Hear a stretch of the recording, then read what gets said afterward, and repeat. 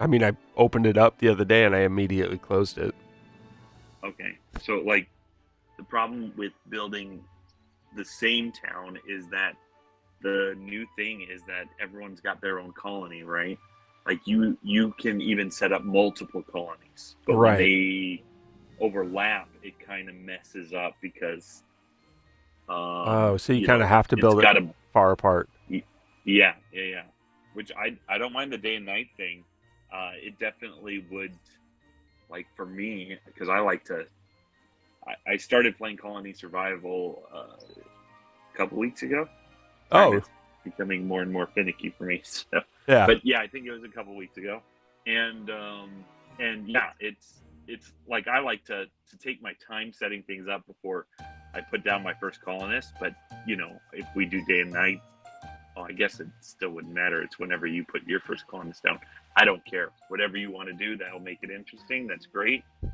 But also, I think Um, it's like if I put a colonist down, the zombies are attracted to me, not necessarily you, unless you get close to them.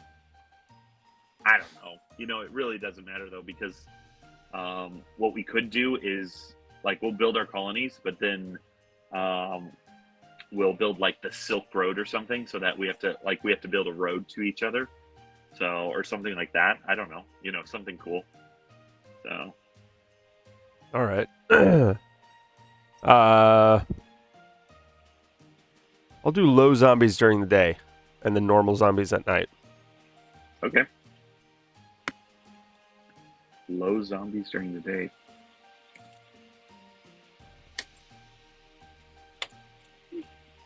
Close out of Um, that.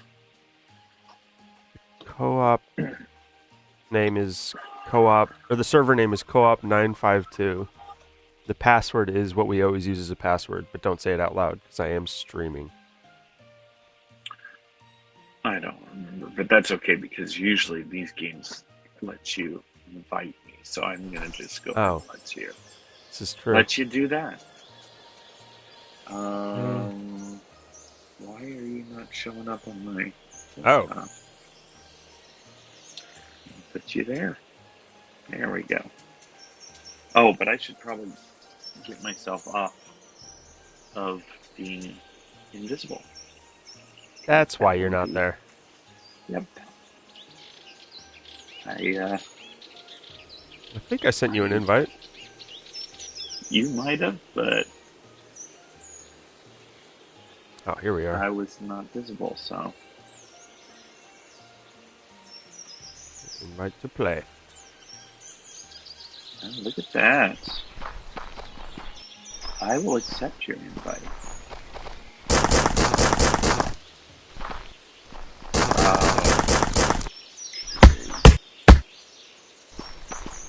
I think that's the password.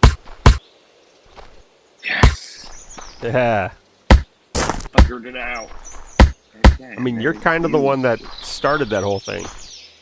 Oh yeah, I would do it with my students all the time. It's just a very common one that no one forgets, or very few people forget. I won't say no one forgets. Very few people, yes. Oh, What? it's not deep water. Okay. I don't have an inventory? Okay. Yeah, you don't get an inventory until you get a colony. I think I'm just going to set up shop right here. I don't mind being close to the water.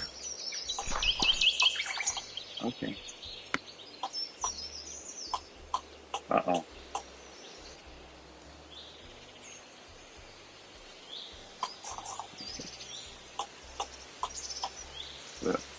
I don't mind a little lag, but Oh, is it bad? uh, it depends. Like to take down a wood, like 3 or 4 hit. Uh, yeah. That's how it was for me before. Oh really? Yeah. Well, I think I just think they haven't figured out the servers yet. Okay. That's fine. That's fine. We can do something else if this is too laggy. Well, I mean, let's sort of play it by ear right now. Okay. You set yours up over there. Yeah. Kind of just the spawn area.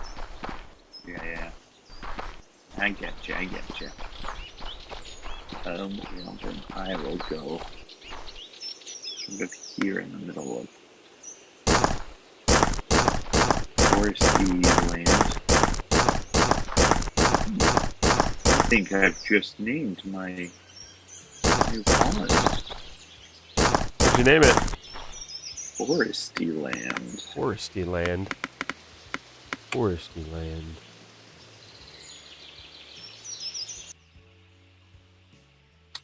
Can I see Oh, your colony points? I was like, this sucks. It takes so long to load. I had to push the button, so never mind. Oh, we can't like see each other's colonies. Oh wow, can't. I think we can when we go to them. So like, I'm in Foresty Land right now. I'm gonna head on over to the other side of the pond, as it is. As it were. As it were. And I'm leaving Foresty Land. Am I leaving Foresty Land? You're in my bill. I am, but It doesn't still say. says Forest. No, it says Foresty Land still. That's too bad. Yeah. Well, mine, just for context, mine is called Worcestershireville. Worcestershireville. Yeah. You know, I just bought some of your sauce the other day. Well, I don't know if it's spelled the same way. I spelled it the way it sounds. Okay, got it.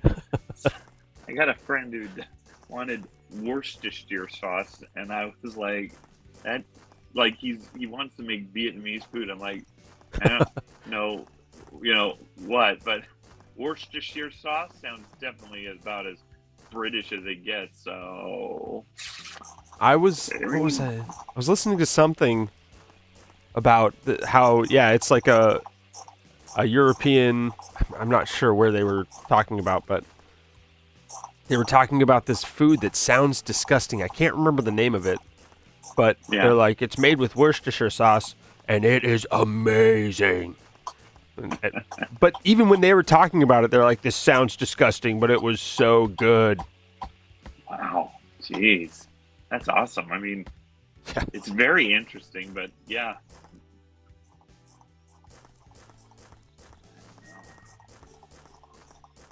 It's like eating a raw onion versus just eating an onion burger. I guess, yeah. To me, it's I don't know. The friend I was talking about, he's dating a gal who's Vietnamese, and so he tries to impress her by making Vietnamese food, and they both, to me, are interesting the way they define delicious food, because they define it only by the texture, and for me, it's like, does spice not play a part in your decisions? Because for me, I've had octopus and shark, and yeah, the texture is kind of, weird, but I liked the taste, and so then you get past the texture and you say, all right, it tastes good. Yeah. But not these guys. They were like, no, it's too slimy, it's too crispy. And like, I don't think you know how to appreciate food. So There are some foods that, if the texture's not right, I can't get past it. Okay, shrimp.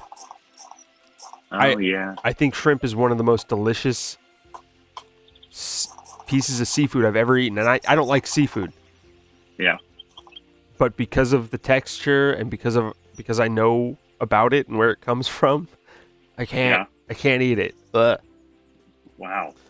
So I don't know. That is funny. Okay. They are limiting. Like, there's a limit to your.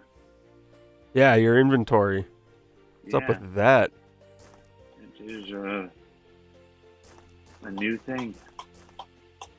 How I do you? didn't notice that when I was Oh, I do have torches. All right.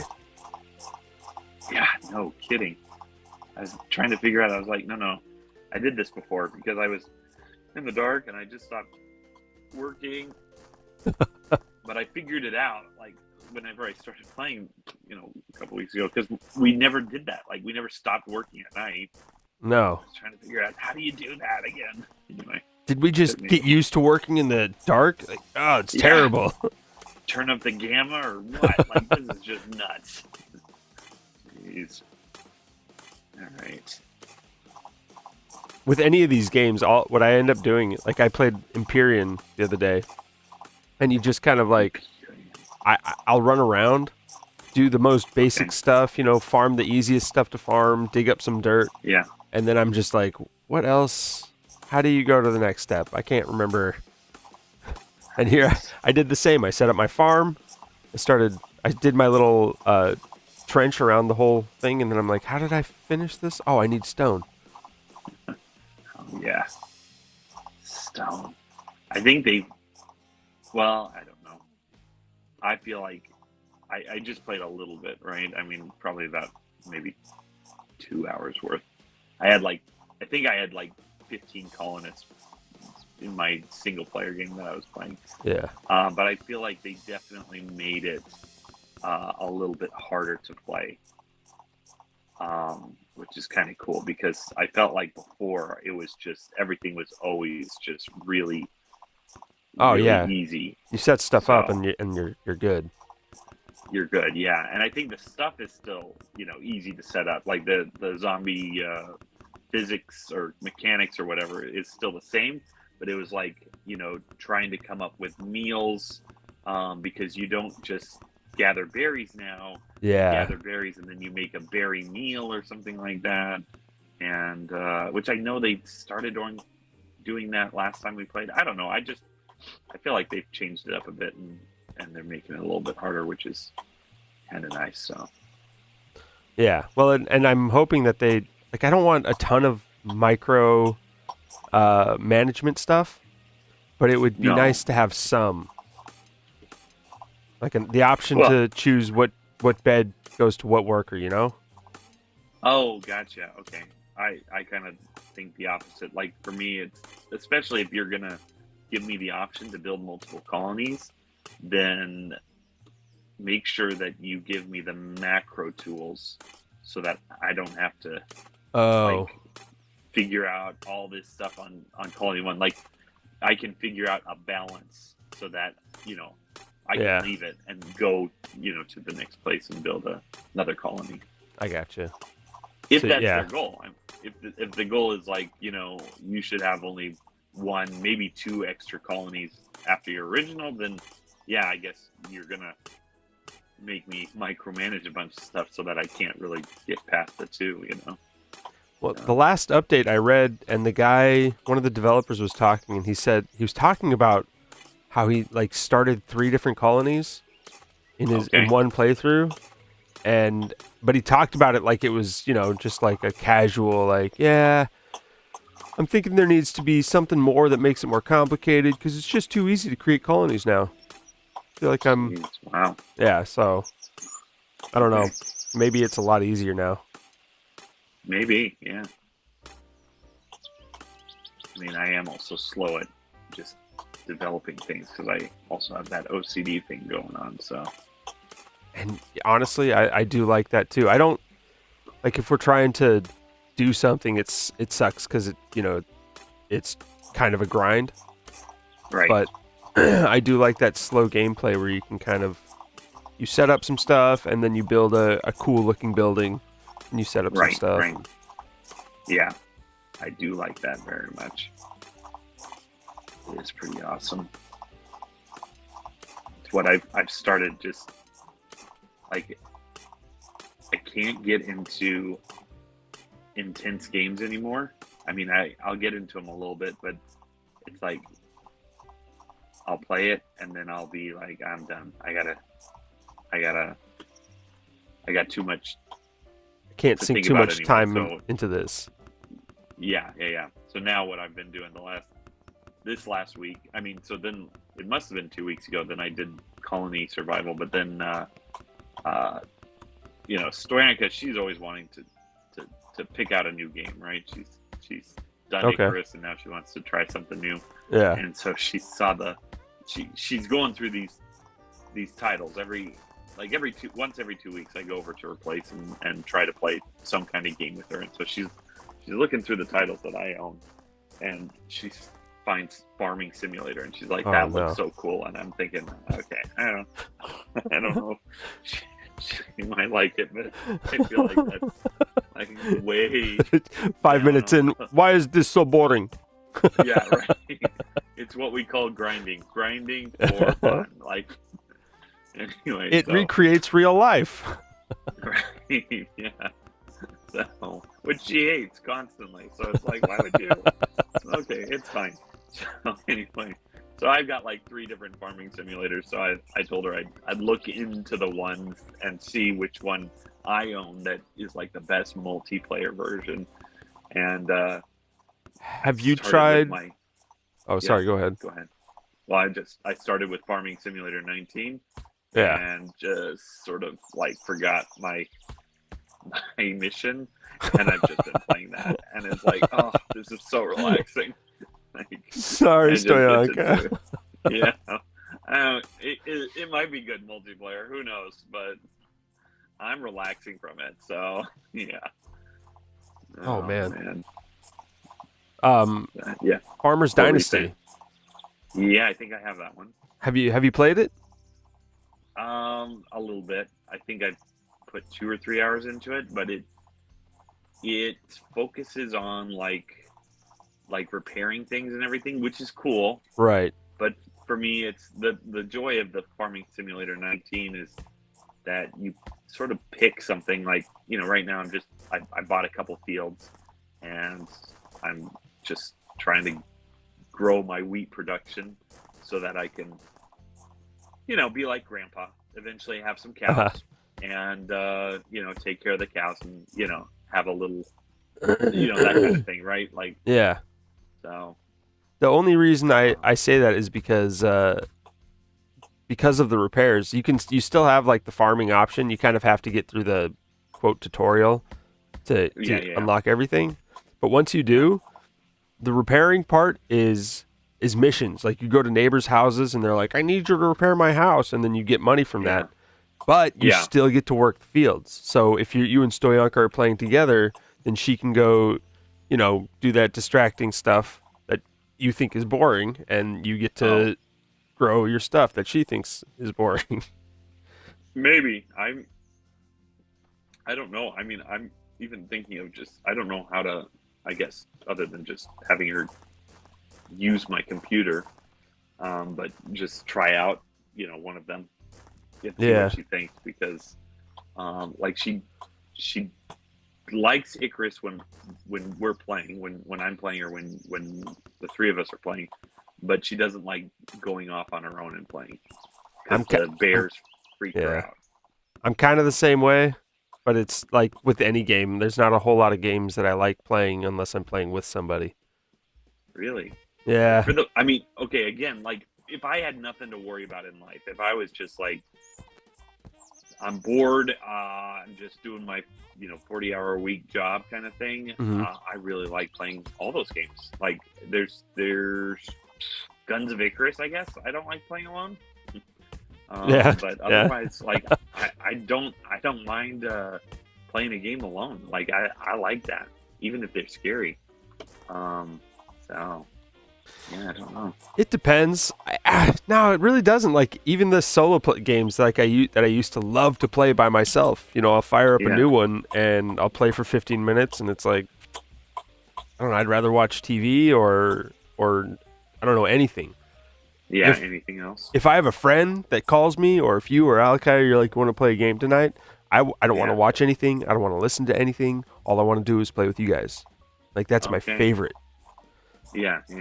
So I don't buy a lot of games anymore at all, just because it's like, I'm not going to play this unless I know someone else bought it. Jeez.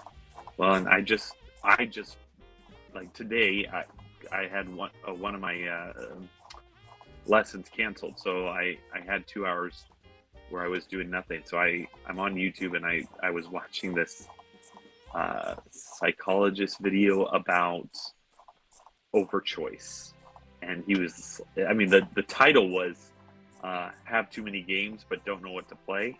And so I was like, okay, I gotta listen to this guy. And so then he talks about, like, you know, have you ever opened the fridge and thought there's nothing to eat, even though the fridge is like so full? And then he went through this whole psychology process of, whenever you have too many choices, then it's actually harder to choose something than if you only had 3. And then he talks about when he was a kid, he only had Banjo Kazooie and like 2 other games that he had available, and he still like looks at Banjo Kazooie as like one of these top games that he just loved, because, you know, it was one of the 3 options, right? And so when you only have 3 options, you really dive into one of those 3 at least, and it's just like, wow, that's exactly it. Like when we were kids, I mean, even now, like Colonization, I mean, that game by today's standards, so dumb, right? And yet that game, if I jump into, I will sink hours and hours into it, because I loved it. It was such a great game, you know, and I know every detail of that game, like every detail. It's true. It's like if a song comes on that I think is good or it sounds good, I could turn it off halfway through. But if one of my favorite songs as a kid comes on, I'll sit there and I'll just listen to the whole thing. Yeah. And you just can't not, right? Yeah. Same with movies. When I was 12, and my birthday came around, I knew exactly what I wanted to watch. Jurassic Park. Okay. Oh, gotcha. Yeah. Nowadays, you go in and you're like, "What's your birthday? What do you want to watch? Let's pull up Netflix." And then you sit there for half an hour, like, no, Yeah. maybe, no. Maybe no. Yeah, right. There you go. Oh my gosh, it's terrible. Yeah.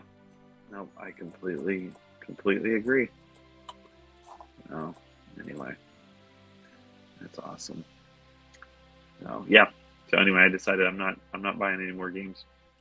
So now I've got to figure out what to do with that little piece of cash that I normally spend on games, because I wish not buying games was actually saving me money, but I mean, I should save it, but I've already done this experiment in college. Like, if I don't spend any money on entertainment, that tends to be problematic. Like, then I start spending credit cards and stuff like that. So you're like, I have all this extra cash that you don't actually have because you haven't not bought games for a couple months. You just, for that day, you're like, I'm not buying games anymore. It's like, I got all this extra cash. That's how I do it anyway. In college, it was, I'm not like when I think it was Dave Ramsey. I don't remember when we were actually introduced to him, but somebody, okay, let's just say somebody when I was first in college was saying, you need to, make your budget. And when you make your budget, you need to put, savings and, all this stuff. And then one of the things he said is you gotta make sure to put something down for entertainment. And it's like, they made a big deal about it. They're like, you got to do entertainment. Don't forget entertainment. It's an important thing that you need to have. And I was like, screw entertainment. I can save a bunch of extra money. And it worked for like 2 months. And then, your mind just gets like bored because you haven't put any money to like go to the movies or anything like that. And then all of a sudden you just can't handle it anymore. And all these banks are sending you like, $1,000 credit cards or whatever for 0% for 2 years or whatever.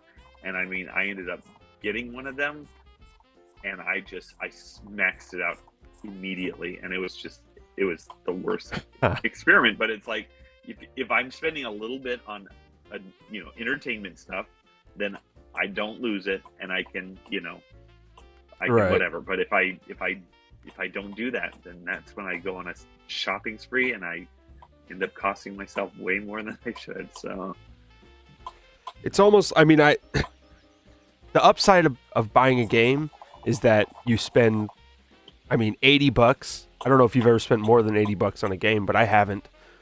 But Okay. you spend $80, and then you actually you just have what 20, 30 hours where you're not doing anything, you're not spending money, you're not earning money, but you're not also Yeah. not like exerting a whole lot of energy, so you're not eating more or that Yeah. kind of thing. So Yeah. it does, in a sense, kind of Help you quote out a bit. help. Yeah. But if you could find that middle area where you're like, I'm not going to buy any games, I'm also not going to eat a lot of food or buy the new upgrade to my computer or Yeah. Well, I'm really hoping that I like when I start to feel edgy, like I'm missing some kind of entertainment, to go back to my old games or something like that. Like I'm really hoping that for at least this year, if I can avoid spending so much on, I should probably still put some money away for like something, board games maybe. I don't know. yeah, Anyway, I don't know. games are always good. Yeah, but My left yeah. control button Anyway, doesn't work. there that goes. Okay. I do not know. All right, your edge is right there. You can't. Oh, you can't. There's no like toggle on off for crouch. You have to. You have to hold it down to crouch, and my left control button doesn't work. Oh.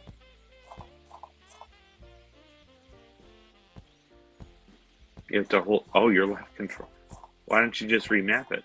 Yeah, it's on my mouse 3 button, one of the side buttons. Oh, okay.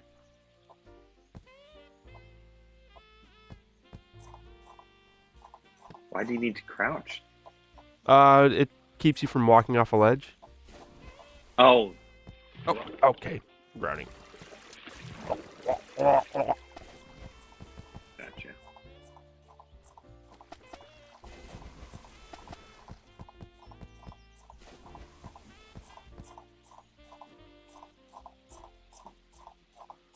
Wait. There we go.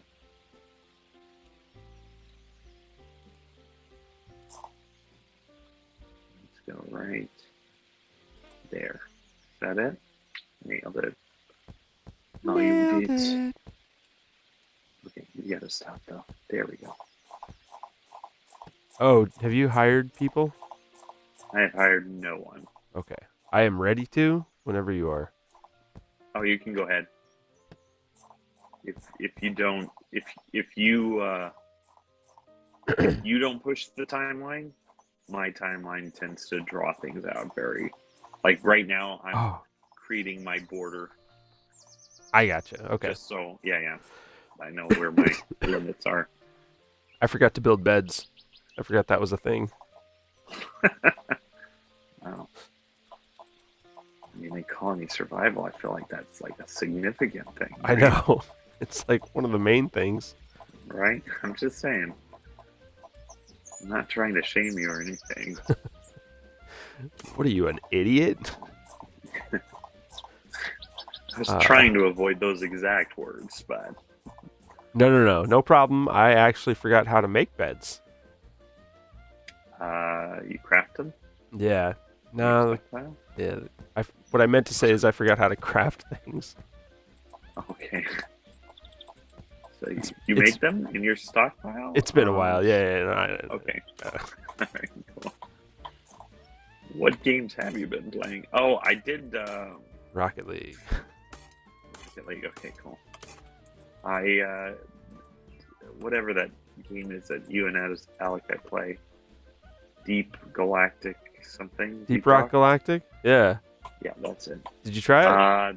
It was available for free, so I downloaded it to play it, and I thought, okay, if it's like these other games that I play that are first person, like I mean, even like Colony Survival, or Oh, yeah. I think you were sort of comparing Rift Breaker to it, where it's like you go to different places to get different resources, Yeah. and you go back to a central location, Mhm. kind of thing.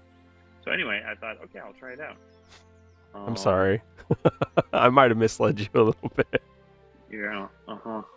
Um, that game pissed me off in so many different kinds of ways. I haven't forgiven it yet, or you, or Alakai, but it's fine. I'm trying to get over it. Anyway, Yeah. the mapping is terrible. I Yes. mean, I know it's the point of it, right? Hmm. But because you're dealing with such a 3D sense of like where you're supposed to be, Yeah. and when I was playing, at least, like when you've collected your stuff, you can push the button to send the drop pod. Hmm. So I didn't want the drop pod yet. Oh, you were Because- trying to put stuff in the. Yup.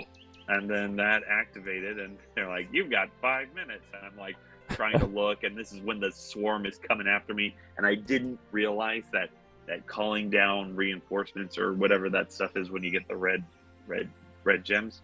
Yeah. Like I didn't realize that was a thing. I thought I had infinite ammo, so I'm out of ammo, and the swarm is hitting me from every side, and I'm just trying to run away from them to get to the drop pod.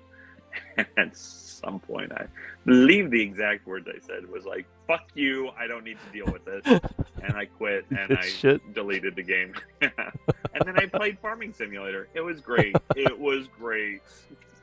So, Oh, did you man. ever find the map? How to open up the map? Oh yeah, like holding tab down. Like, but Yeah. that didn't help me. Like it No. doesn't. It helps doesn't with really finding help. stuff. The Okay. the mule drops little stakes when it's going back. When you have the 5 minutes left, it drops little stakes to let you know how to get back. Although Okay. the shit part about that is the mule actually can walk up walls and you can't. Right. So- right. But also, when you get back to the drop pod, there's a spot where you can drop off whatever you have in your inventory, so you don't actually leave anything behind.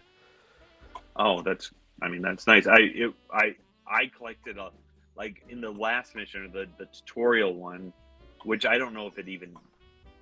I don't know. I don't know the mechanics of it, right? But like it told me, that I've reached my quota, and I still was collecting.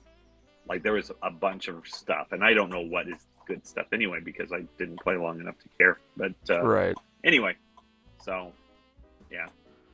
The other thing is, Yeah. is that I don't like playing games without people. That game is basically impossible to play without at least one person playing with you. Okay. The different abilities that each player has makes it a game changer. It's kind of Yeah. like World of Warcraft in the sense that you need to have a tank, you need to have a scout, Yeah. you need to have all these Engineer different or characters. whatever. Yeah, Yeah. and so Yeah. that's No, and that was yeah, you shouldn't that- have played it for the first time by yourself. I'm sorry.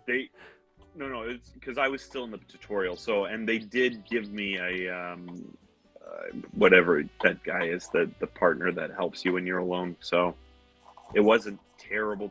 Like when I ran out of resources, he was still shooting down the big tough guys, little by little. So all I had to do was like dodge them. But Yeah. it was, But even then, like having someone that can set up zip lines so you can actually get to those high areas or low areas, Yeah. that's massive. Having someone with a platform launcher, that's massive. I mean, they're I all was the engineering, so I did have the platform launcher. yeah, but the but platforms are yeah. almost useless if you don't have a way to get up to them, right? Like that's why you need more than one character to like at least have. If you have the platform launcher, you have to have someone that has the grapple hook so they can at least pull themselves up there. Or you could have the guy that creates zip lines, so you have a way to get up there and down. I mean, I was doing stairs along the sides of the walls, like Yep. slowly going up, right? Yeah, that's how I used it first. But yeah, it's you only have so many, and then Yeah, it's true. yeah, for me, I will not play that game alone.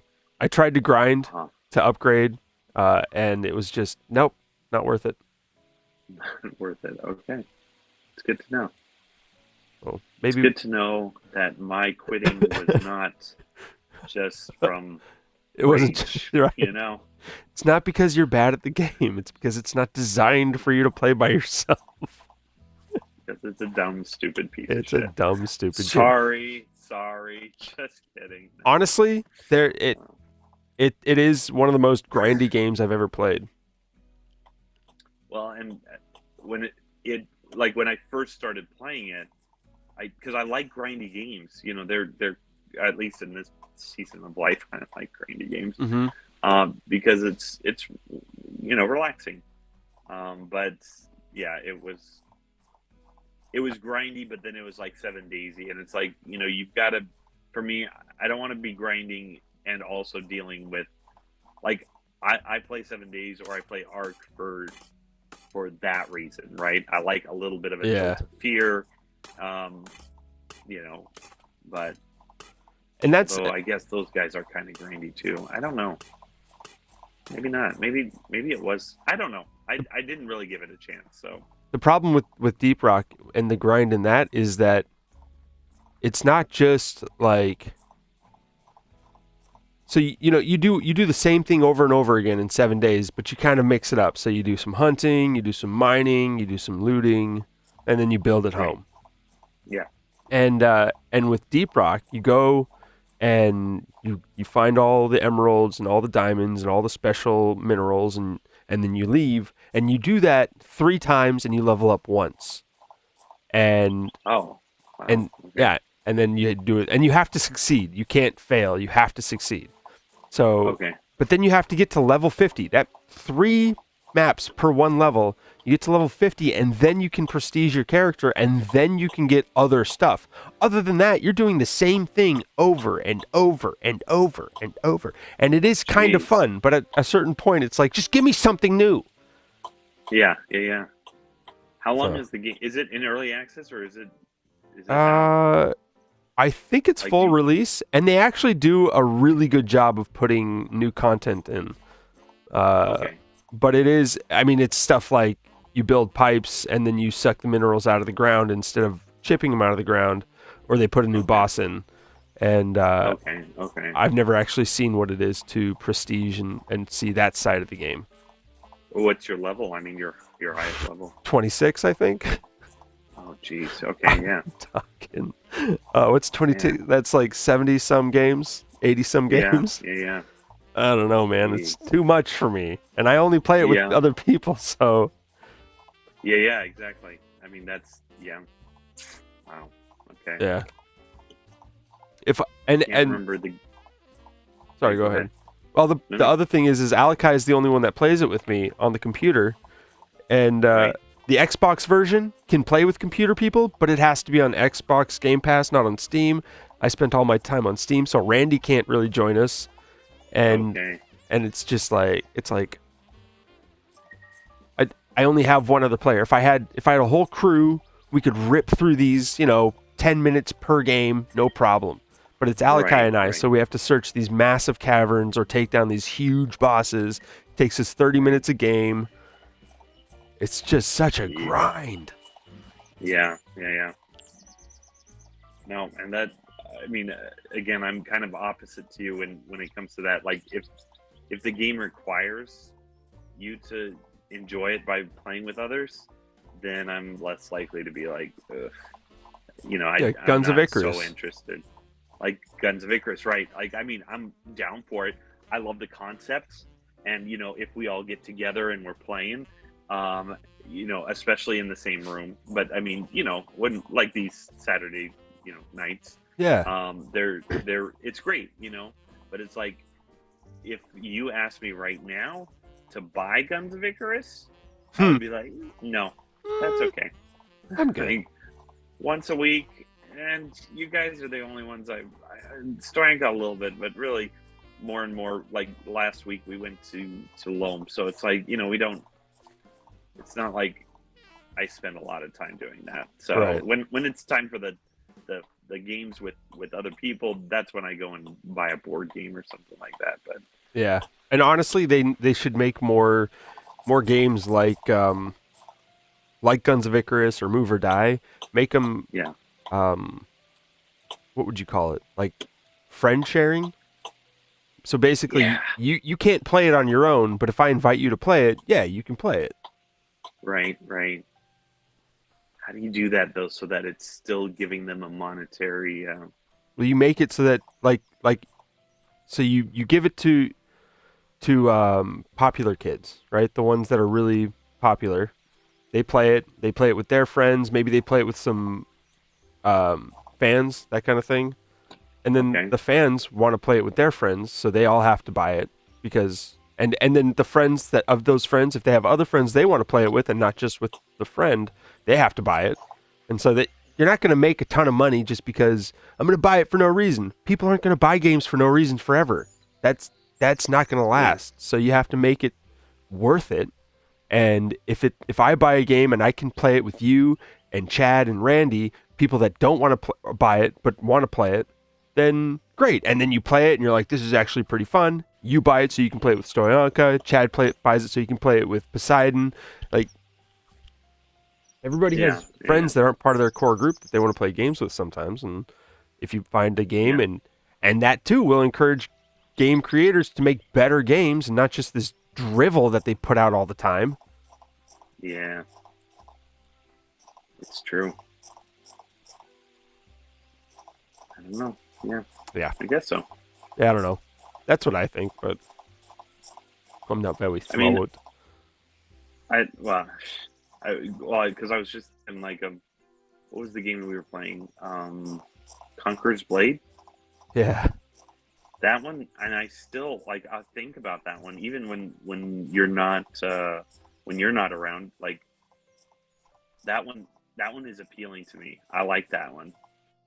League of Legends too is a classic one that really never dies. I with all the computers that I have, even though I should just have games on one of them, I do have like backup games on all of them, so that if I need to, I have a game on them, right? And League of Legends is on almost every single one of them, and Conqueror's Blade too. And it's like that mentality. I know a lot of people hate that idea of pay to win, but they're not pay to win. That's what's great about League of Legends is it's pay to make it better, like to look cool. Yeah. And I want to give him money because this game rocks. Yeah, and it's the same with Conqueror's Blade. Like when I was looking into it, it's like if you want really cool looking armor or really cool looking soldiers following you, that's where you're paying your money. Yeah, you're not getting like boosted. It's the same challenge, just with a cooler skin. Yeah, and so I like that, and I think that especially what if you're going to focus. Where are my archers? Where did you guys go? They just. Are you? You're talking about this game. Yeah, sorry. You lost your archers. There's always slingers. Slingers. Sorry, they alternate though. Like one gets up, and the other one goes to bed. Did somebody die? Do we have zombies at night too? Yeah. I mean, in daytime too. Yeah, they're light, so I think maybe a little less than normal. Okay, cool. I just wanted to make sure. None of them have been bothering me. I didn't realize you had anything over there, so I should probably think about putting some people down. I didn't realize I was up against a mountain though. Oh, here's a zombie. Hey, buddy. Oh, okay. Shoot. That was weird. Did I get rid of? Nope. Still there. They always alternate. There'll be two there for a little bit, and then one will go to bed, or one will, And Is this one time, a daytime and one a nighttime. Or... Yeah. And they're always like, there's always at least one there, if not two there, depending on what time of day it is. And this time there was just nobody there. Huh. Kind of weird. Yeah. Doing my berry farm's a little different. I kind of like it. Nice.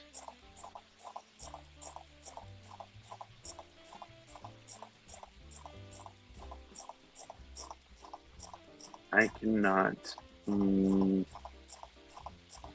that's fine. I'm just going to keep doing this.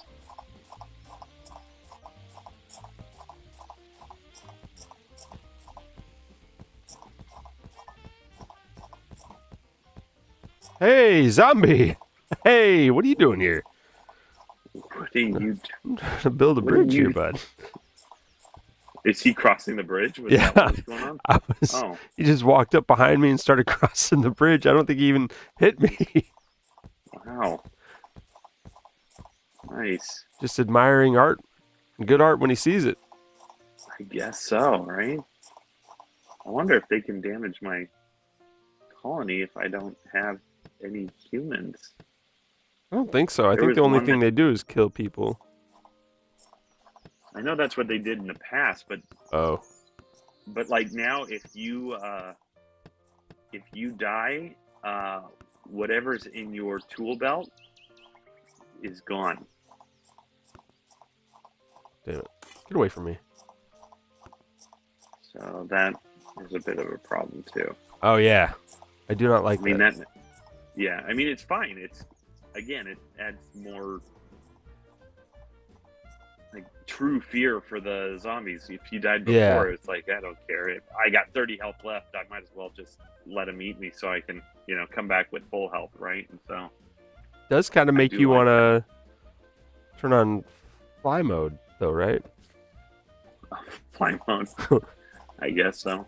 Oh, doesn't Yeah, I think there's wasn't there like a glider. yeah, a glider so that you can get to the next I think so, because colony faster. I remember someone in this game making a tower just to glide around. Yeah, I vaguely remember that. And you don't play Minecraft, right? I do not know. Yeah, so because there's definitely one in Minecraft, but if that's not what you're thinking about, Gotcha. that's the only game I'd get this mixed up with. Okay. And realistically, they're way different. Other than just the blocks, they're very different game types. Oh yeah. No, and it's why I like this game versus Minecraft.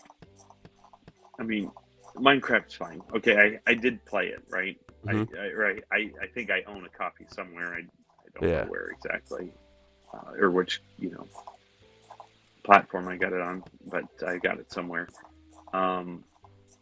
But it's just sort of like if you're looking at the one aspect of like building, then I enjoy 7 Days more, or I enjoy Icarus more, or Yeah. Ark, like all those games. And if you're looking at the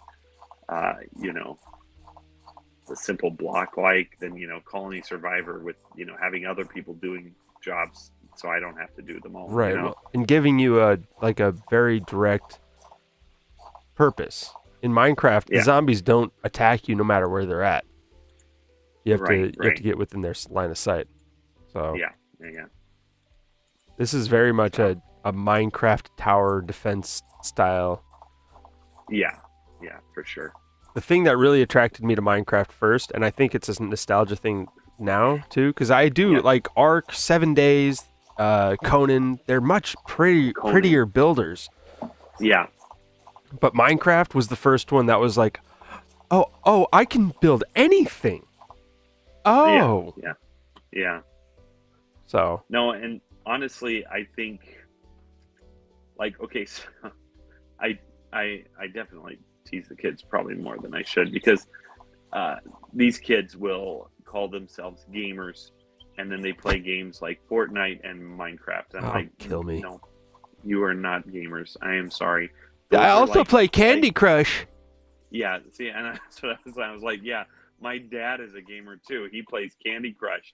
Okay, so that's what you sound like when you say that, and they're like, no, it's different. I'm like, no, it's not. It is It's the same not, thing. my good man. Oh, so wrong you are. Oh man, like today I was working with this one girl who I know loves Minecraft, but for 2 years now she is heard how Mr. Faber just really wrecks on Minecrafters. So she's supposed to make up her own story problem, and she's like, all right, he has 7 Minecraft bracelets. Not that I have them. I mean, I don't. It's somebody else. And This these is are dumb. A Even. friend of mine, some stupid idiot has Minecraft bracelets. Like, oh my gosh, I felt so bad because, like, all right, I need to ease off a little bit, I guess, whatever. But anyway, it is really cool because, okay, 7 Days, Conan, you know, those games are very PG-13 esque and stuff like that. And the reality is that, you know, Minecraft is simple, but it creates a world that is PG that allows someone to create Yeah. whatever they want, which is, Well, and for a it's lot of people, the first time you're allowed to do that, right? right, and that's the beauty. Like it with us, it was Serious Sam or Halo, or you know, like Reader Rabbit or something. Right, right. And with this, But it's even, like it gives you that but even feeling. with, Sorry, go ahead. well, only to say that with those games, even they still, I mean, yeah, they had more graphics, they were more PG-13ish, but they also didn't allow you to create. They put you in a world that Right. was created for you, but you didn't get. And a you chance to destroy. create. And you destroy. Yeah, that's it. So I mean, that's kind of the cool thing about Minecraft. And I mean, honestly, like the first time I ever played Minecraft was with Noah on the PS4 or 3 or whatever one it was. I don't know, 6 years ago. But it was like I knew about it and I thought, no, I don't like this kind of stuff. And he's like, no, let's play. And so we were playing, and I think 4 hours went by in the blink of an eye, and I was like, ooh, yeah, Yeah. this is fun. Like, it's fun to create, right? Yeah. Just destroy stuff. Even you if know? it's simple and stupid, it's like I built that castle. That's my Exactly. castle. Yeah. Yeah. Yeah. But also, No. like looking at it from the perspective of a kid, I always wanted to play first person shooters. I wasn't allowed to, but I always wanted to. And this gave those kids that sense of like, I get to go out and kill zombies. It's not violent, Mom. Right. It's not. There's no blood. Yeah, There's nothing. yeah. But I killed that Yeah, there's zombie all- and I defended my home. Block zombies. Yeah, exactly. And spiders that climb over the walls. Like, Yeah. you're not just. And I don't like the creative modes in any of these games. Like I hate creative modes because I Yeah. feel like there's a cheat, in there. Yeah. Because you're not only building something, but you're fighting to defend what you've built. Yeah. So And I don't know. I'm 100 years old in Minecraft, but I still hear the sound, and my heart sinks. I haven't. I'm a baby in Minecraft, and I hear that sound in my heart sinks. Okay. It never goes away, Andrew. It's always there. Yeah. Doesn't matter how Jeez. used to the game you are. Oh, I had that.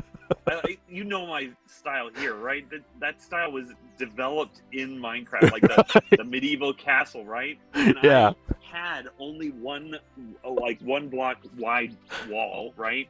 And it was beautiful. I'd spent hours and hours. Yeah. And then I hear the Impenetrable. And I'm like trying to figure out what the heck is going on. And then all of a sudden, I got like 3 of these things that have blown up my wall, and spiders are coming and everything. And I'm just like, I was just. So the reason I do three deep walls now isn't because of the practicality. It's because one day they're going to come up with those things here in this game. We should put in Splody zombies. Nope, I'm prepared. All I'm right, ready for it. you can do whatever you want, but I've got some safety. Okay, They've hit our exterior walls. We'll fix it in the morning. we'll fix it in the morning. Just stay away from it for now. Okay. Oh man. Jeez. Oh my gosh. Yep. Guys, just put it in the crate. Do I have to? All right. Do I have to? Nope. Some of these guys just don't want to use the box. They just want to go to the flag. Oh, I think they like whichever one is Closer. directly closest. Yeah. Even if there's a wall blocking them, they'll still go around to get to the closest object. I make my decisions based on how the crow flies. Come on, man. Jeez. Oh my gosh. That is awesome.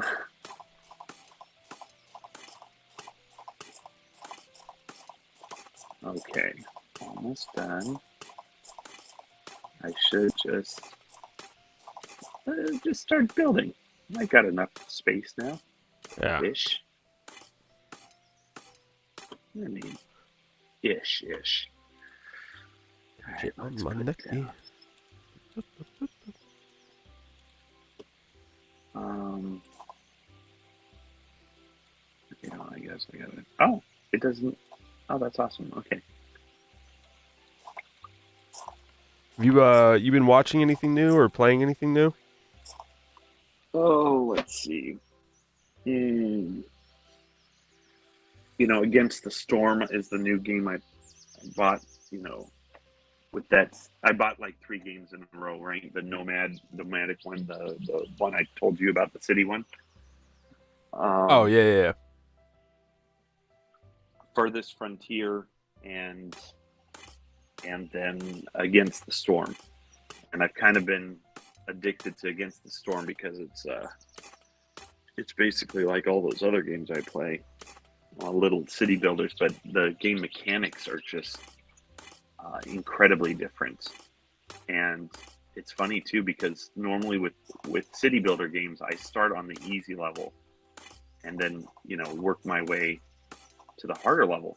But in this game, it's kind of like they are billions. Like if you start on a harder level, you get a greater multiplier Oh, bonus, and it's also like an RPG kind of game. So if you have a bigger multiplier bonus, it means that your capital gets more food or more supplies, sent to it or whatever.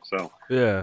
So um, so I started pretty hard on it, and it's been fun. Um, so, but I don't play it so often because it's stressful. So like the game I've been playing has been Farming Simulator 19. Um, but every now and then I jump on that. Um, TV shows, uh, Warrior Nun. Warrior That Nun. Yeah, and the second season just came out, so I'm so glad I started it because I'm excited to finally figure out what happens next because it's been a few years, right? Is it a Uh, scary one? no, that's the one you guys were thinking of when I said I watched Right, Nun, the right? Nun. Yeah. So yeah, Warrior Nun is pretty awesome. Badass Christians kicking butt wherever they go. So, All and right. not afraid to use the word fuck. Like it's like okay, this is it. These are my peeps, man. That's. I mean, I don't know. It's a TV show, so I can't trust it necessarily. But when Oh, when sure, yeah, when Christians are willing to use the word fuck, you're like, oh, so this is real. All right. yeah, right. No joke. That's it. Can we Well, and keep it's it sort of clean? like We got fucking shit going down, bitch. it's like you just want to take all your agnostic and atheist people and be like, look, we're not all like that of whatever you're defining as us. Here's a movie that gives you an idea of my world, okay, my Christian world. Except I don't really kill demons with a halo in my back and stuff like Right. that. But still, basic idea. I'm not Keanu Reeves in whatchamacallit, Constantine. Yeah. Yet. I mean, we'll see. I haven't Yeah. actually come across the demon yet, but Who knows? He might be more scared than I am. yeah. Oh, jeez. Yeah. Anyway, Warrior Nun. I gotta So- check that out. yeah. Yeah, it's a good one. I like that one. Otherwise, no, not really. Not a whole Been lot of good out focusing there. on- No, and even if there was, it's just I've been distracted. Not gonna lie. Oh yeah. I mean, obviously, work has been significant, right? But here, this is how my mind works, and you can psychologically define it or send it off to Abigail, and she'll define it. Although I've already considered it. Is it when you hate yourself so much, you want to hurt yourself? That's masochist. Is that right? Nah. Well, I don't know. I It's always thought masochist. masochist was someone that just enjoyed the feeling of pain. Yeah, that's it. Yeah, that's it. So or maybe, yeah, okay. It could be because they hate themselves. I don't know. I don't enjoy the feeling of pain. Yeah, me neither. But apparently I do. So, I'm starting a business. And I figured now is a really good time to download Bumble and Tinder and stuff like that, and also like look into what dating looks like. So that happened, and then That's hilarious. I woke up this morning oh, and I had been signing up for Christian Mingle last night. Apparently, nice, right? not what I remembered, but apparently I was a little sad and lonely. Well, okay, and that was the thing too. Like I was looking through it, and at some point, like, okay, how much am I just a stalker at this point? Because I'm not going to pay for the gold version of this shit. All right, Right? I'm not paying the $12.99 to find somebody. right. So That's really, not romantic. it's just who's out there that's single and within my age range Right. and doesn't smoke. Like I've narrowed it down to you have to be between 25, I think. I put 24, but maybe I'm looking more towards 25 and 35. Yeah, 25 and 35. Yeah. And you can't smoke, and you can't. And I'm looking for a Christian, right? Right. And with those limitations, Tinder was done pretty quick, and then they started showing me people who were 37, 38, or 21, 22. And it's like, crap. Like, I went through my list pretty quick. Bumble, there's a lot more options. And, but then I freak out because, like, immediately, if you swipe right, then it'll tell you if they had seen you and swiped right also. And right away. So there's pressure to, like, talk. Yeah, and then, well, no, because she has to talk first. So then she talks, and then I'm like, oh, shoot. I kind of swiped right, but I wasn't sure, and now she's actually interested, and so then it's like, hey, I don't know if I am into this relationship yet. Like, how do you There's like, no, look, somebody likes you. You should say something. Yeah. Okay, now you're acting like my mom.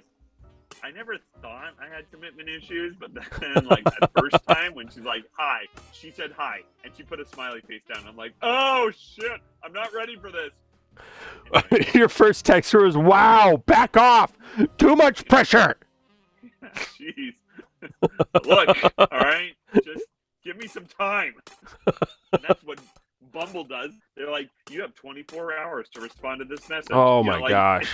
And it's like, oh my, yeah, you're killing me. Like, just anyway, it's fine. So that happened. That was great. And then subsequently, so Stoyanka started like an informal, I don't know what you want to call it.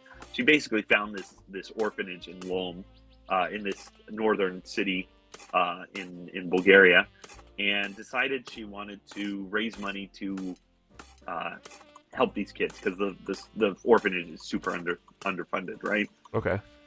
And so I've been helping her with that as far as like I'm collecting the money for her and then doing the accounting parts, and then every now and then I'll drive her to the orphanage. But every time I've gone there, like last time I was at an orphanage was in Guatemala when I was 21, and that, like, when I met those kids, that, like, leaving that orphanage killed me, like absolutely killed me, because I was like, they're connecting, or I'm good at connecting with kids, and then it's like, they've got the eyes of, are you going to adopt me? And it's just sort of like, it is the most painful thing to be around, right? Yeah. And I've been around, like, with Roma kids, it's a pain. I'm used to this by now, of being around kids with a painful life, and you're there to support them. But with the Roma kids, it's like they got family at least, right? And so, right. So anyway, when I go to this orphanage with Stoyanka, I just sort of sit in the corner and I'm like, yeah, I'm not going to engage, and that's worked out for the most part. This last Thursday, it didn't quite work out that way. So, so then that's been something, like I've got a friend now who's got a friend who's into international adoption, so she's going to connect with me and whatever, but it's like, it's, I don't know. Anyway, so apparently I like a lot of pain, because I'm like, hey, what better time than to look into seeing if you can date, look for adopting a kid or two or three, and hey, start a business at the same time, where my financial situation has never been weaker. So if anyone's ever wondering, Wow. yeah, I thought I was messed up. right. And I thought I had things put together until this last week, and then I realized maybe I don't quite. So, All right. anyway. So if I can alleviate your anxiety and just introduce you to my kind of anxiety. Excellent. For the last since March, my boss has hated me. Nice. Before that, but March was when I noticed, because that's when I started trying. I stopped Okay. calling in sick. If I'm sick, I go to work. I work as long as I can, and then I tell them I'm sick. I have to go home. I don't call in. Okay. Gotcha. Okay. Unless, if I have a fever and then I go home sick that day, I'll call in the next day and be like, I'm still sick. I can't, right? That kind of thing. But my Yeah, goal yeah. was to work every single day between March and whenever winter started, which was kind of late. Thanks God. Yeah. I did pretty well. I think I called in 4 times over the summer, which is a lot. Okay. But for me, like, I used to call in every 2 weeks. Gotcha. Okay. Okay. So it was pretty big. And then a couple weeks ago, there was a situation where he gave us a mandatory Saturday work, even though I've told him a dozen Right. times that I can't work Saturdays. And you told me about this one. right, so yeah, I just he not a big fan of me, and then he quit out of nowhere.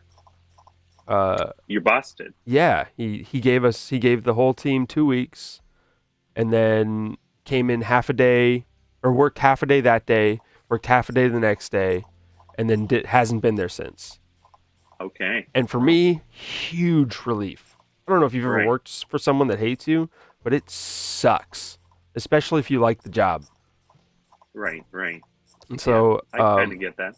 Maybe not as extreme as. I don't know how. Like, was it very apparent that he hated you? Did he at least put up the fake smile and that kind of stuff? you wouldn't even look at me. Oh, damn. Yeah. Yeah. Okay. There was one moment where we had like a guy moment because some crazy shit happened, and we looked at each other and we were like, "What the hell?" But other Yeah. than that, Okay. wouldn't look at me, wouldn't talk to me, none of that. Jeez. If there was something Okay. he wanted to say, he would send a message through somebody else. Wow. Okay. Yeah, Cool. so it was a huge relief when he quit, and especially when he didn't stay for the full 2 weeks. He just left, and I was like, "Oh, this is so good." In my head, this is awesome. And then I found Yeah. out that his father died the day after he quit. Oh. And now Jeez.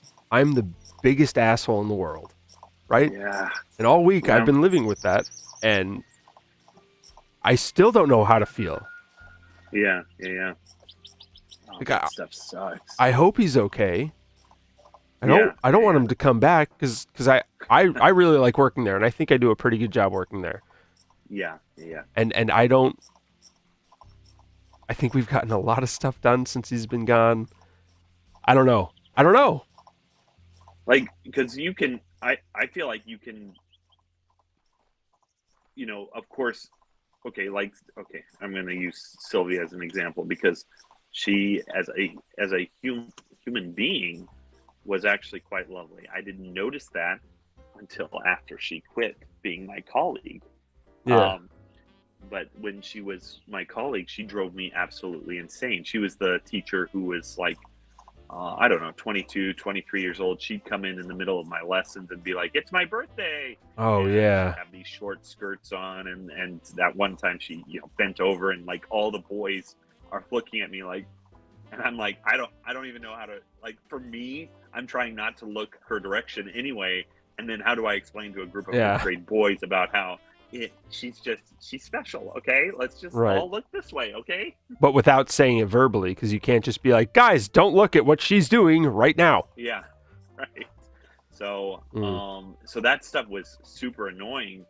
And I can say with, like, I can say, but she didn't have a parent die, right? But I mean, Right. if she did have a parent die and she quit, then as a worker, I can say, I'm glad she's out of my work life.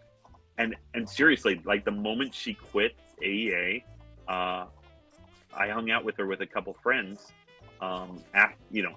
after work or whatever, not during work time. And it's like, oh, as a human being, she's actually just wonderful to be around. She's very pleasant and things like that. And the way she dresses is probably more appropriate out of work, just because teachers kind of have to be more conservative because of who they're around, right? Right. So I don't know.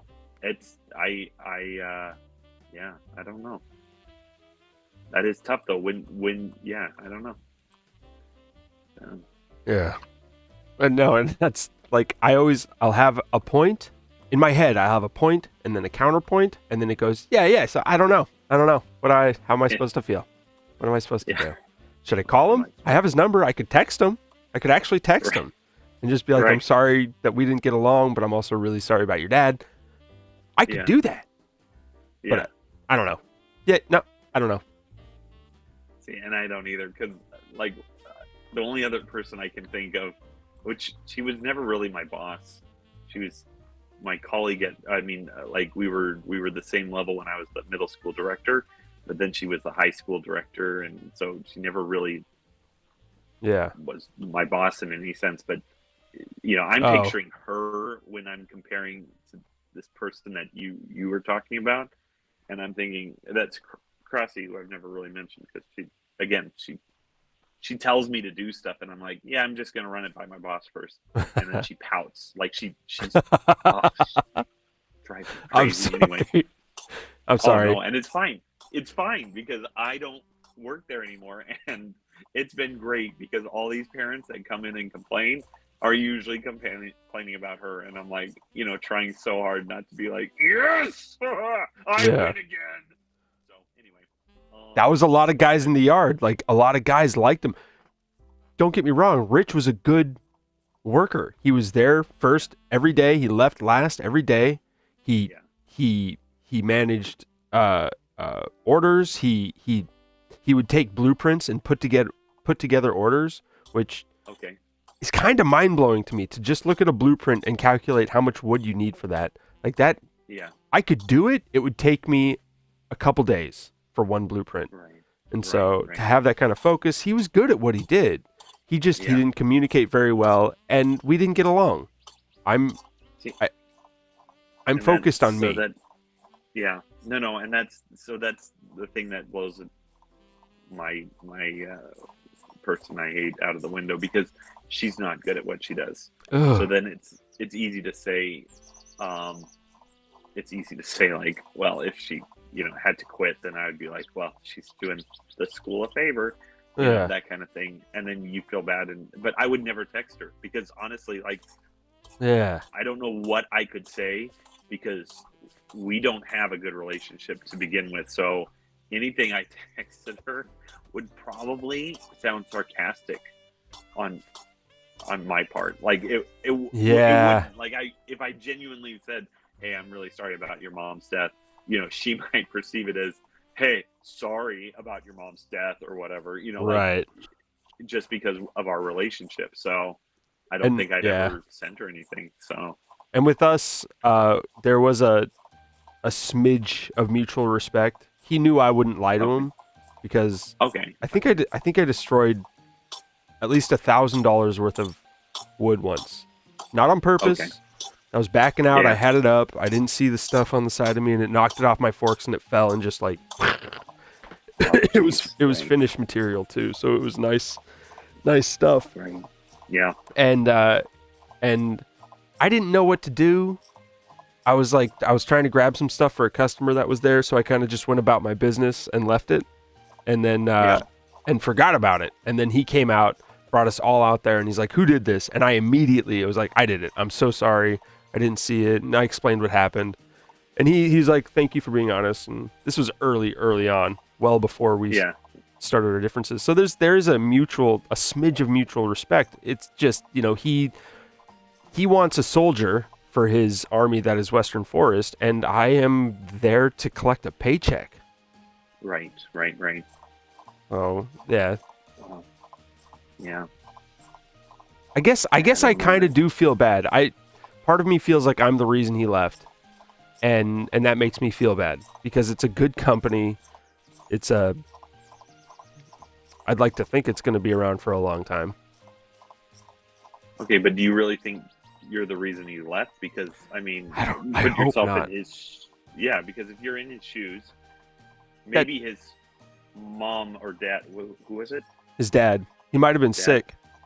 Yeah, so I mean, maybe his dad was circling anyway, and when you were, I mean, okay, It was last death I guess that hit me super hard was grandma, right? Although when Carlos yeah, died, that definitely just made me question, because when you're, that was wild when I found out about that. That messed with my head a little bit because he always, oh yeah, I don't know, he was athletic, he was cool, yeah, and so then friendly. it's just sort of Yeah, like definitely are questioning your, like what am I doing with my life? Am I, doing what I need to be doing, or should I be, pursuing my dreams more, something like that, right? So right. maybe that was also going down, right? I mean, when especially a parent, can you imagine if one of our parents ever dies? Like we don't even have, we had I've thought grandma about died. it.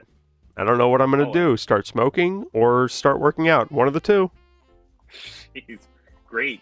My question, or question that people here ask me, is if your mom or dad dies, are you going to move back home? And it's like, crap. Like if mama died, if shit, man, it's either one. Like I was going to say, if daddy Honestly, dies, then maybe I have to move home to take care of mama.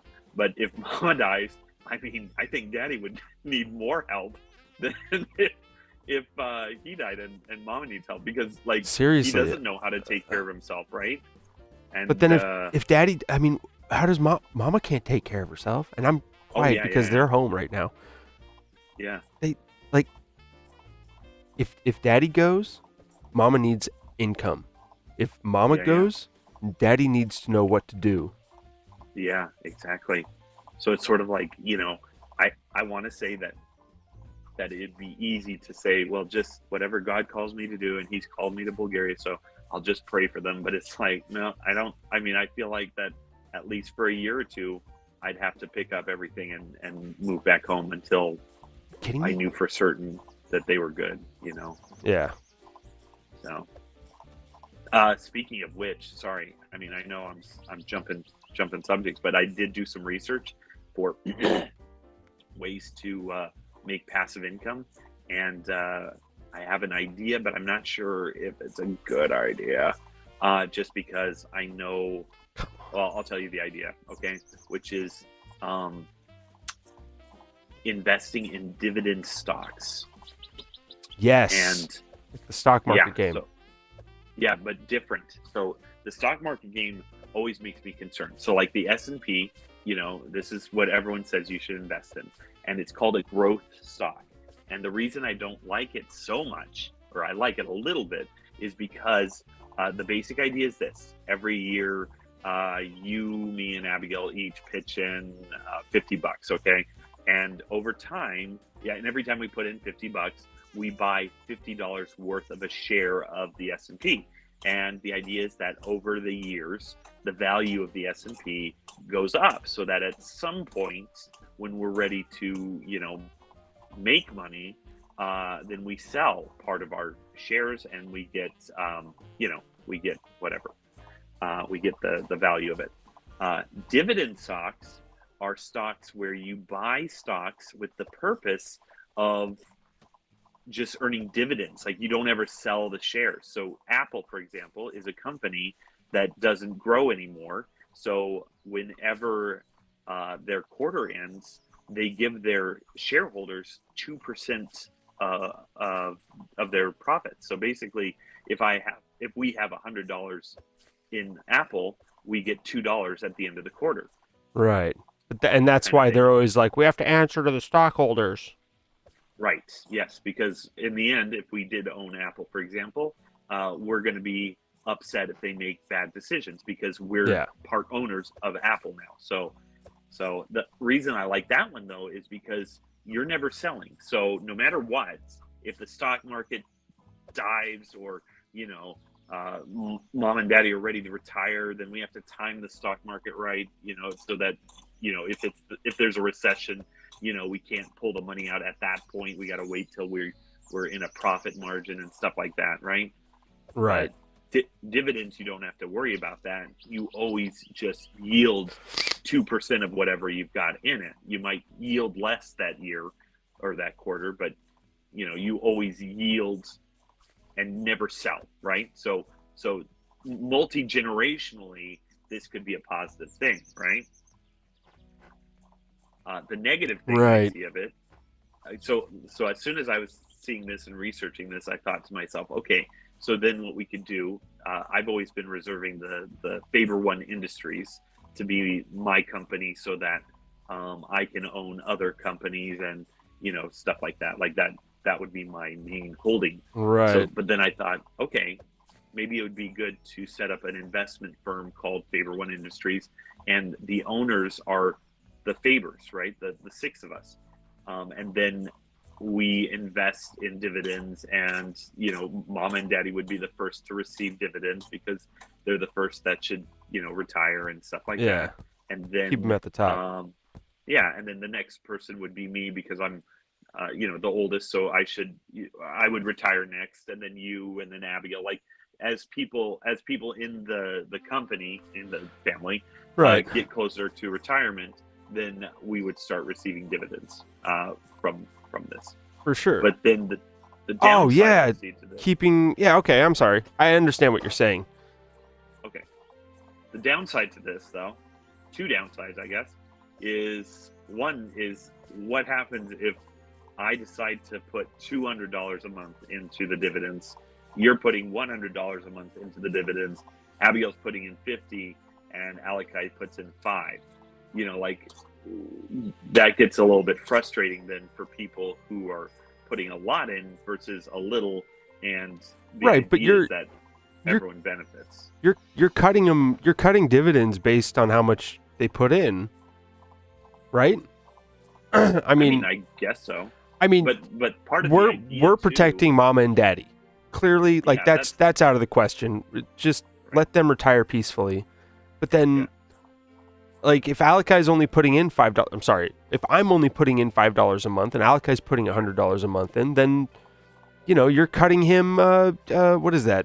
95% more checks than I am. Okay.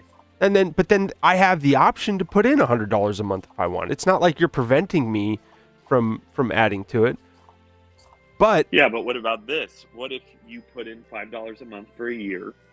Because we're really not. I mean, as long as we're out of retirement age, all the dividends we receive will probably go back in to increasing the dividends in the future, right? And that's I think where it's key. I put $5 in for a month. I get a dividend back of what, $7.50.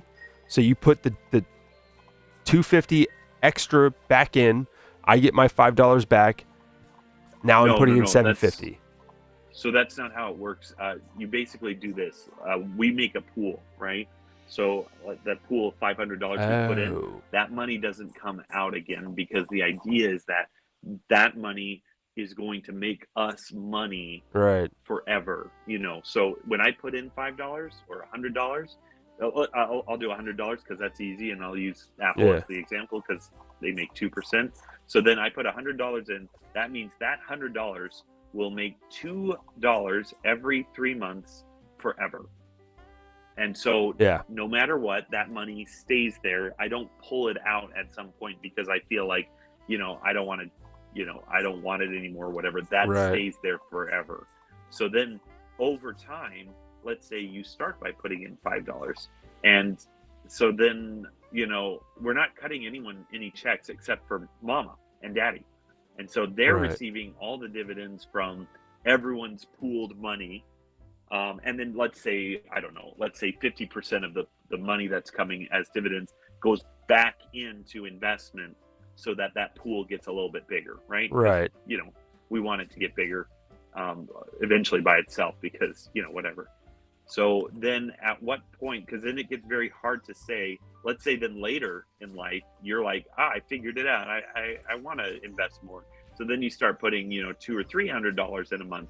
But then how, again, do we define, like it would be very hard because the person who is putting a lot of money in is in the end Right. going to feel like in the end it might be better for us to have our own holdings, or a holding for mom and daddy that we can do, but then after that we just either split it up based off of who's invested what, or I think that's the way to do it. I think make it clear what's going to happen, right? yeah. But let's say other thing- $100 is like a decent amount. Like that's like a really good amount that everyone's going to put in. But then you decide out of nowhere, you're just like, I'm putting 2,000 in a month because I'm going to go crazy on this thing. We shouldn't profit because you go crazy with your money. Just give us what we earn. Give us our percentage. Or the other way around, like, because you could do this. You could say this. You could say minimum amount everyone's got to put in if you want to be part of this is $100 a month.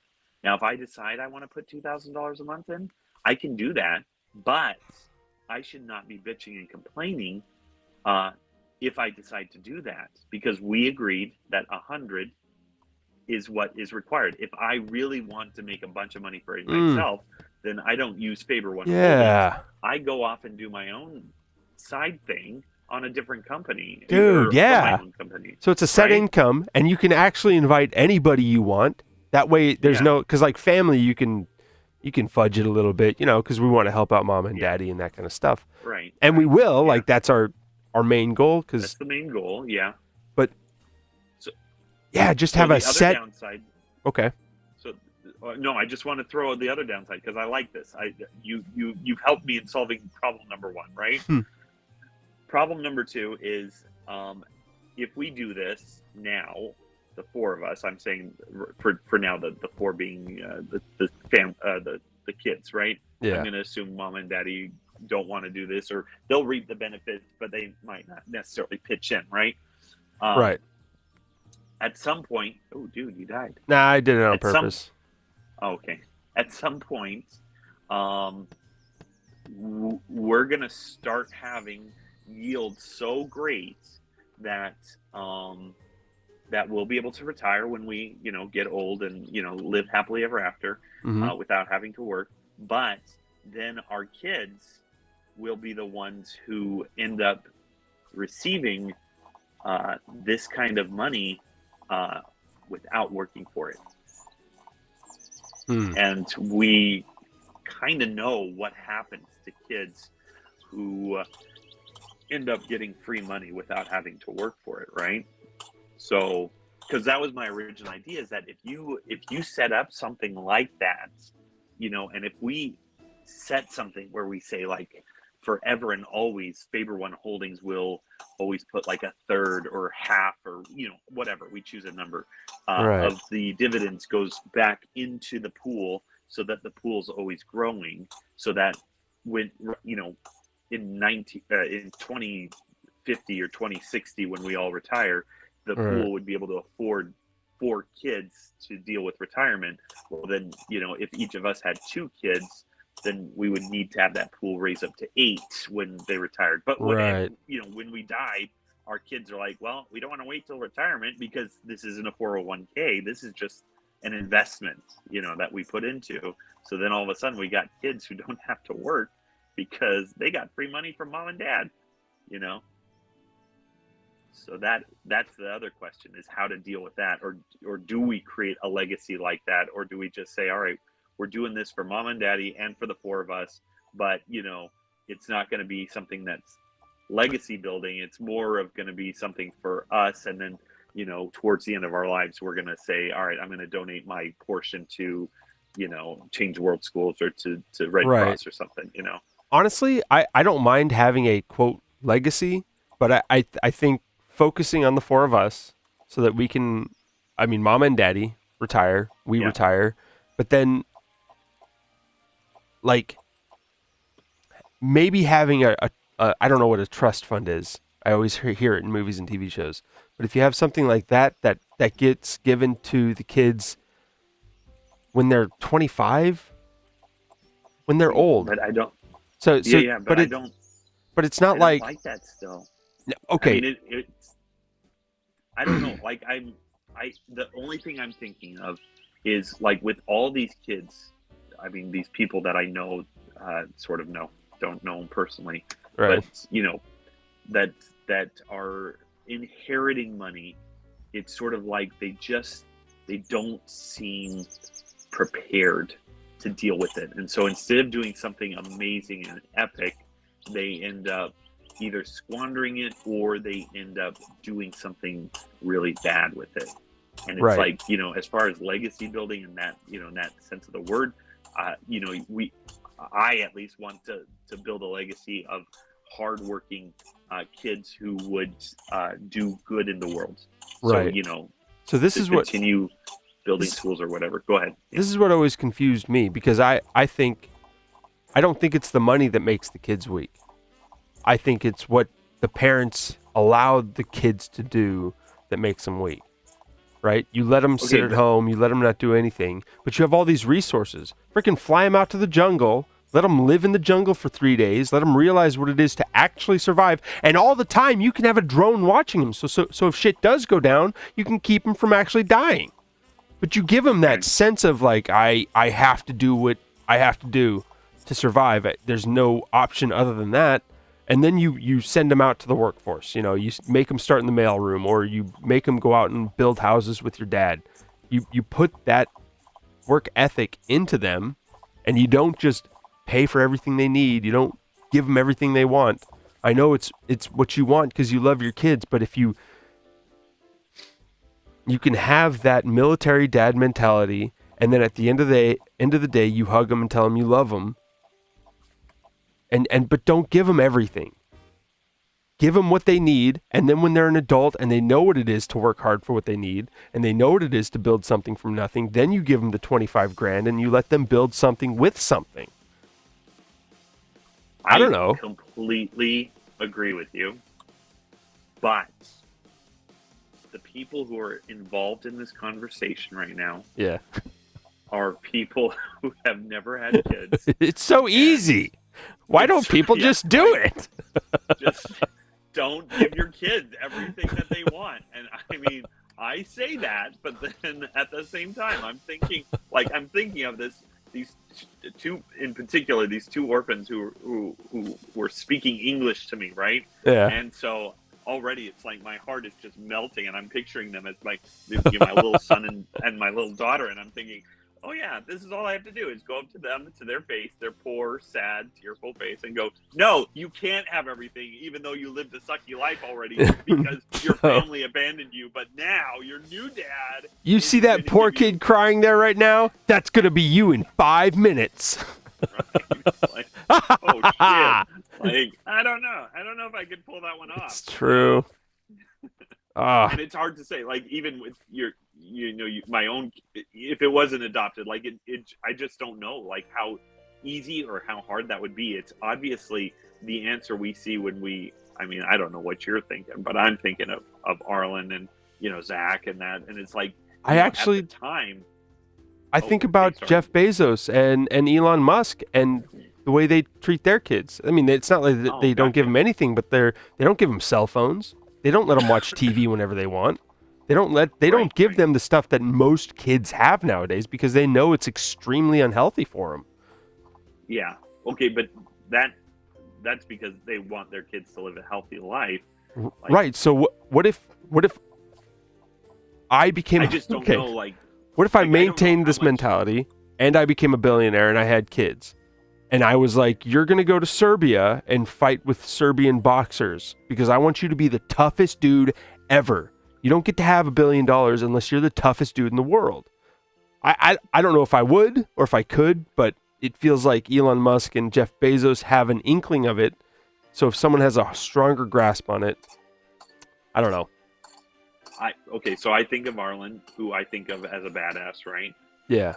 And yet, in spite of that, he kind of let his kids, he gave them whatever they wanted. I mean, not whatever they wanted, clearly, but, like enough where, good chunk. You could say with a certain amount of reasonableness that, some of them wouldn't have or would have been a little bit more successful if they weren't given that. But but in spite of that, because I think Arlen's a great business person. I think he's a great father, all that stuff. Yeah. So at some point, the look in those kids' eyes, made him weak in Yeah. the knees and say, I'll do whatever okay, for you. I'm just- Yeah. yeah. And that's why I think it's great, because we think of this stuff and we We have answers. from our upbringing, everything that you and I have done in life, or the money we've made or the stuff we've owned, is more or less come from ourselves and not from some rich dad who's just like, Right. let me give you everything, right? Although So- I do think about it, we did have, we had homeschooling, we had homeschool programs. We were very protected compared to some public school kids who, Oh, for I've sure. heard about Yeah. some of the bullying that happens in public schools. The TV shows don't hold a candle to what really happens. Oh no, I know, and I mean, I've even here, it's 10 times worse. But I mean, it's So- no, I mean, it's fine. Yeah. But it's just sort of like, and the other thing too that I do want to say, especially if families listening, like, of course we didn't get everything we wanted. We're the But- best kids. The best ever. No, but it's like we were given a lot. It wasn't like nice cars and things like that. But like when I moved into my first house, I had furniture. I didn't have to buy furniture because Right. I inherited it from grandma, or Grammy gave me a bunch of stuff or whatever. Like, it's not to say that we weren't like thrown out there on our own or anything like that. I'm only saying, like, stuff. Yeah, just other stuff. Like, we learned how to work hard. For me, if Right. I don't work hard, I don't eat. Like, I'm not expecting people to give me money to survive, right? Right. So, You learn the importance of a 9 to 5 ish, not Yeah. literally 9 to 5, but that concept of it. yeah, full-time work or whatever. Yeah. So then that's my concern, is like, I understand what it takes, and you understand. So when we have this conversation, we have it because we understand that by not working, there's this tendency of starvation, and if not starvation, then Right. just sinking into homelessness, or I've slept in my car for 3 days in a row. That's not something you forget. Yeah, I mean, I only slept the one day, but it was a different reason, Yeah. not because of. I had- Anyway, I the had no point one in my is- life. no one in my life. No one that I trusted. It wasn't like there was no one in my life. It was like I thought either I hated everybody, and then everybody that I didn't think I hated me. Like, I just Right, had that in my right. head. And you spend 3 days in your car and you're like, you know what? I would rather suck it up, go to work, apologize for the things I've done, and if people really care about me, they'll forgive me and help me become better. Right. And Yeah. that's something that's something a lot of people have, but they don't realize it, and then they end up just messed up. Yeah. So Yeah, it's true. people, Anyway, I Yeah. mean, sorry, I just wanted to swing back really quickly though to the kids thing, which is, no matter what, because we went through that, then I think part of us, when we actually have those little faces looking up at us who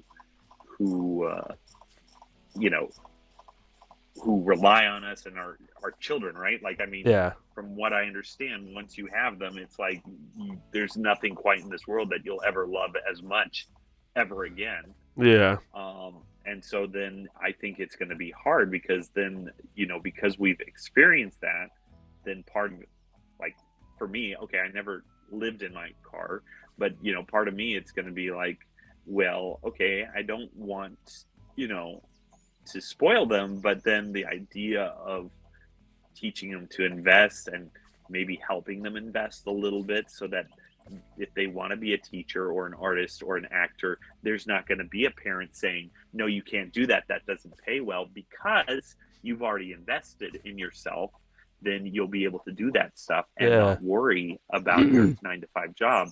But then at some point, whether it's $200 or $20,000, like at what point am I spoiling them so that they don't know how to work hard? Or, and I know this is all about parenting too, because you could potentially even give them $1 million, but if you're parenting them the right way, then they can take that $1 million and still, turn it into $100 million, because change the world. they're working hard and they're changing the world. Yeah, because you're teaching them to change the world, kind of thing. So I guess it comes down to that, and not, because there are a lot of parents that I know even that just sort of throw money at their kids. They throw it at the school and they go, fix my kid. Right. It's like, that's not how that works, Ben.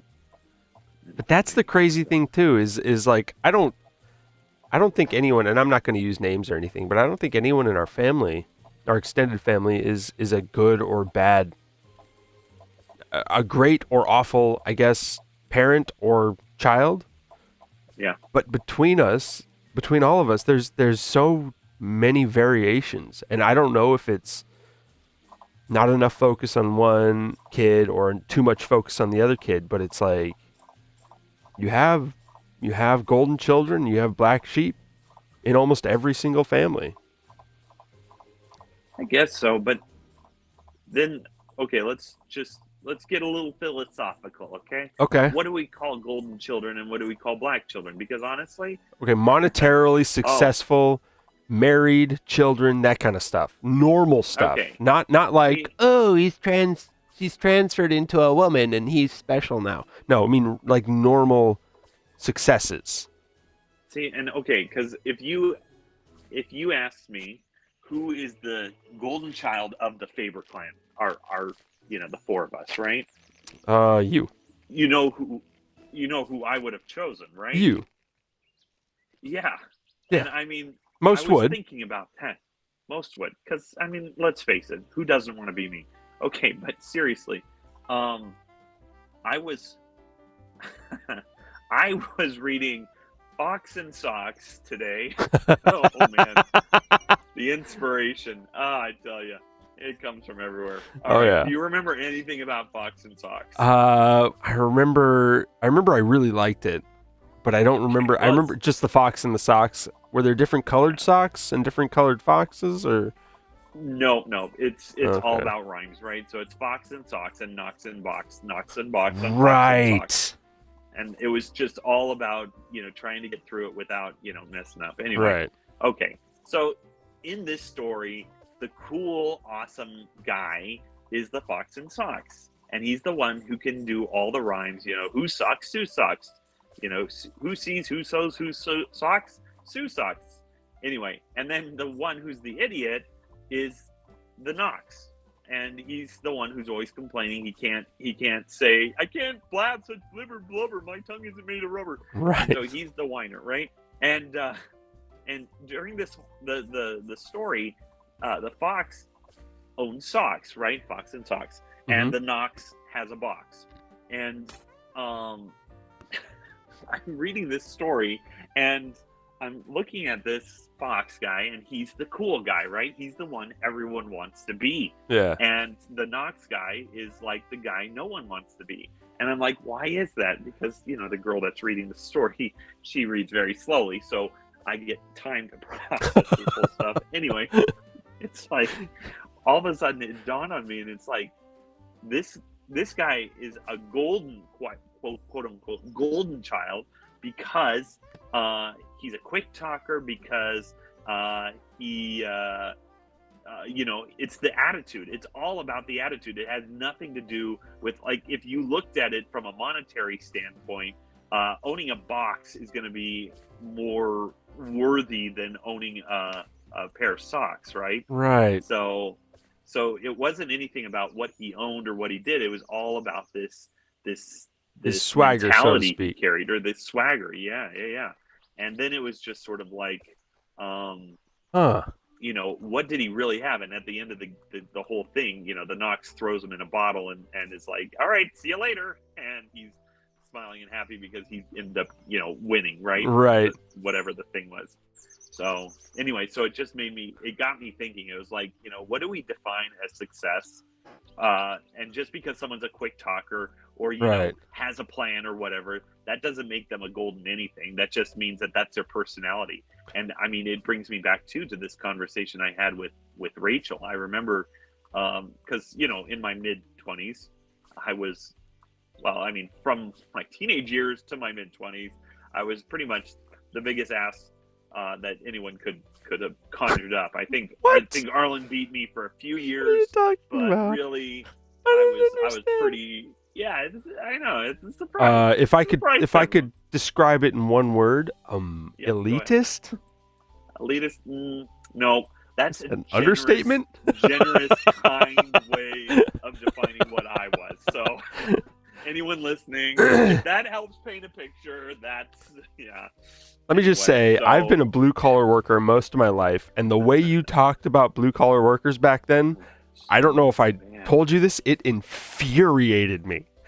Oh, man. I get it. Nope. We do get paid less, and there's a lot of blue-collar workers that are just lazy. But we're still people. We're trying so hard. Gosh. No, and honestly, it was just, it wasn't just that, too, because elitist suggests that was my only thing, but it was total pride consumption. Like, not only was blue collar workers beneath me or that kind of work beneath me, but it's like because I had the vision, I was better than other teachers. I still remember the way I talked about other teachers, other colleagues of mine. Yeah. And it's like, if you thought I was being elitist, the reason it's generous is because elitists usually find other elitists and pat each other on the back. I found other elitists and slammed their face in the dirt because you don't deserve this. Not big enough.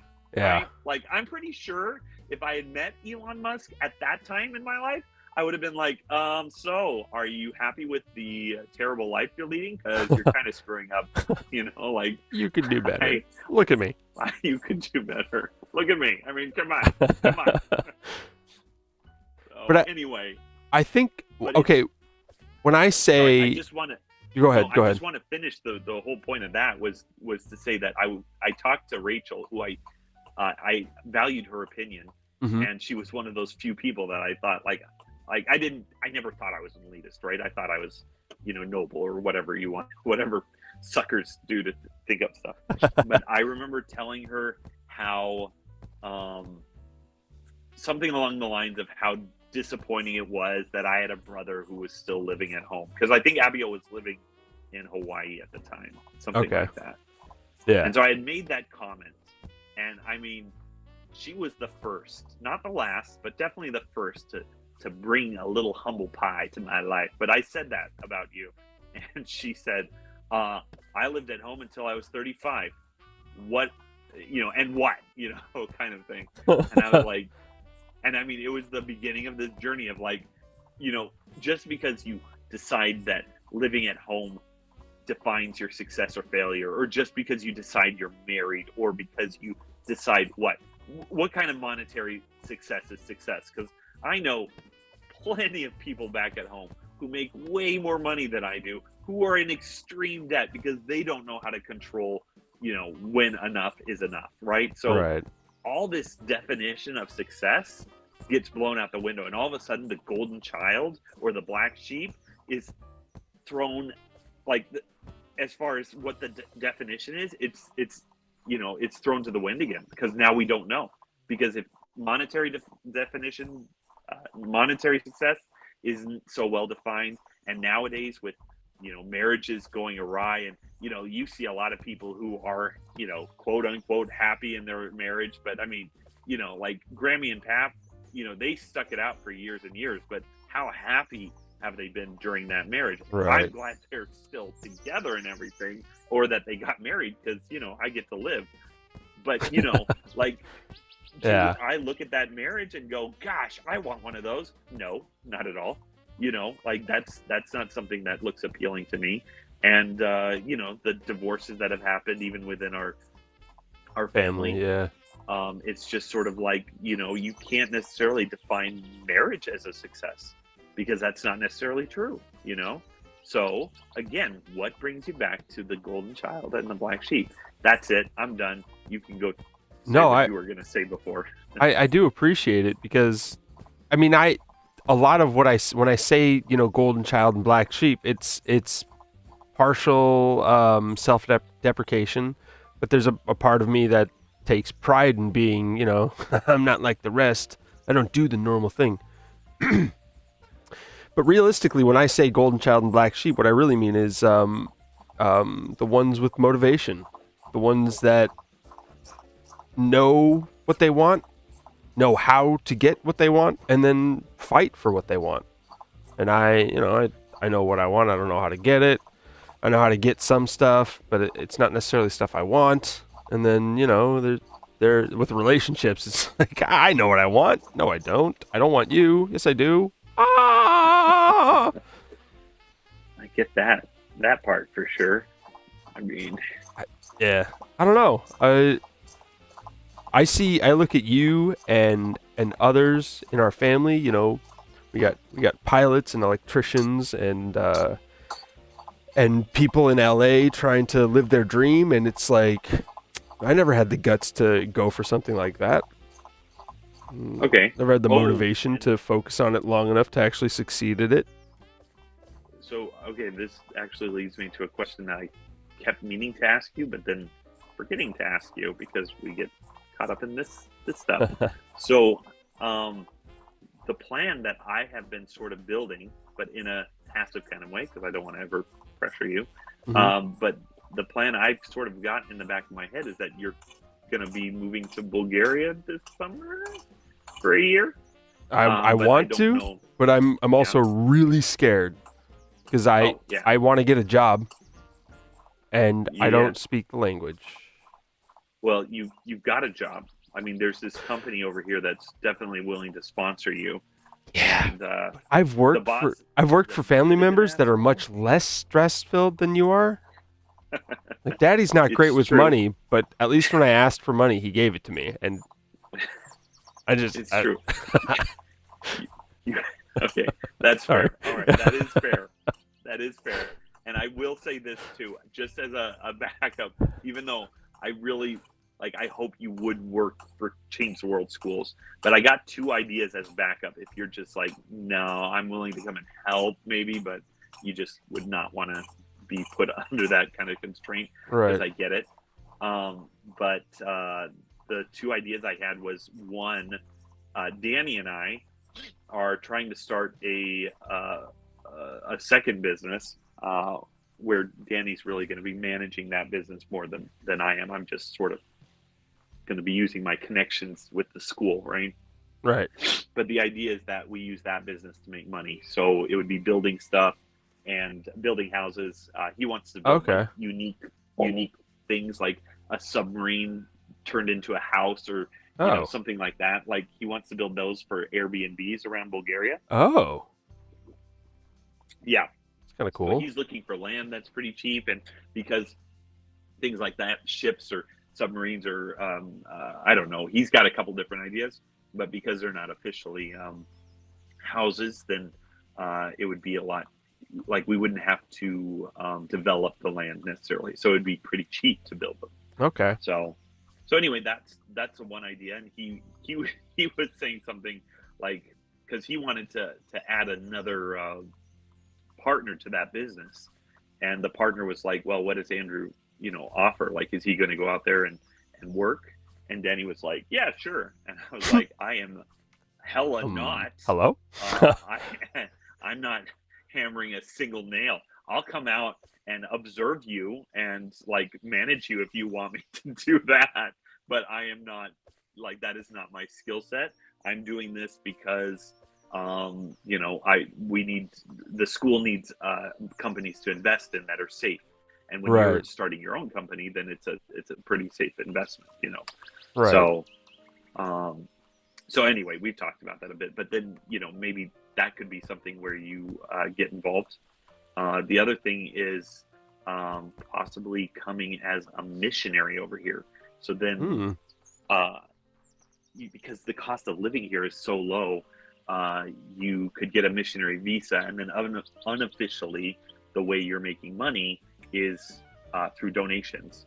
But then, like say you help out, I don't know, once a week with me at the school, then the school is going to unofficially give you some cash as well, right?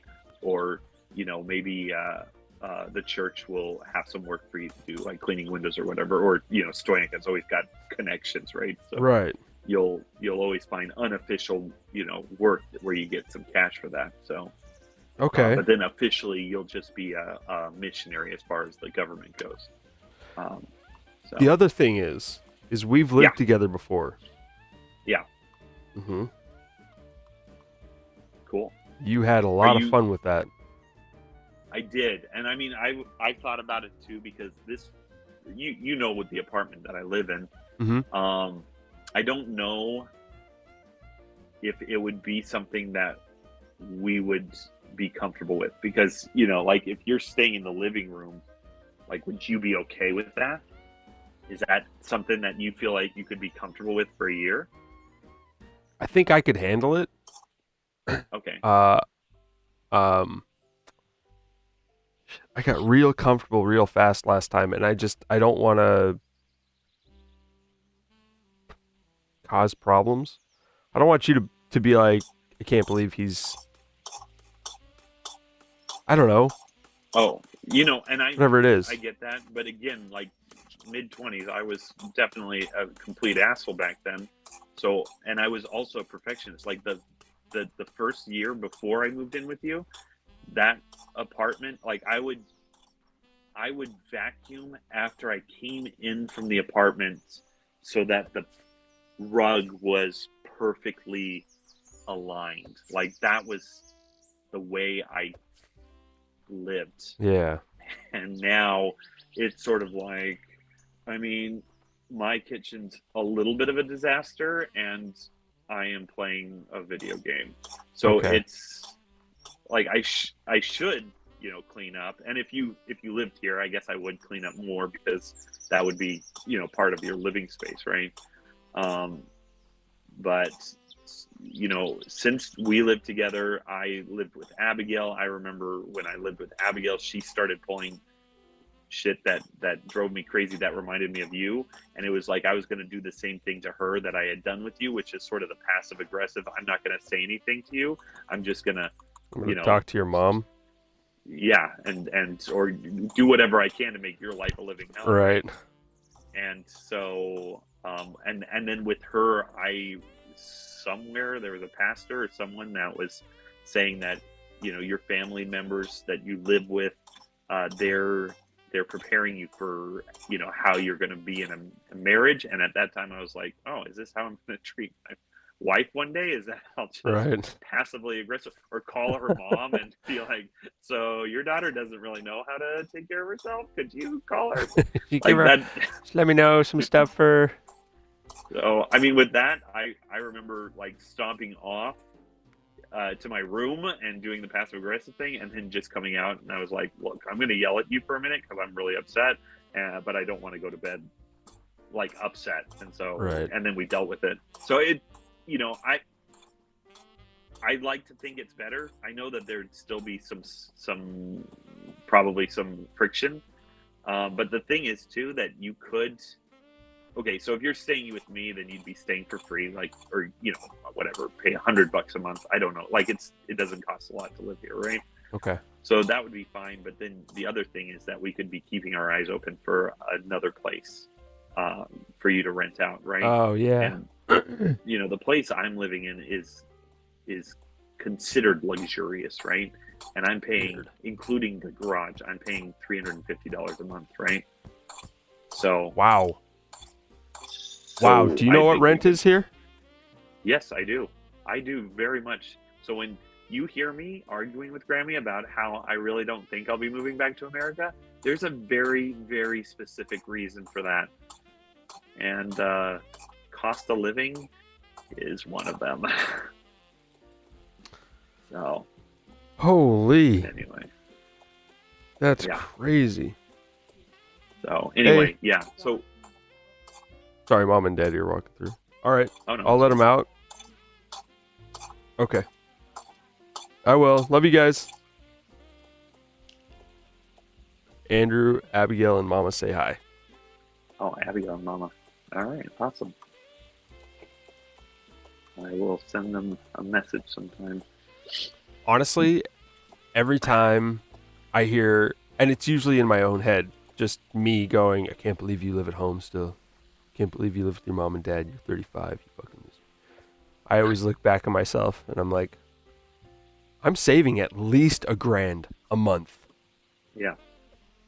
Oh yeah, especially over there. No shame. Zero shame. No kidding. No, and I mean, yeah. It is. I mean, okay. There's also the lawsuits that, as far as teaching, like that. I told you guys this. Wait, did 4 you or 5 get? months ago? I don't remember. Like there was an old lady who was coming out of the metro. She was having a hard time, so I came over and I helped her out. And I was like, I was just happy to do it. And then I thought, okay, if this was America and I saw an old lady, there's like no way. Because I would be like, oh, he molested me, or he did this to me, he did whatever to me, and it's like I would never even touch anyone. Like if they were verbal dying, and physical harassment. right? And you didn't even use the right pronoun. Right? Like, I am a he, sir. I'd be like, What? nope, sorry. I don't. I know I need to go back there one day to start schools or whatever, but I'm gonna postpone that as long as I can. You gotta hire the right people that know how to tread the waters. It's insane though, because like one of my favorite YouTube or podcasters, Adam Carolla, he used to do a radio show. He had a TV show. He's a no bullshit kind of guy. He's the kind of guy that says, I've been canceled 6 times, and every time they call me, I just say, fuck you. And that's how you deal with these people. But then he's also the kind of guy who will be talking about, gay rights, and he doesn't mind using derogatory terms. And he'll say fag, all that kind of stuff. But then he'll also like, I have nothing wrong with it, kind of thing, right? Okay, gotcha. So I'm not. It's like his personality is like you don't have to go along. You can just say, I think it's weird, and then move on. Yeah. But he still goes back and he's like, I think it's weird, but they still have rights and all that. And it's like, bro, just maintain your personality instead of going back and forth. But that's how it is here, no matter what. Even the guy that's like, if they try and cancel you, tell him fuck you. He's still like censoring himself and making sure he says the right things at the right time. Right. And so, I mean, I agree. If anybody comes up to you and they're like, that's racist, just look at them and say no. No, yeah. Well, I don't know. I mean, it's no matter what, even if you come to visit here again with stuff that I tell you, it's, I know that Bulgaria is quite racist, but the thing I notice about Bulgarians, like you'll get, especially when you hang out with Stoyanka, you'll see people, the way they treat her like shit. But then she'll call them out on it. Like there was this taxi driver, it was a couple of years ago. This taxi driver, he's talking only to me, and then he's like trying to whisper to me, why are you hanging out with this gypsy? And then she hears it and she starts going off on him, and they're talking in Bulgarian, and I'm thinking that they're fighting, right? And it's like the more and more they're talking, this guy is like, he's got this big smile, and I'm thinking he's like teasing her. Like that's what I thought he was doing, right? And we got out of the car, and she's in the back seat, right? So when we get out of the car, and she's got this big smile too, she pats him on the back and is shaking his hand, and they go out. And she goes out. I'm like, what the hell happened? And she's like, oh, nothing. We started talking, and he thought that gypsies were this and that and whatever, and I got his number because I want him to drive me home. And I'm like, oh my gosh, like I like that, because I feel like Bulgarians are super racist, but then when you give them a chance, they're willing to change. And I feel like Right. Americans, once they decide something, they're done. There's no more listening. I don't want to discuss, this and that. Right. And it's for both sides. Like, I mean, I see it in myself, right? That I don't want to hear the other, the other opinion because they're idiots or assholes or whatever. But Yeah. it's like we don't tend to listen to the other side. We've made our decision and that's it. Not And just you're that. I know almost every single person I know has lost a friend because their belief, or I voted this way, or I think this is wrong, or Yeah. whatever. Like, Yeah. I've lost a friend because of that. Everyone I know. Yeah. Yeah, and it's just, I mean, it's like, I don't know. It's super disappointing. And I mean, there's a lot of negative things here. And, you definitely see it, especially if you do move here, there will be things you see that you're like, holy shit, like I don't know if I can handle this, right? Right. But it's, after a while, at least for me, after a while, it's sort of like, I very much value the idea that if you're willing to change, I prefer that over the fact that you are super racist and you're a little bit, what is the alienophobic, where you're scared of people, you're xenophobic. They're different than me. Run away. Even Americans, like, you do get a little bit of prejudice against, people are prejudiced against you because you're American, right? So Yeah, people say anyway. that to me all the time. Okay, when I was younger, people said that to me all the time. You go to Australia or Cambodia, wherever you go, they're like, these people don't really like Americans. And I never ran into anyone that didn't like me. Like, maybe Oh, no. maybe they had an aversion to me at first, but as soon as I started talking to them, like, No, hey, it's he's just more a normal guy. It's more like strangers. Like, when you meet people, yeah, there's no one out here that I've met where they're like, oh yeah, really great to meet you. Where are you from? The U.S.? Oh, Andrew's okay, well, we'll talk later. Andrew's a really cool guy and a great teacher. His only problem, he's American. He's an American. We're gonna try and see if we can get that out of him, though. So.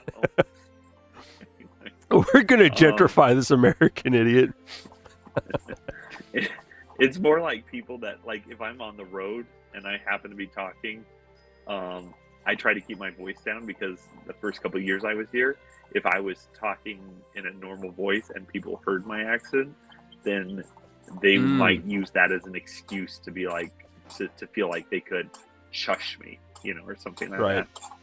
And it was Why just so sort of loud, like, okay. American? Yeah, exactly. And it was always the older generation, right?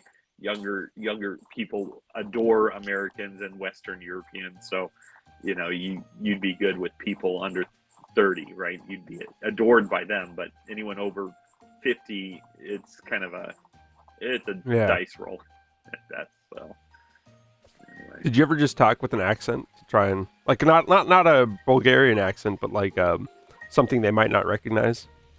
I did try with a Bulgarian accent just to see how it works, but it's also hard to say because, like, I haven't been shushed all that much, right? Yeah. It's since I've been here, 6 years, maybe 4 times. So it's not like it's a common occurrence. Like, Right. You're not suffering from it. yeah. The British piss me off more than Bulgarians. So, like, it's not that big a deal. So I don't know. What? I don't know. What'd you just say, mate? Oh, shut no, it's up. not that. It's the. I still get so angry whenever I think of this. Like, I'm at the Starbucks in London, right? Yeah. And I tell her, I'd like a caramel macchiato, something like that. And she goes, do you want cream with that? And I didn't hear her, or something like, she said something and I didn't hear her. And I was like, excuse me? And the lady behind me, the old lady behind me goes, I believe you meant sorry instead of excuse me, or whatever. The other way around. I have no idea, right? Right. Whatever.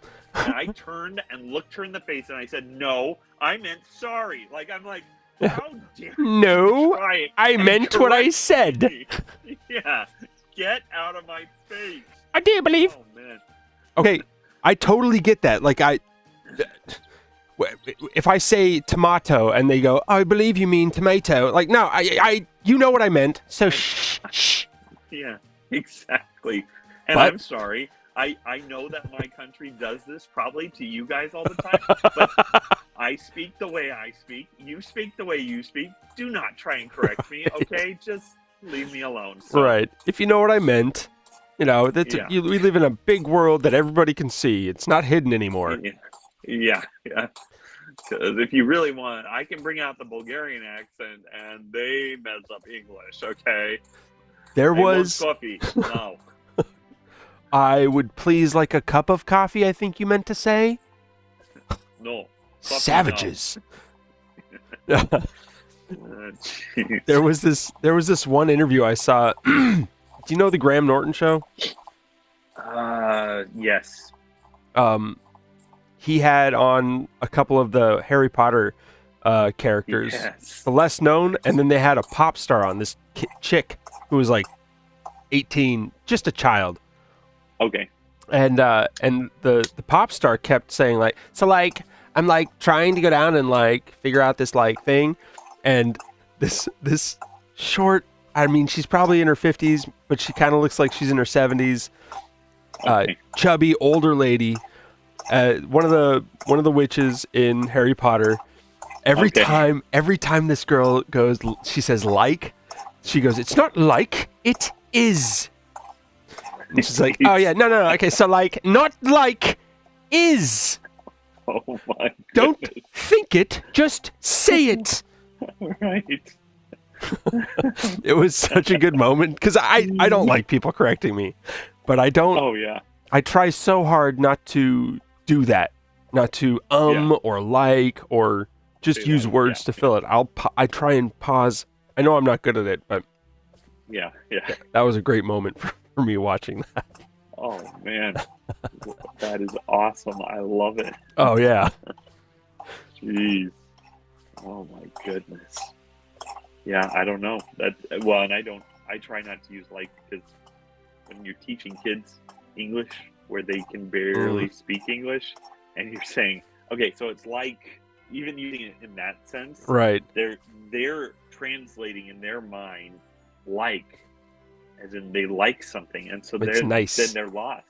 Yeah. I'm trying to say it's kind. I can't even do it now. It's But, similar to. It's similar to. There you go. Thank you. And anyway, so Yeah. yeah, that stuff is fun. To try It's and fun. explain. It's interesting too how much it's changed and how fast. Because there's no pauses anymore. I mean, in TV there is, but you have actual writers writing that stuff. In real life, people will like don't interrupt me. Let me finish. Like and now they're even doing that. They're like, let me finish. They'll pause for a second and someone will interject. They're like, just let me finish my thought. Yeah.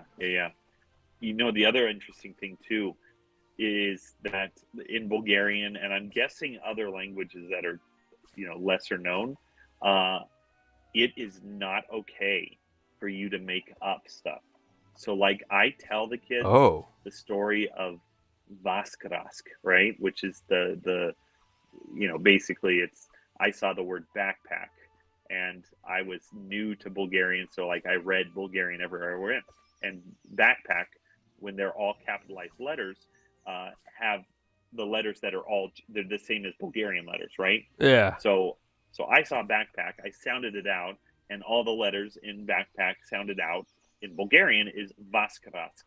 And so, I tell the story about the kids about what Vaskrask means, and they're laughing because, they get it, right? But I didn't at the time.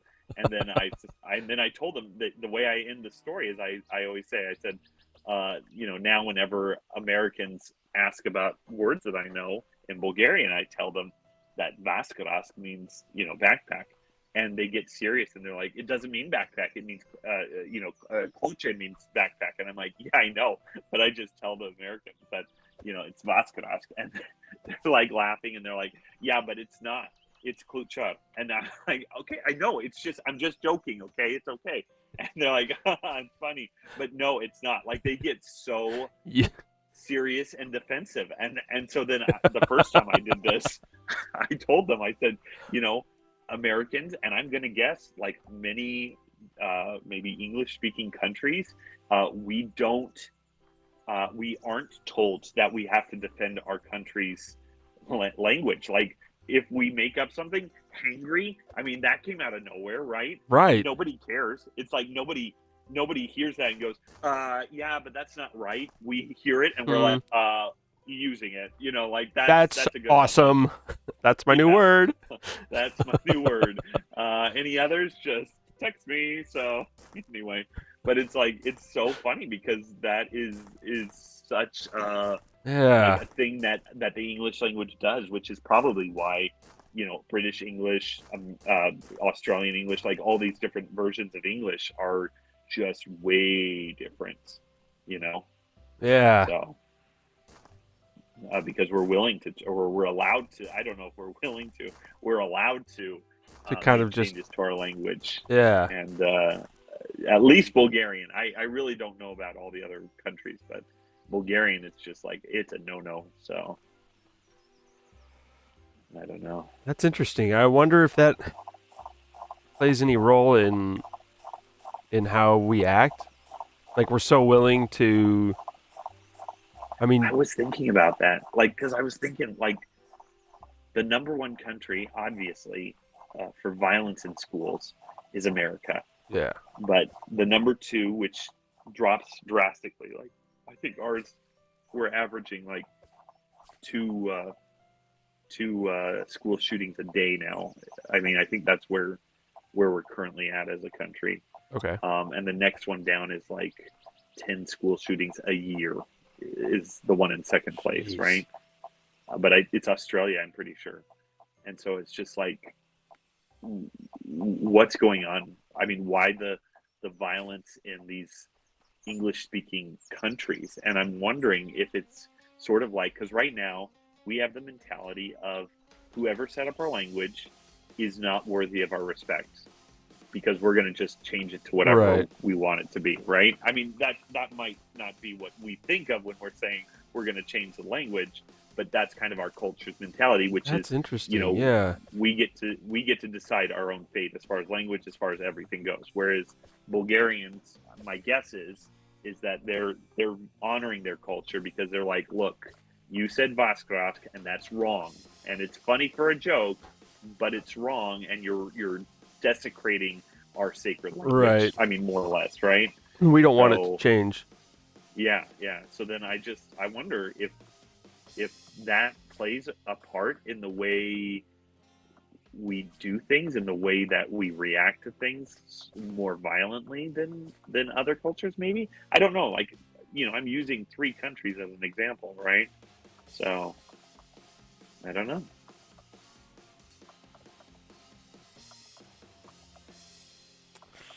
Yeah, that's tough because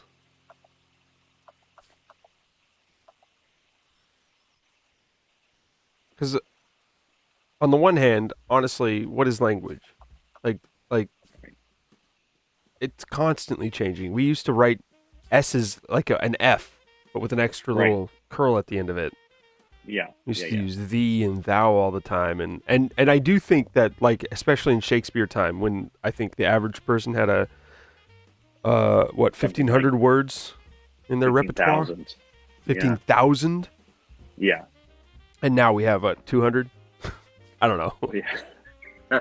I think they said that there are 2,000 words that you need to speak conversational English in America. Right. Oops, I lost you. Hold on a second. Oh, I'm out of AirPod things. No worries. Right. Are you there? Yep. Can you hear me? Yep, I can hear you. Okay. Anyway, yeah, something like 2,000. I don't know. Like, but it's like, if you want to get a job and be able to work, and live a life in America, you need to know 2,000 words. Right. And but then on the other hand, I think about kangaroo. That's one of my favorite examples to people that are like, language is so important. Well, You know where kangaroo came from? Where? The British. They landed in Australia and they saw the kangaroos, and they were like, to the natives, they said, "What is that?" And the natives just repeated what they said, but in their language. So when they say kangaroo, what they're really saying in Aboriginal Australian is, "What is that?" Oh, gotcha. But it stuck.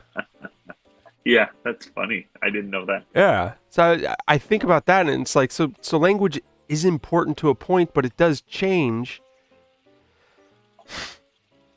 I don't know what to do. Well, no, and so like for example, Bulgarian, that I don't joke around with so much, but I do that more of because how many countries speak Bulgarian, right?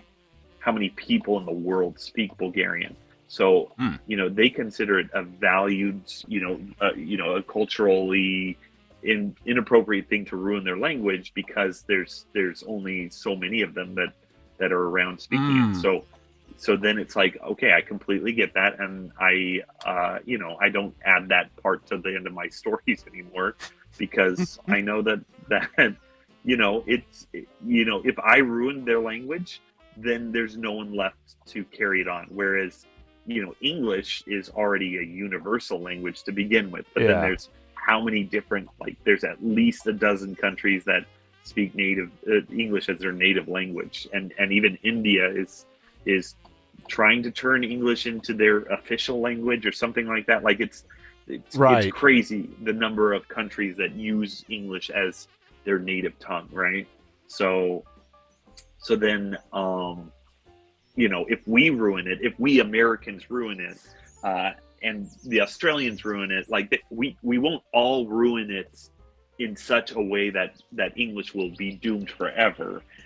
We ruin it in a way that's specific to us, but then there's always another country that sort of, like we can go to Britain and say, what's a boot? Oh, it's a trunk. And so then, that's actually the original maybe or not. And, we can do a little history lesson, but, we're not ruining our language. Right. Fancy a fag. There's always, oh, jeez. Okay, that had to be something they made up because that is just the dumbest thing. Anyway, it's cool. It's amazing to me how you have two countries, they speak the same language. One can say fuck, the other can say bloody, and then one can say fag and the other can't. Yeah. And we know. So true. We all know. Yeah. We understand that there's a difference. And yet, if somebody has a conversation about any of the bad words, quotes, then they're canceled just because they said the bad word. Right. And it is bizarre too, because even for me, like if I get upset and I need to say fuck in the school specifically, I mean, even though there's no one there, right? Right. I'll do this. I'll be like, oh, what the fuck? And I'll add a little British accent to it. And it's no big deal. It's absolutely, it feels right. Like, like, oh, fucking hell, what's going on? But I don't know. It's so funny because that's just something that someone decided. Okay, I do have to tell you this. Okay, I am talking to these two kids, my future son and daughter, right? Mm-hmm. And the boy, he's speaking English, but his is much more broken, and so he'll jump up and say certain words that he's heard on TV, right? Mm-hmm. So he'll be like, "How are you? What are you doing today?" Like he'll ask those things, right? And the girl, she's very much more, I don't know where she learned her English, but she's learned it from someone where she's participating in conversation. So she'll ask questions like, what is your favorite music? And what is your favorite color? And why do you like to do that? And and stuff like that. So he jumps up with one and he goes, "Motherfucker." And she looks at him, and she's got glasses, and her glasses are just down enough, so she's looking over her glasses, and she goes, "Shut up." And she doesn't do shut up the way that every Bulgarian and British and European person does, which is very, British accenty. They'll say, "Shut up," like they always do that, right? Okay. But she does it full on American accent, just leans over and is like, "Shut up." And I just could not. Like, I was dying. Oh my goodness. It was amazing. Yeah. Oh shoot. So anyway, but yeah. There's a podcast I listen to. I don't know if you know who Chris D'Elia is. He's a comedian. Kind of got canceled, but because he slept with a lot of women. And then he's doing a podcast. He still does shows, but it's like they took a bunch of stuff away from him. They completely replaced him in a film because of that. It was weird. But he does this thing on podcasts. Whenever he's talking, sometimes people will interrupt him, and he'll just go, "Oops, oops." Okay. Jeez, Was I not talking? Oops. And he does it so much they made a button where you push it, and his voice will come out saying that. Nice. And sold it to their fans. Love it. And then someone sent in a video of their kid that's not old enough to talk, but she hits the button and then she'll go, "Oops." Oh, seriously? It was the cutest thing. That is awesome. Oh my gosh. And this guy, he's kind of a raunchy dude. He's sitting there and he's like, "I'm almost in tears. That was the most adorable thing I've ever seen." Jeez. Oh my gosh, that is awesome. Yeah. Oh But man. stuff like that. Kids imitating adults. It's so adorable. Yeah, no kidding. No, and especially when it's, for me, it's already really, to me, it's really cute to see these kids. I mean, any kids in a different country trying to speak English and it's not their native tongue, right? Right. But then when they hit it and they do the American accent, oh, it kills me. It kills me because it's like, I don't know, you don't expect it, right? No, it's not supposed to be like that. Like, you have your accent. Only I can make the other accents thing, right, Like, and it's not like, for example, this particular girl, right? She's got very, very broken English, right? What music you like? Like this kind of stuff, right? So it's very apparent, but then jumping out of nowhere. I mean, it reminds me of CeCe Yon when he did the American accent. It was so funny. It's just like, what? Like, you were not expecting that, right? Oh, Raj on Big Bang Theory. He does the American accent. Does he? Oh, yeah, you don't remember that? He goes, no, I don't. Him and Leonard and Howard, they all get stoned, and they're sitting out there looking at the stars, and I can't remember what he says, but he's like, they're making fun of him and his accent. He's like, "My accent? What about you guys?" Dude, this stuff is weird. It's just like, wow, you're not supposed to do that. Seriously, that is awesome. Oh my gosh. Oh man. Yep, you gotta love it, right? Oh yeah. Jeez, that's awesome. Oh man. But yeah. Anyway, I don't know where we were or what we were talking about. Oh, just the language, yeah. So, yeah, crazy stuff. Crazy stuff.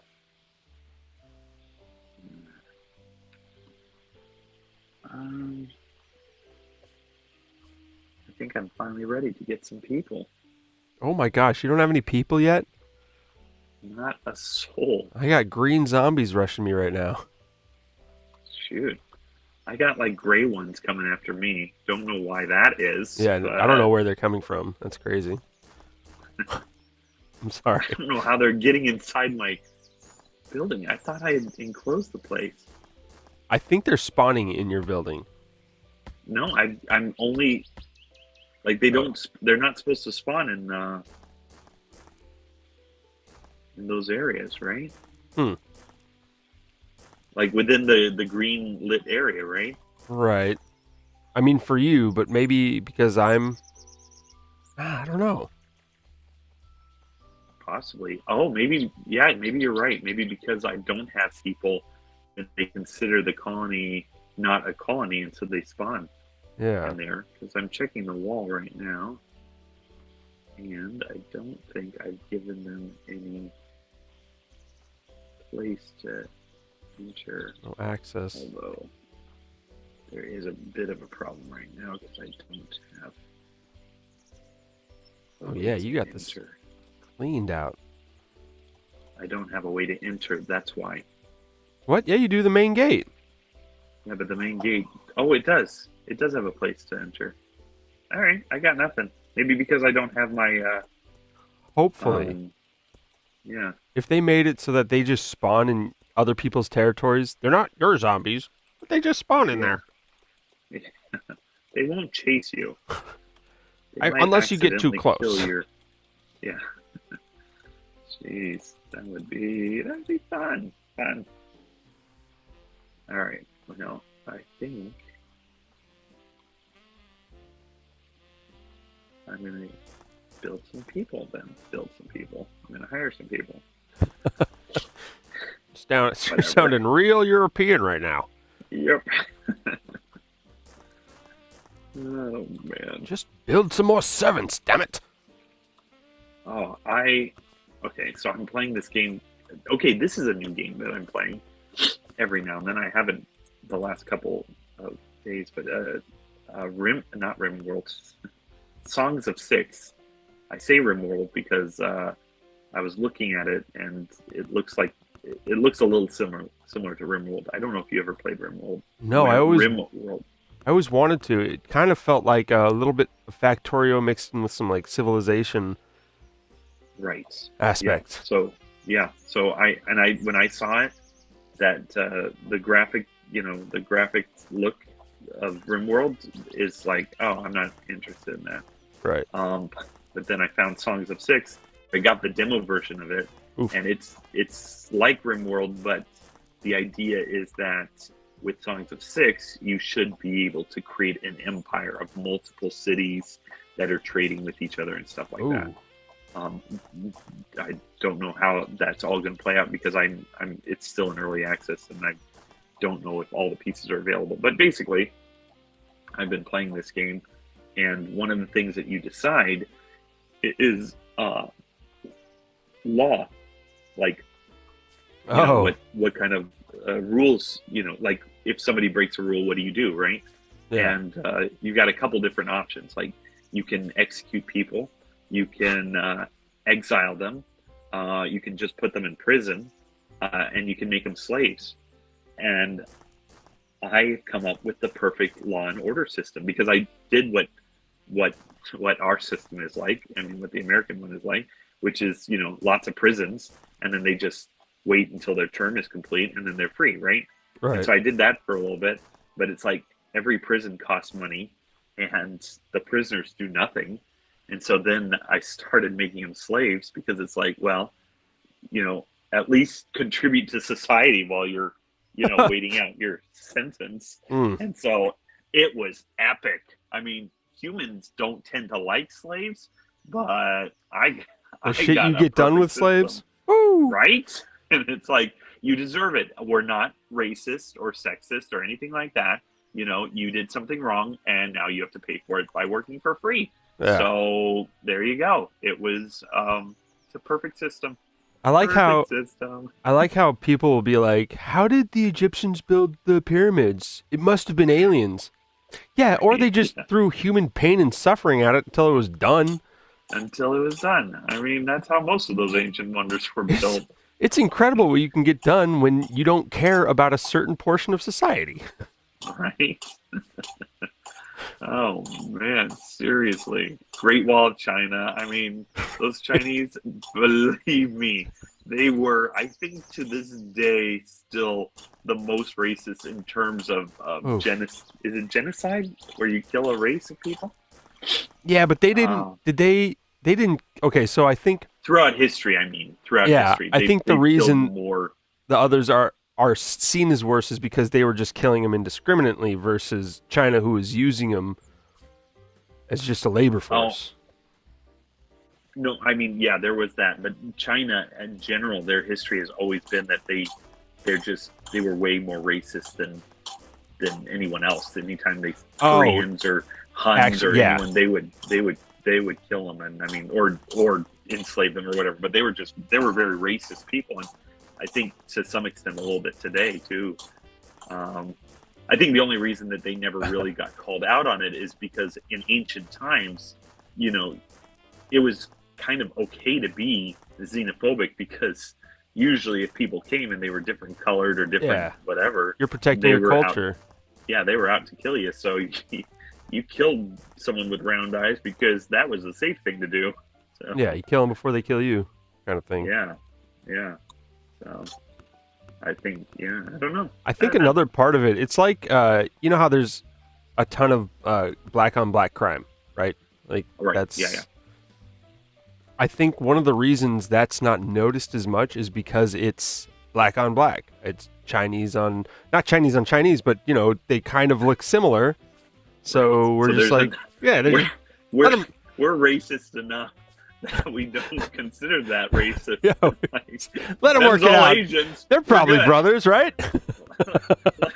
Let's continue to white shame ourselves and ignore that fact. Like, okay, well, you kind of deserve it then. All right, this is self-inflicted at this point because we're too dumb to realize. Oh, God. I don't know.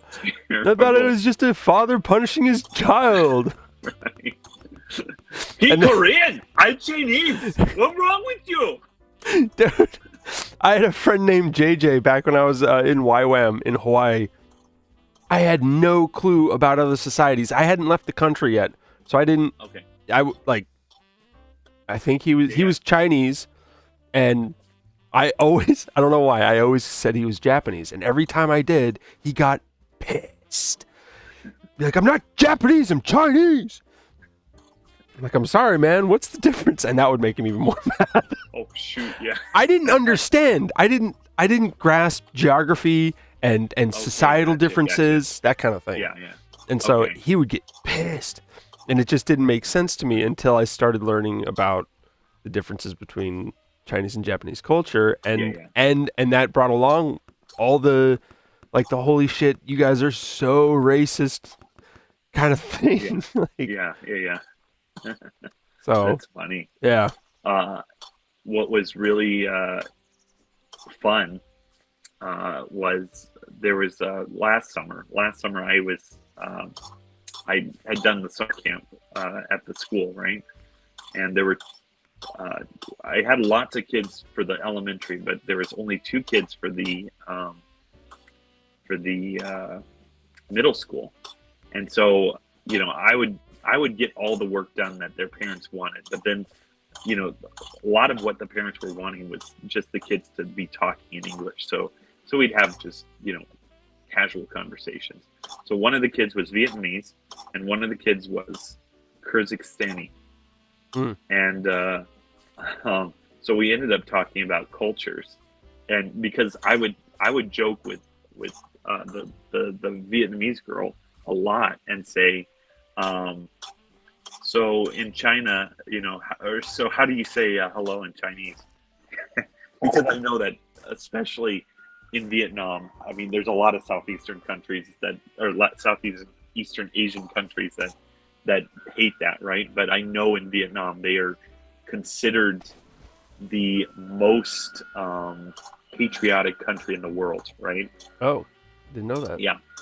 So I kind of knew that I could push her buttons a little bit. So I'd be like, you know, so how do you say hello in Chinese? She'd be like, I'm not Chinese.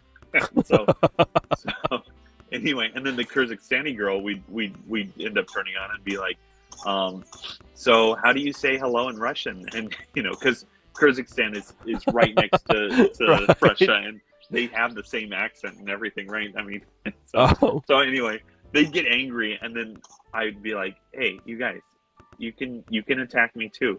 All you have to do is say I'm Canadian. Like, how do you say hello in Canadian? And that would piss me off, right? So I'm not Canadian. it's like, hell, not Canadian. So we had it perfect. She was Chinese, the other was Russian, and I was Canadian, and that was the trigger. So I love that. Man, it was awesome. In my group of friends, between Chad, Randy, and I, Chad thought that Randy and I were both black, Okay. when we first met because we couldn't see each other. Okay. And you know how the cousins used to talk growing up, like, "Yo, what's up? What's going on?" Yeah, yeah. Like that. That's kind of how I led my day to day back then. Got And it. Okay. and then finally, Chad sent us a picture. We all sent pictures of each other because we'd hung out for long enough. We're like, I want to know what you look like. Chad sent us a picture. He's as white as the day is long. He looked Yeah. so Mexican. And to this day, if anybody asks, like, what's his ethnicity? I'm like, he's Mexican. Jeez. Oh my gosh. That's awesome. And I'm sure he loved it, right? Oh, it's just his favorite. I'm not Mexican. I'm white.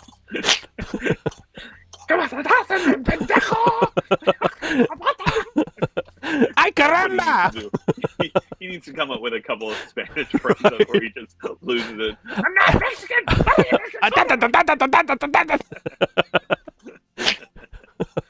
Yeah, that's what his mom used to say when she got mad at him. Oh my god. That is awesome. Man. And the one guy that got us all that we don't talk to all the time anymore, but we every now and then. Yeah. His name is Gregory, but his name Okay. on Xbox was Blake Griffin. I thought, Blake Griffin, he just used his name as his gamer tag, so this guy's name is Blake Griffin, and I looked it up Right. online. Blake Griffin, right there, this nice, athletic-looking black fella. Okay. Turns out Gregory isn't Blake Yeah. Griffin at all. He's white, and Yeah. the real Blake Griffin is a football player, and you know why I don't know him. Yep. I do now, as I'm figuring this out myself. Jeez. Just Wow. the complexities of our friendships. Jeez. Yeah, no kidding. That's funny. Oh, man. But- Oh, you gotta love that stuff. Yeah.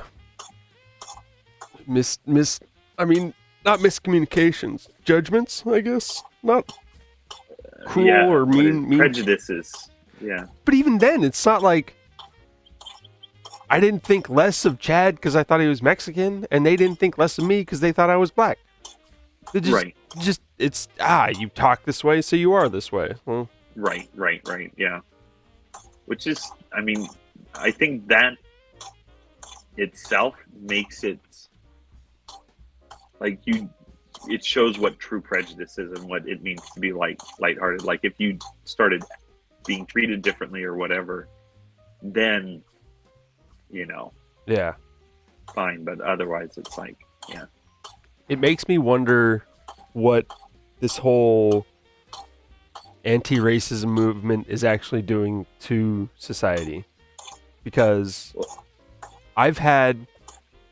for example, I've been friends with Randy long enough to know that I can make all kinds of jokes about his Filipino heritage. Right. And he's fine with it because he knows I love him and we're friends. Yeah.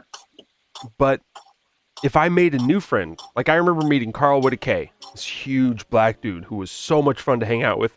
He introduced himself to everybody. Yo, I'm Carl Whitakay. Yeah. So I always called him Carl Whitakay. This was before the anti-racist movement. I don't think I could do that nowadays. Even if he introduced me like that, I couldn't be like, yo, what up, Carl Whitakay? It's just like, Yeah. are you mocking me? Are you making fun of me because of my skin color? And I don't think he would do that. I think he wants people to call him that. Yeah. But in my mind, I don't want to be racist. How many people are acting that way now because of the stupid movement? I mean, I would say yes, I agree.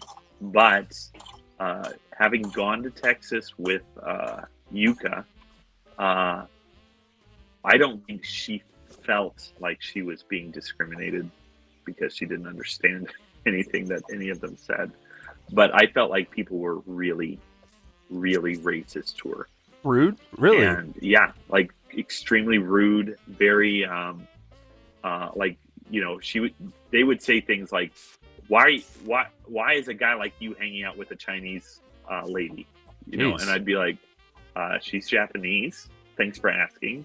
And I didn't say that. Like, I was just sort of polite. Right. But In your head, my though. mind, I'm thinking, yeah, I'm like, thanks for asking first, what her nationality is. Not that it matters.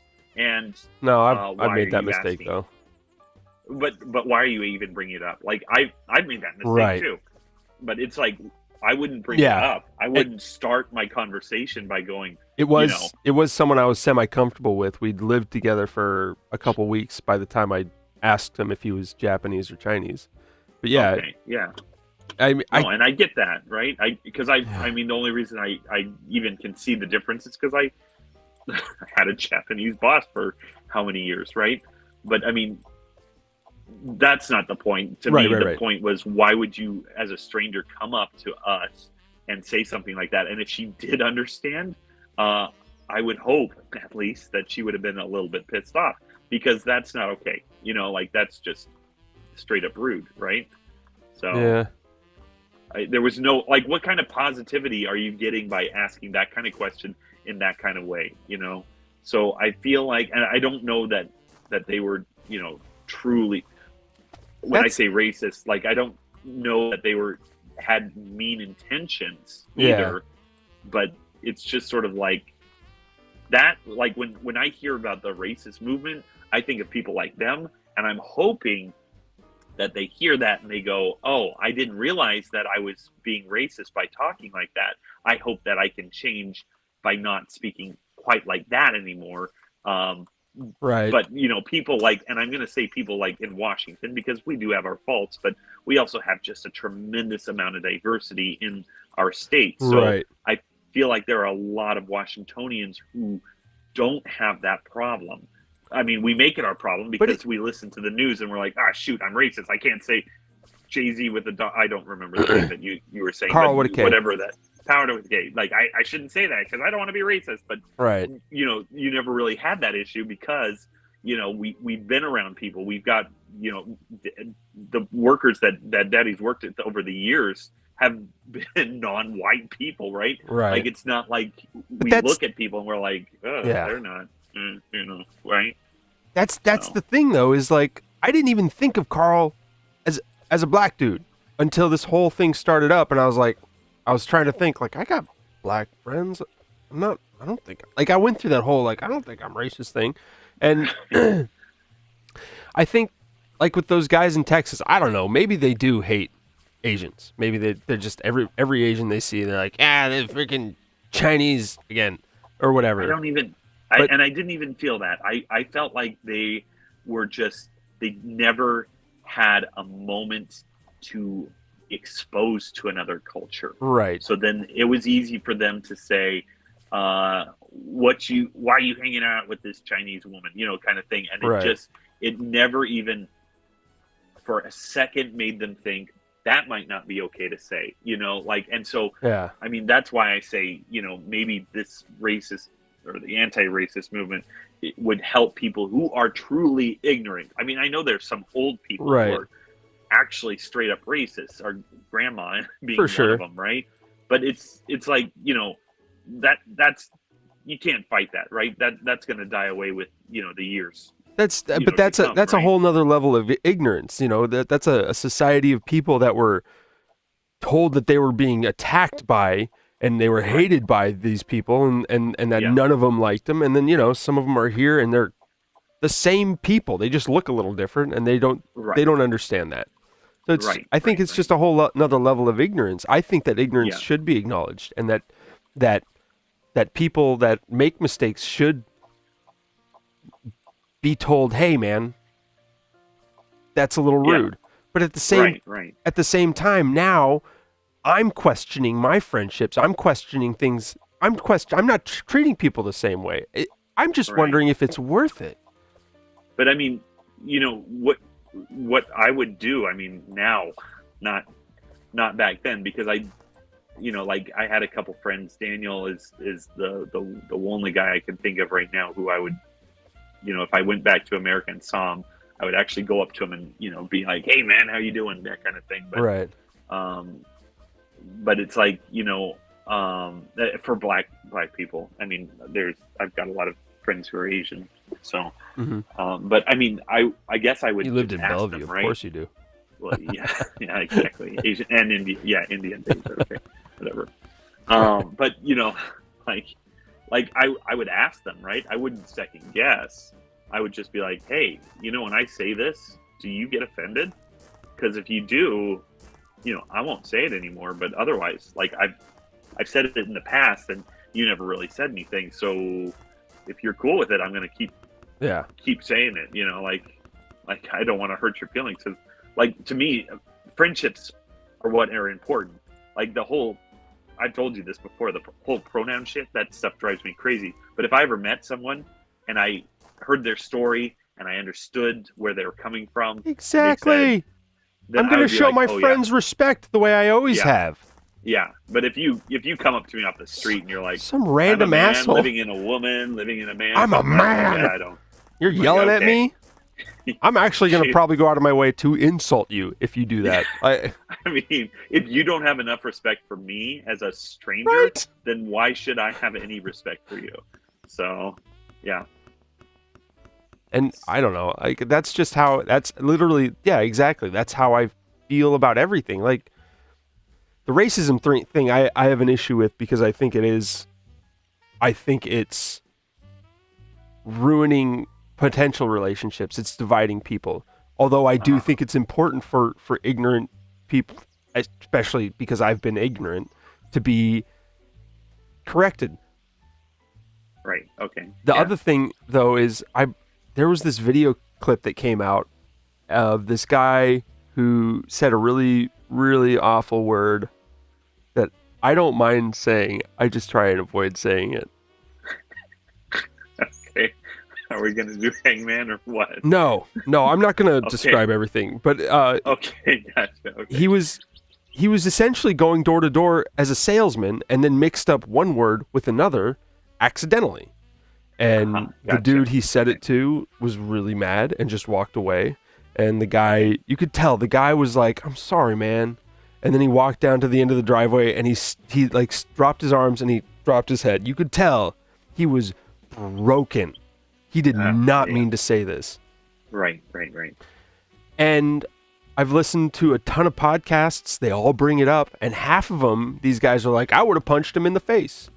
I think that's the least he deserves." And it's like, and that's the thing I don't like. Like, you're taking something that's divisive, for sure, and you're making it more divisive. Not only that, you're showing how childish you are. You can't get insulted without striking out violently? Yeah, well, again, this American mentality that you just, like, where did we get this from? Why are we reacting to everything so violently? And you can say whatever you want.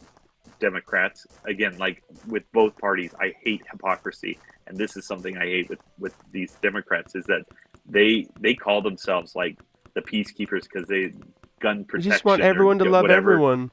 Yeah, and it's like, no, you react violently just the same as that, Texan Republican who's going to pull his gun and shoot whatever. Like, you're doing the same exact shit by reacting violently to someone else's opinion. And so punch Nazis was their slogan for a while.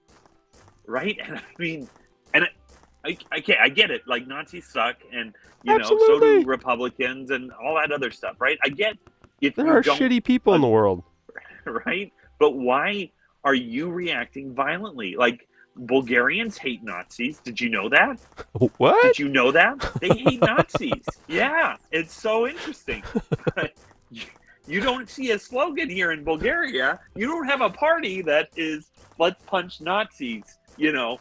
Vote for us. Like, no, they're more like, "Let's vote for the people that are not. I mean, not even not going to do what the Nazis did. Let's vote for the people that are going to do a good job." Right. And the thing that, and I think I've told you this story before. It still blows me out of the water. I've lived here 6 years. I still cannot get on board with this. And I realized from this, like, thing that, and talking to Nayada about it, and she agrees with me, this is where I realized that North and South Americans are extremely violent people, just down to our core, right? I was talking to friends about, like, the way Bulgaria works, like the system of police and stuff like that.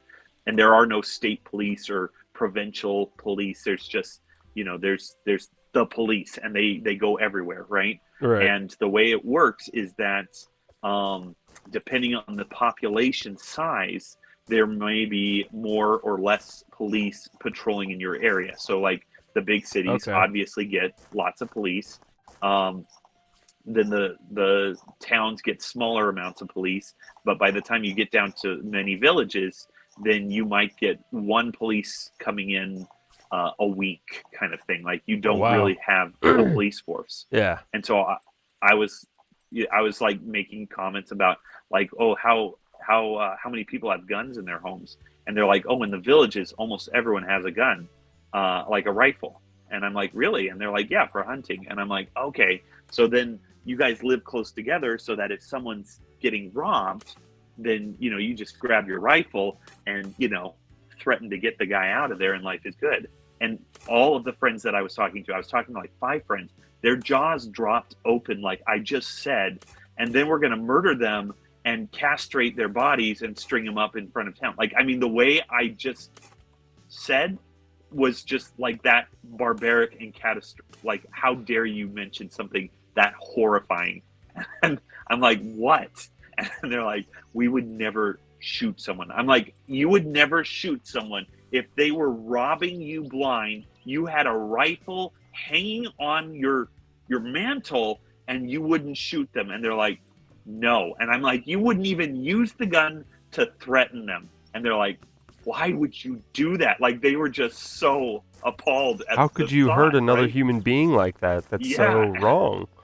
Exactly. And when I first heard this story, like I finished talking with my friends, politely, okay, all right. And then I called Nayara, and I'm like, telling her this thing, and she's like, oh yeah, I would definitely shoot them. Like, and we're both agreeing and stuff like this. And then I'm like, finished talking to her, and I'm like, okay, the way Americans do Brazilians and things like that violence. And then I'm thinking, holy crap. And so I started asking around about like people and what they thought of Americans, what they thought of, like, if they went to Brazil, went to America. And that's where I got this whole, thing where people view us as a violent and dangerous country to go to. They don't think of America as a safe place to go.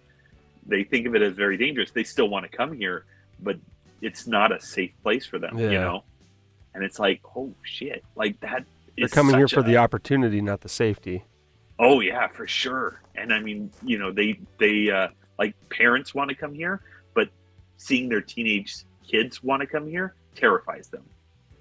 And it's like, like that just but part sucks, of part of that is experience. Like as a young person, you kind of just do your own thing, but you still have this idea of like, don't go here at this time if you're in your local area.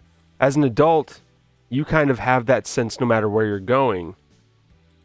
Right? No, is that what it is, maybe? I'll say this, because we grew up in the U.S., because I've taken years to process this. And so when you grow up in the U.S., there's certain things that like we don't feel in danger in our country, right? Mm-mm. It's not like, I'm like, oh, going back to Skagit, I hope I live, that's fine. But then think of this. In general, we would never go to major cities at night. We would, even in Skagit, even in like Mount Vernon, it's not like the alleyway where we took pictures as a family. Right. I wouldn't go there after dark. Hell no. Exactly. Right. And it's just straight up like obvious. Right.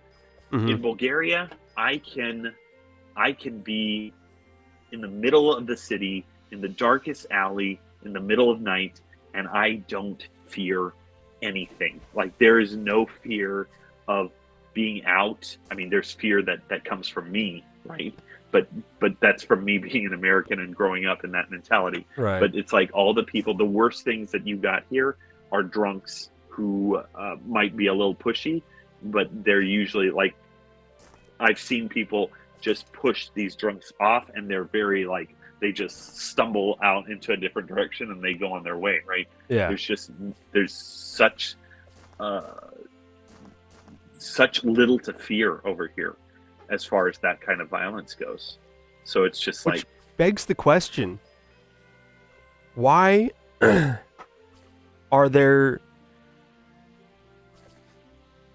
Okay, I'm gonna try and say this politically because I don't have stats to back anything up. right, Why is okay. there so much violence that comes from immigrants, illegal immigrants? Uh-huh. Yeah. Yeah, especially with no stats to back it up. But I mean, yeah, it's true. But those illegal immigrants, where are they coming from? That's another good question. Like if Because they're coming from a European country through Mexico to get here, are they yeah, causing violence, or is it gang members from Guatemala or even more south? well, and that's what I want. I would want to study more, because according to my theory right now, it's that North and South Americans are violent people. Even when you look at, because Right. I always thought Canada was a safe place, but even when you look at the stats up in Canada, Oof. even their violence is like bizarrely high, and it's Right. just incredible. Like there's not really a safe country in North or South America where you can say that violence is lower than a European country. Right. And so why is that? People also, I mean, people here have made the comment that they are jealous of the blood that I have, because Americans, North and South Americans, again, not U.S. Americans, but North and South Americans are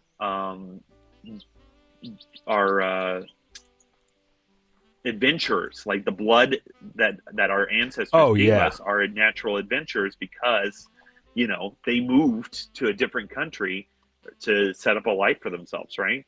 So does adventuring come with the willingness to shoot a gun quickly versus the Europeans that decided to stay home in their lineage? So Or does the fact that we adventured, like we came to a new country, we thought it was a country, but okay, so we came to a country, we met some people. I'm not totally clear on my history, but there was a war that happened, and then two or three. to top that off, slavery was a thing. So like, there's a third, maybe a little less of our country that has ancestors that were used as tools. Yeah. So I like, is that part of it too? Maybe, but I mean, with the slavery and the racism, that's always happened, like in Europe too. So you couldn't say that was Yeah, that's true. a reason, right? But you could definitely say that, our ancestors showed up and we knew we had to fight to survive. I mean, it's not talked about so much, but like the number of people who died on the Oregon Trail, the number of people who died, Right. on the Pinta, Nina, and Santa Maria, and all those, Yeah. there is a lot of, you got to fight to survive kind of thing. And because we're a superpower, then, that often gets ignored, because, we're on top of the world. So, Yeah. we None of us died to get here. We're all awesome. Yeah. And I mean, our generation sucks, balls. Sure, that I agree with that. We aren't the best, but We're so smart I know, and we're independent. Did I send the video of the comedian with the comedian with the age thing? He was talking about maybe you've sent a lot of videos. So- They're all great. the one I sent just recently was the what's going on? Why can't I? Okay, there we go. I don't know if I sent it, but he was talking about how when we were kids, parents were all medicated and pissed off all the time. They were worried about politics and stuff like that. And now, it's the opposite. Adults are playing video games and relaxing, and the kids are worried about politics and medicated. And yeah, I was like, wow. And you know what the underlying factor of all that is? is that we, the millennials, were the ones that were chill as kids and now chill as adults. So we are fucking up the generations before and after us. And we're just like, can we play video games? Like, Seriously. What can't I just watch Winnie the Pooh and take a nap? What the hell? geez, it is my nap time, Ah. boss. I don't know why you don't get me. I don't know if you know this, shoot. sir, but I am entitled to. I hate how many Oh, times I've man. thought that at work. Oh man, and I am constantly asking myself because I'm like, shoot, there's so many comedians and people who slam on us, and I feel like as a generation we're starting to get better, but I've always asked myself, like, you know, if I'm falling into that mentality, because I hate that idea that I'm entitled and I need Yeah. nap time and, you know, stuff like that. So Yeah. Nah. Yeah. I have arguments for why you hired me to work 8 to 4:30. I'm sorry. I got my own life to live, bro. yeah. But at the same Okay, time, no, like, but I get that. Like that part I agree with. I don't know. Like when they uncovered, you know, when Twitter got bought out, right? And oh you know, yeah, they showed all these different perks that these people were getting and the money that was not being brought in. It's like, oh shit. And then did you see the letter that the employees had sent out to Elon? no.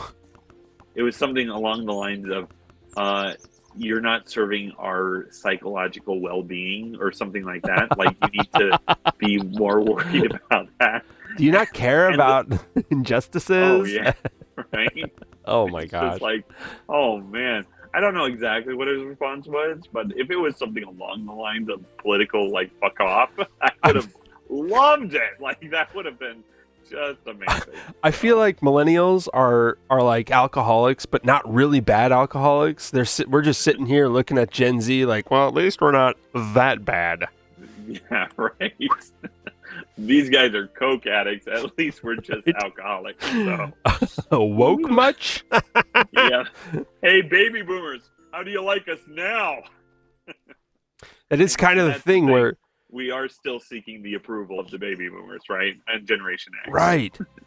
There's a joke this guy has, Kyle Kinane, where he's on stage and he's talking about ketchup on hot dogs and pineapple on pizza and how those are Okay. quote controversial topics because some people think ketchup doesn't belong on hot dogs and some people think you can't have a hot dog without ketchup, and Okay. arguments ensue. Yeah. And but he's like, I'm telling this joke on the same stage where this rapper almost got blown in front of 1,000 people.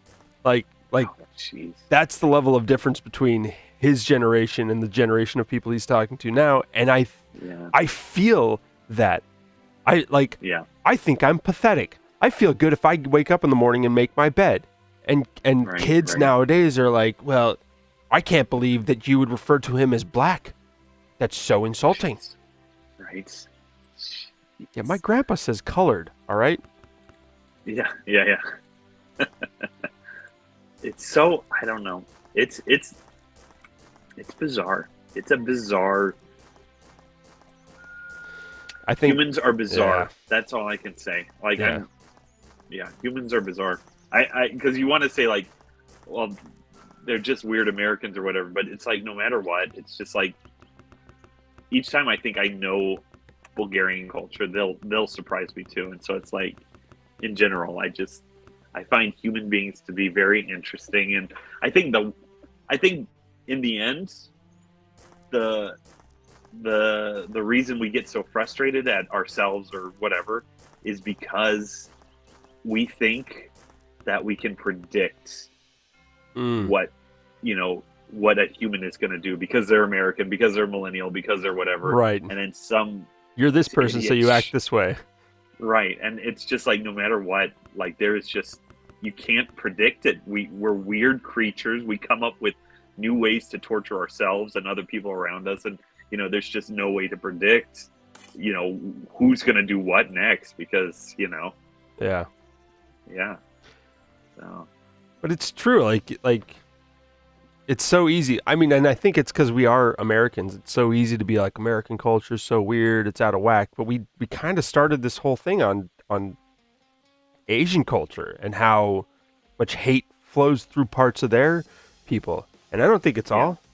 There's people in China right now that are fighting for Christianity, knowing full well that they will get either killed or excommunicated for it. Persecuted, banished or whatever, And and so it's I think ultimately, no matter what society you're part of, having these conversations is great. It's fun. It's interesting, but never, ever, ever let it take away the humanity or the friendship or the conversation. Even if you don't want to be friends, have that conversation. Finish it out. Find some common ground.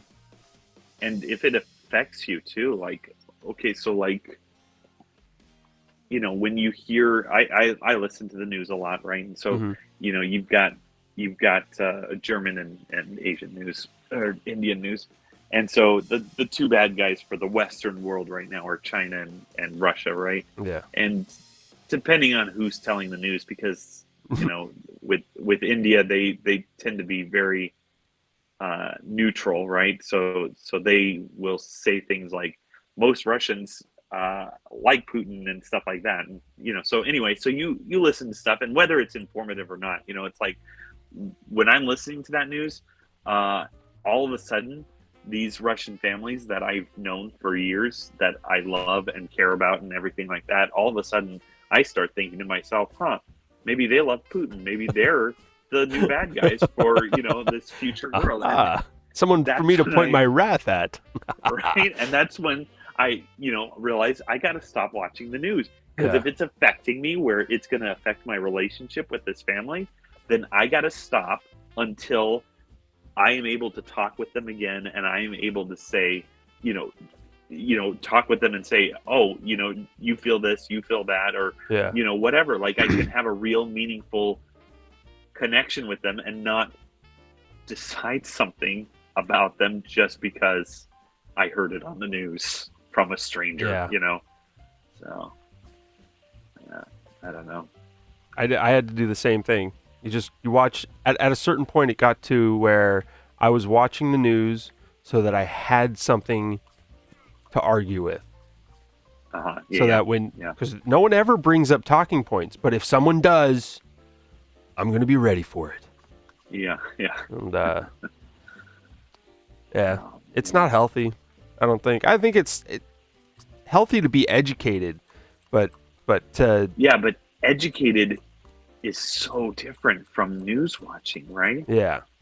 Because I mean, even now, news watching, and I say that too carefully because I used to think it was American news, but even with the Indian and the German news, the only reason I like the Indian news better is because, you know, the government of India is playing this tightrope game between the East and the West, and it's like they've got to be friends with China and Russia and the U.S., and if they don't, they're going to royally screw up their country. So it's like they can't talk smack about one of these guys as a bad guy. And it's like, I like that. I like how they have to be super balanced. But even then, you know, I'm sure that there are political parties within India that I have no idea, you know, about that, you know, they're saying stuff just to make someone happy. So it's not education to listen to the news. It's informing me of, you know, events from someone else's eyes.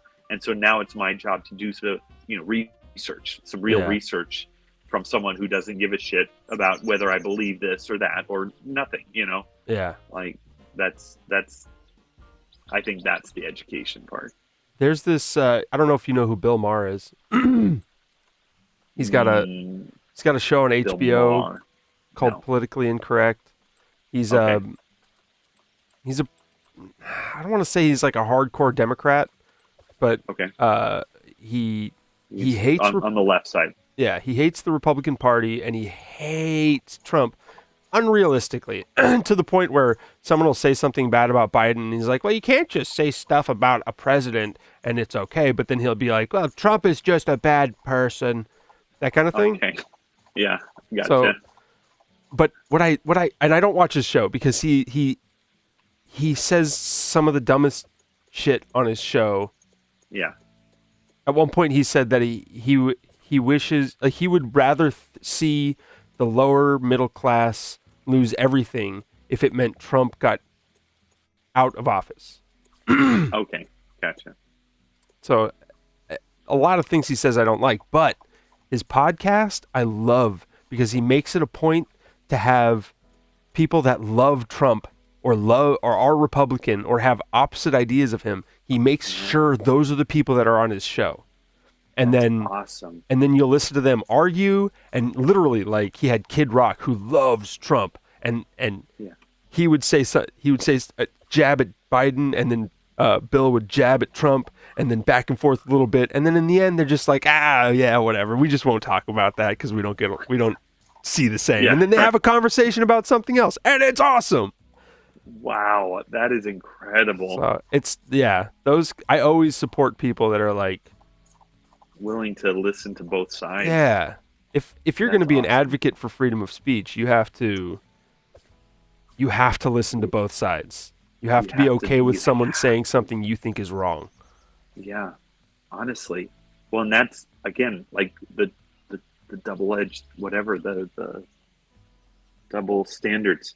Yeah. Now hitting the Republicans, they're all about the whole free speech thing, but then they don't want to listen to anything, as far as the Democrat side. And it's like, oh, come on, guys. Like and it's so frustrating with both of them, right? Because when when one of them says something, when a Democrat says something I agree with, or a Republican, then I'm like, okay, I'm willing to get on your side. This was Marco Rubio when Trump was running in 2016. I liked Marco Rubio, and he would say something, and I was like, oh yeah, I can get on board with this guy. Yeah. And then he would say something else that's just like counter, like against what he just said, and it's like, okay, you know what, you just I can't get behind you. I cannot get behind you because you say one thing and then you do another thing, and it's just Yeah. like there's too many people in the politics that do that anyway, and it's like, yeah, anyway. I started listening to Republicans because every Democratic journalist that existed was calling Trump a racist, and I not just because of that. I've always hated people using that word because they use it wrong. Yeah. He's not a racist because he's mean to people. He's racist if he hates people because of their skin color. That's Right, what it is. right. And so Yeah. I started listening to all these Republicans that are like, he's not racist, and then they'd explain it, and I'd be like, yes, thank you. And then Biden got elected, and now every Democrat's a racist, apparently. Right. What? Well, and that's just it. It's like, what? Yeah, exactly. What? Like, okay, stand by your values, okay? Yeah. Whatever they are. Okay, but stop Be consistent. double standarding stuff. Oh my gosh, seriously. Okay, okay. Now this is me going to work, right? And Yeah. this is where when I came to AEA, this is where I realized that I can handle a wide variety of assholes in the world, Mhm. right?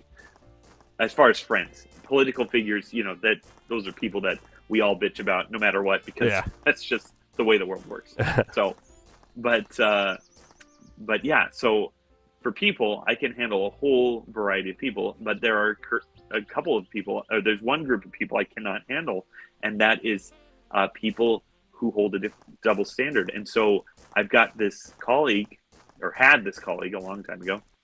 She's from England, or half Scottish, half English, and she'd always go on about how Bulgarians were so racist against us expats, like the British and Americans and stuff like that, but then, also these the Roma people, and they need to be taught a lesson and stuff like that. And when I first talked with her, I'd be like, yeah, I completely agree. And then she'd start going after my Bulgarian students, and the Bulgarian students even noticed it. They would notice that when the American kids or the international kids ran past her room, she would completely ignore them. But when the Bulgarian kids ran past the room, she would go after them. And Oh, it's like, jeez. okay, you talk about fairness and equality and all this stuff, and then you pull the same shit. And I mean, the moment I saw that, I was done. Like, my relationship, as far as like willing to connect with her and stuff like that, it was like, no, I do not want to be around you. I don't want to be a part of your life. Well, it's I like, don't want anything to do with you. what are you going to find out about me and then start treating me the same way? Oh yeah, or that you are treating me the same way behind my back. Like, Right. because we're friends, then you're gonna say something because you don't like the way I do this or that or Yeah. whatever. And it's like, no, Yeah, it's all, I mean, it's with that kind of stuff. I know that I've flip-flopped. I think it's important to flip-flop. You learn something, you change your opinion, you don't, it's Yeah. being stubborn no, doesn't and help. this isn't. Nope, and that's not what we're talking about, right? No, but it's not about flip flopping. it's the consistency in how you treat people. And Yeah, and why, exactly. like, that is the definition of racist. She doesn't like someone because there's a label on them that they didn't have a choice. Yeah, You know, your Yep. ears are a little bit bigger, or you're born in with this family. Like that is, I don't even care if it's white, what the skin color is. That is yeah, xenophobic. Is that the proper yeah. term? Xenophobic. Yep, that's the proper term. It's like, don't tell me you care about people and then shit on people right after that. Don't tell Yeah, me you want exactly. equality and then say that you hate all MAGA people.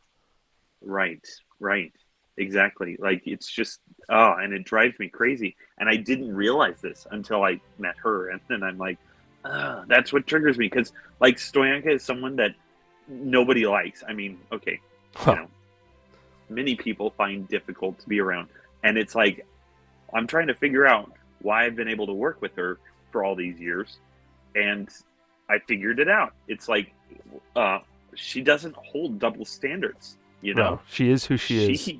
She is who she is, and she's not afraid to call the shit on people. Yeah. I can't spend more than one day with her at a time because she, you know, She she's calls got her out opinion all and- of your shit, even the All of- nitpicky stuff. like, oh my gosh, leave me alone. Anyway, But she's that fine. breath of fresh air where if you go and work at Red Robin, you're going to have a dozen waitresses coming up to you that day saying, "You're so cool. You should hang out sometime. I really like you. You're good at work." Stoyanka, you could do better. See, Refreshing. fine. You take Stoyanka. I'll take the Red Ramen chicks, okay? Oh. Because I need that breath, okay? I need you just to say that I'm cool, all right? It's fine. No, I want people to say I've I'm been- cool because I'm cool. Yeah, I don't want them to yeah. say I'm cool because, they want me to like them just in case I happen to be awesome and they can get something from me, or because they're so used to just treating everyone that way. I want real, and Stoyanka is real. Yeah, that's fair. That's fair. I need to basically what I really need, because recently I haven't been doing board games or anything like that. So I spend time with Noah, a little time with Cool Ellie, and then Stoyanka. Yeah. And so I need to go back to my group games, because when you're around that as a majority of your friendship time, Mm-hmm. then it can be a little exhausting for Yeah. me. No, but I've totally, also totally. been around here for 6 years too. So anyway, I know what you're saying, though. Yeah. Okay. Cool. Anyway. Yeah. Oh, Yeah. Dear. Yeah. Uh, It's this weird line between you want to be nice, but you don't want to be phony. You want to be yeah. real. Well, and you don't no wanna be matter mean. what. Yeah. Yeah. No, and I do agree. Like, as far as if I had to choose between people like to spend life with, if I had to spend life with the phonies versus people like Stoyanka, then I obviously, like, Yeah. that is a just in general healthier way to live. So Yeah. I think, like, if something happened and I was forced to move out into the jungle and just survive, you're foraging for everything, you're starting your fires and cooking over that. Yeah. I would much rather have someone with the honesty to say, you're making a shitty fire, because then the fire's going to stay awesome. Right. Yeah. I don't know. Well, it's true, and I mean, it's why when the end of the world comes, most millennial Americans aren't going to make it because their parents kept saying, "No, you can start a fire. Hmm. We paid your Boy Scouts person so that you could get the badge for that." No, I don't know. I think that as far as jokes go, there's a lot of jokes that go on with Americans, millennial Americans, stuff like that, and you know, I think that one of the things that makes us somebody. Oh, not somebody. What was the TV show? Dang it. The Rundown? Is that what it was? A Nope. TV show? Dang it. Was it a movie or a TV show? There's a TV show with what's his name? Daniel. No, it's not Daniel. Shit. Now I need to pull it up. It's one of my favorite TV shows. Angel? No. But yeah, that is also one of my favorites. Not gonna lie. Buffy the Vampire Slayer. That was it. Great political. You said Daniel, No, you meant Sarah Michelle Gellar. damn. And isn't she beautiful? So the close. Newsroom. And it's not Daniel. It's Jeff Daniels. Jeez. That was great. I loved that show. Oh, yeah. Well, and the thing I loved about it that like when people say the end of the world comes and Americans are going to just crumble away because they don't know how to live. In that TV show, I don't remember who said it, but someone said 5%. Like there's 5% of Americans who every single time that something comes up, there's 5% who are willing to fight and say, no, we're gonna make the world a better place. And this is like something that no other country has is the 5% who are willing to keep fighting when everyone else has given up. And so this is what makes our country so awesome. And so that's where it's just like, and I don't know. I mean, we haven't had a true travesty happen in our country in so long. So, I mean, maybe it's coming up, and we'll find out. But I like to think that there are, because when you do look at cultures, or at least Bulgarian culture compared to there, I feel like there's a lot more hope in American culture versus Bulgarian. So, wonder what that is. Well, I don't know. I imagine it has to do with that whole adventure thing. Because again, why would you leave your home if you didn't have hope?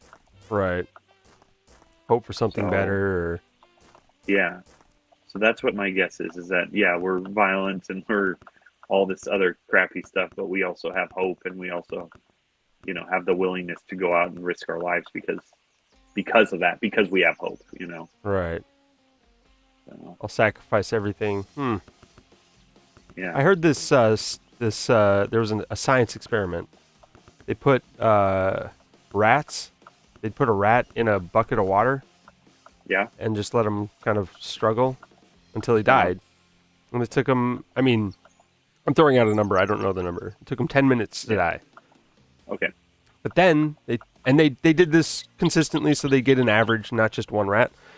Right. Then they had the other group where they would put a rat in the bucket, and then just before it started drowning, they'd pick it up, pull it out, and then wait 30 seconds, put it back in. Those rats lasted 3 times, 4 times longer. Struggling. Significantly longer. Yeah. And it was the whole thing was based on hope. Right. You have hope. Right. You believe you're going to make it, and so you're fighting harder to get it. To try and get it. Yeah. And I wonder if that's because we are, I mean, as shitty as things are, we're still kind of the place where you go for opportunity. There's hope here still. Yeah. So I wonder if that's what it is. Yeah. I do too, because, I mean, honestly, it makes sense, right? I mean, why would you come to a country that you were terrified of? Yeah. knowing what you knew, or at least the mentality that they have when they talk about America, but you still are willing to come here, and people want to come here. You don't hear people going, well, the recent school shootings have made me second guess. Like, they're willing to pick up and move if given the opportunity. So, Yeah. and so that's pretty awesome. I mean, it's something we like. You don't think about it, but like, how many Americans would pick up their life and move to Brazil? Oof. Like, Even if you heard even if you're like, there's a massive gold rush happening down in Brazil, like, let them have it. You'd have a corporation down there, but you wouldn't have families moving down there. Yeah. Especially if you had to walk. Oh, you get to walk. There's a all massive this stuff, right? Like, there's just very, very little, like, individuals, right? I'd go down, or Daddy Sure. would go down. I on got nothing to behalf of his lose. I'm going family, to do this. right? Yeah, but it's like uprooting your whole family, and sometimes even your your parents too, right? I left the some people house. Yeah, I left the house my grandfather built with my pregnant wife. What? Right? Jeez. What kind of car did you drive? Car. We had one horse and one carriage. One horse and one carriage, and we lost the horse halfway through. Right. So 3 I was bullets. pulling the carriage mostly. Jeez. Oh my gosh! Like, that is incredible. Shoot. Honestly, like, those people in that time were built so different. I look at Daddy, the difference between Daddy and me. Yeah, And it's not big, but it's there. And then Yeah. you just stack on generations of people that didn't have it as easy. Yeah. Oof. Yeah. No kidding. Do you even Right. do you think anyone back then had the thought, I just need a day off? No, I don't. And I mean, but you see that with so many people who are, I'm going to say that, like, because over here, I feel like Bulgaria is behind America, like, by 20 years. So, Yeah. like, there's certain things that you see that you're like, oh, that was something we did in the 80s. So cool. And then, hopefully it doesn't change, or it does change. I don't know, like the smoking thing right in front of the entrances of places, right? I wish Right. that would go away, but that might not for a while. So then, whatever millennials are, like, that might not be the current generation of Bulgarians, or that might be the little kids now, or I don't know, right? Right. But you see these guys who are hard ass workers, and I am currently working something like 9 hours a day, 6 days a week, right? Right. So, for me, I feel like I'm a hard worker, right? Like, I feel like It's pretty hard work. even under father's standards, I am considered a hard worker, right? Yeah. And then you meet some of these guys who work 7 days a week, and usually it's about 10 to 12 hours, and they don't call me a pansy, but they look at me like one. And it's like, oh man, like, and these are guys that are not fighting for a better paycheck or they are fighting so that their family can eat. And it's like, Oof. that is incredible. Like, they aren't sitting there going, I deserve a day off a week, or, Right. whatever. I Right? totally resent my wife and child. Oh. Right. No, they are sitting there going, my wife and child need to eat food. I kind of need to eat food too. So you know what? I'm going to keep working my ass off, And Yeah. it's like, I feel like those kinds of people, you'd ask them, like, why do you do this? And they're like, what? Because I have to. What? yeah, Why are you asking me exactly. this? This doesn't make sense. Right. Oh man, and it makes me feel bad when I complain, Right. right? Because it's like, crap. I think I live a sucky life, or I'm in a bad season. My favorite part, I'm not meaning to make fun of this, right? But a lot of Christians will use this phrasing, I'm in a bad season right now, and it just sounds so right. 'Cause It's just a dark just season of my life. Yeah. And this guy's like, well, I've worked 35 years or lived 35 years, and every Right. single one of the years has been fighting for my life, like literally. And we're like, I'm in a bad season right now, like I just feel like, oh man, sometimes And look at we sorry, go ahead. no, sometimes we miss the boat, right? We Yeah. miss the boat. And I know that the Christians saying we're in a bad season, they have a good heart. But it's just like, if you said that while you were in the presence of this, this kind of person who's literally fighting for his life, I Yes. can imagine that guy would want to punch you in the face, right? Yes, well, my entire life has been a bad season. Bad season. You prick. So when you prick, when does the good season come? Was it the day that I got 2 bananas instead of oatmeal? Because I want that day back. Man, no, I think about there's a movie I watched, The Beast, and it's a lion whose pride was murdered in front of him, and then the lion went on a tear murdering people. It was supposed to be a psychological thing, like, right? Okay, gotcha. But I was like, oh, it's the Punisher of lions. Okay. But even that, like, how confused would someone? Because there are people out there who, they were in Afghanistan and they were trying to sneak into Italy or out of Afghanistan at least, and they lost their wife and their child, and they got out and they met someone else, and now they have a new family. That guy is not going, I have to go back and avenge my... No, he's like, that shit happened. It sucked. And now I'm here. Yeah. And things aren't bad. Right. It's insane. I can't imagine that stuff, though. No. Because, I mean, honestly, again, it's a story that sounds fun in a film. I mean, because we're so... Even those of us living, abroad, my life... Right. I was just figuring out my salary from last month, right? Mhm. And Danny, who's my business partner, he's looking at it, right? And so I'm looking at the number, and it's like a little over $800, something like that. Okay. And I'm like, okay, well, it's fine. It's not livable, but it's fine. And he's like, are you kidding? And he starts to get upset because of my upset at the value, because this is the lowest I've ever been paid in Bulgaria, right?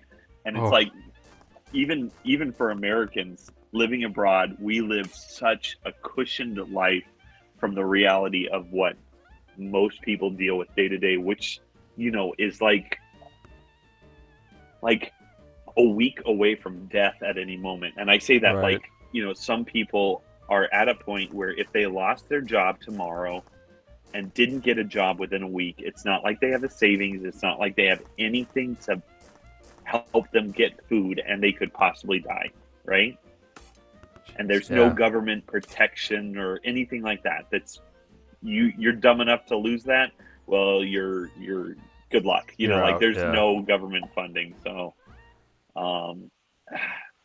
it's just, I think we miss that in a huge way. And I mean, I try to relate, obviously, like I'm around those kids and stuff like that. But in the end, it does little, I think, to keep me from complaining, right? Well, yeah, but that's the thing, though, is I believe in God. I believe God has a plan, but I also believe in a natural evolution of things. And when God says he's going to come back and bring us all back to home with him, that doesn't mean that the end of the world isn't something that could happen. The end of our species isn't something that could happen. It just means that after that, at some point, he's going to bring us all back. My question is on an evolutionary standpoint, is this healthy? The way we live? The way we allow ourselves to evolve, we're protecting ourselves from everything. Oh, yeah. Is it healthy?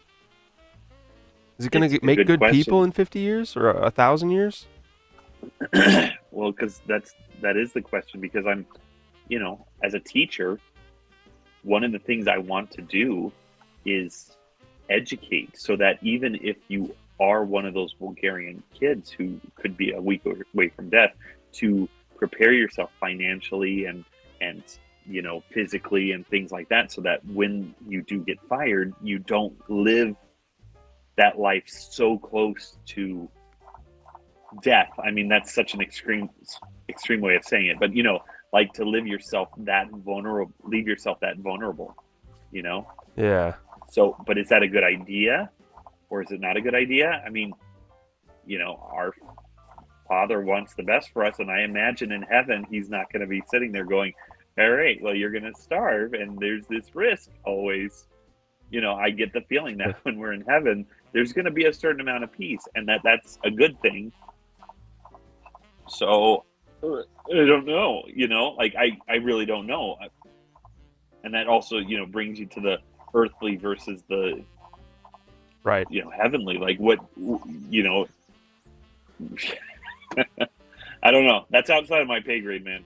And that too, like earthly versus heavenly. I don't really care if we're making bad people ultimately, because in the end I'm going to heaven and we're going to live that life, that perfect life that he's set out for us. But also he has given us some instructions, and part of those instructions is to go out and spread his word. And I think that literally means go out and spread his moral character. Yeah. But at the same time, if he's going to come back and fix everything at some point, where's the pressure for me to make my coworkers as awesome as I am? Well, I think because, and this is just my own, view, which pressures me to speak more about him, which is still really hard. But I think he calls on us to be, let's say, examples. Mm-hmm. Because I feel like in the end, I mean, I know we've talked about this before, where like at the end of everyone's life, there's like a couple seconds or something like that where he, make sure, especially to those non-Christians, that there's this last chance, there's this opportunity. Oh, right. Like, hey, Muslim dude, you got everything right. Allah is God. That's great. But you missed the fact that Jesus is actually your savior, not just a prophet. So Right. if you want to make him your savior, and then you get to make it to heaven, kind of thing. So I kind of think that does happen. But I think that we're the physical embodiment of those morals of who God is. And when we don't do that, when we don't show that, we are robbing them of a chance of seeing what God is like. So then when God does come to them in those last few moments, it's like, look, here's this chance. They never got a chance to see it because we didn't share that message. Right. Which is, I mean, and that's a really tough thing to play, because you don't want to say, I'm the difference between somebody's salvation and doom. Right. I don't think we're that, but I also don't think we should be apathetic to it. We shouldn't be sitting there going, hey, God's got it in the bag, so I'm just going to go ahead and I can show. Yeah, right. So I don't know. I feel like that's a very delicate line to play, because you don't want to take either one of those two extremely, I don't think, or maybe Right. God doesn't want, but I don't know. I haven't gotten to that part of the Bible yet. Oh, wait, were you around when I told you that I started reading the Bible? Oh, really?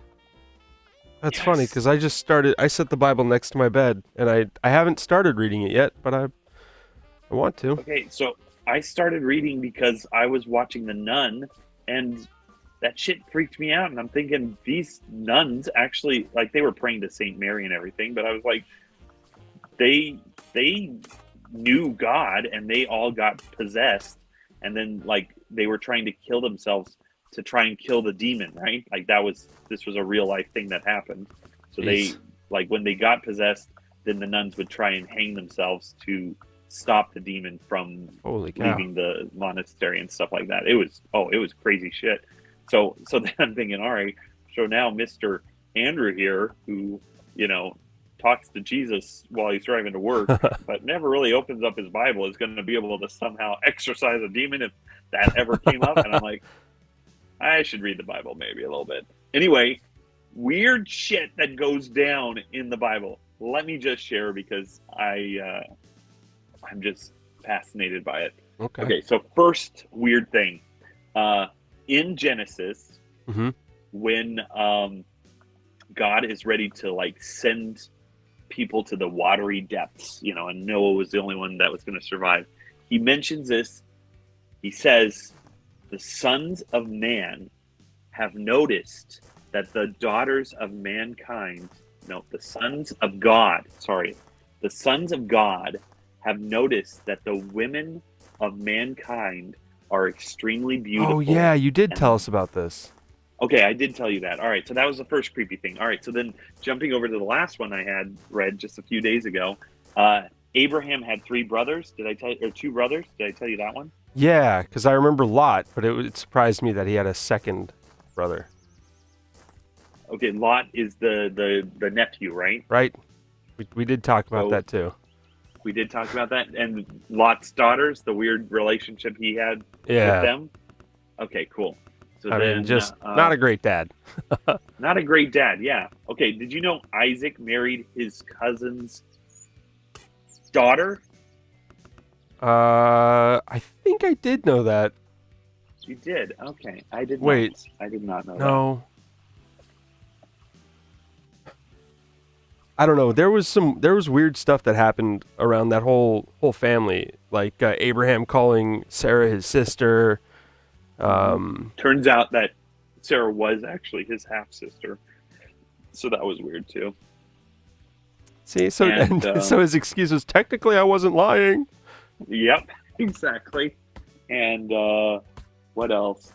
Uh, uh, Isaac had Esau and Jacob. Okay, so it was Jacob that that ended up having four different women that he slept with, right? Right. And he got Married to two of uh, them. he married to two of them, and then the other two were the slaves of the two that he married. Which Um, again, like compare it to today's standard. If you've dated someone for 7 years and then you're like, I'll marry you 7 years from now, that's borderline unacceptable. that too, but also when you're like, okay, I get the whole Solomon married 100 women or 1,000. I don't know what it is for, like 500 strategic women, but he political. had 200 Yeah, yeah, concubines. right. Okay, and strategic connections to whatever, right? Like I get those reasons, Right. but then um, he he's marrying sisters, like the older sister and then the younger sister. I can't even imagine for those sisters how weird that must have been, Right. right? Okay, and then as it turns out, Reuben, the oldest son born to Jacob, Yeah. ended up sleeping with one of the slaves later when he got older. And all it says in the Bible is Reuben slept with Hilla, the slave of his aunts not his mom's slave, but his aunt's Right. slave, right? So he ends up sleeping with her, and Israel, also known as Jacob, heard about it. That's it. Nothing else. It's not Just like, like, and and he Jacob was knew. reprimanded. Uh, Yeah, and Jacob knew. And it wasn't like, and God punished Reuben, or, and God said, well, you shouldn't do that again. It was like, and Jacob knew about it. and The end. We're going to go on to the next verse. he burned the depths of hell first. No, it's his Right? dad. Yeah, Nothing. his dad Nothing. knew. And then, and then right after that, that's when the brother's sister Dinah got raped by a local prince. And then after the prince raped her, he fell in love with her, and he wanted her for his own. So he goes to his dad and he's like, "Go to Jacob and you know buy this girl for me." And so Jacob agrees to meet with this king, and the king's like, "We want to buy your daughter. Yes, my son raped her, but we'd like to buy your daughter." And he gives this. I mean, he gives to the equivalent of today, like millions and millions of dollars Holy cow. just for this, daughter, right? And Jacob goes, "We won't take your money. Just agree that you and your men will be circumcised, and if you agree to that, then you can have our daughter and we'll live in your land, which basically means I'll share all the wealth I have with Right. you and your people. Essentially And so the saying instead of selling him his daughter, he's taking him on as sons, kind of. Yeah, yeah. And so the king's like, yeah, definitely. So he goes back to his men. He says, we're going to get circumcised. We're going to wait for this old coot to die, and when he dies, Casual. we're going to kill his sons. We're going to take his daughter, and we're going to take all his money. So they all get circumcised. The second day in, the three oldest sons go into the city and kill every single man in the city. Holy! And because they're circumcised, all the men are too painful, like they're in too much pain Huh. to be able to fight. So 3 men kill thousands in the city. Holy! And then they steal all the women, all the children, take all their possessions. Basically, this little tribe sacks the city. Literally. Just because of this. Yeah, just because their sister was raped. And it's like, wow.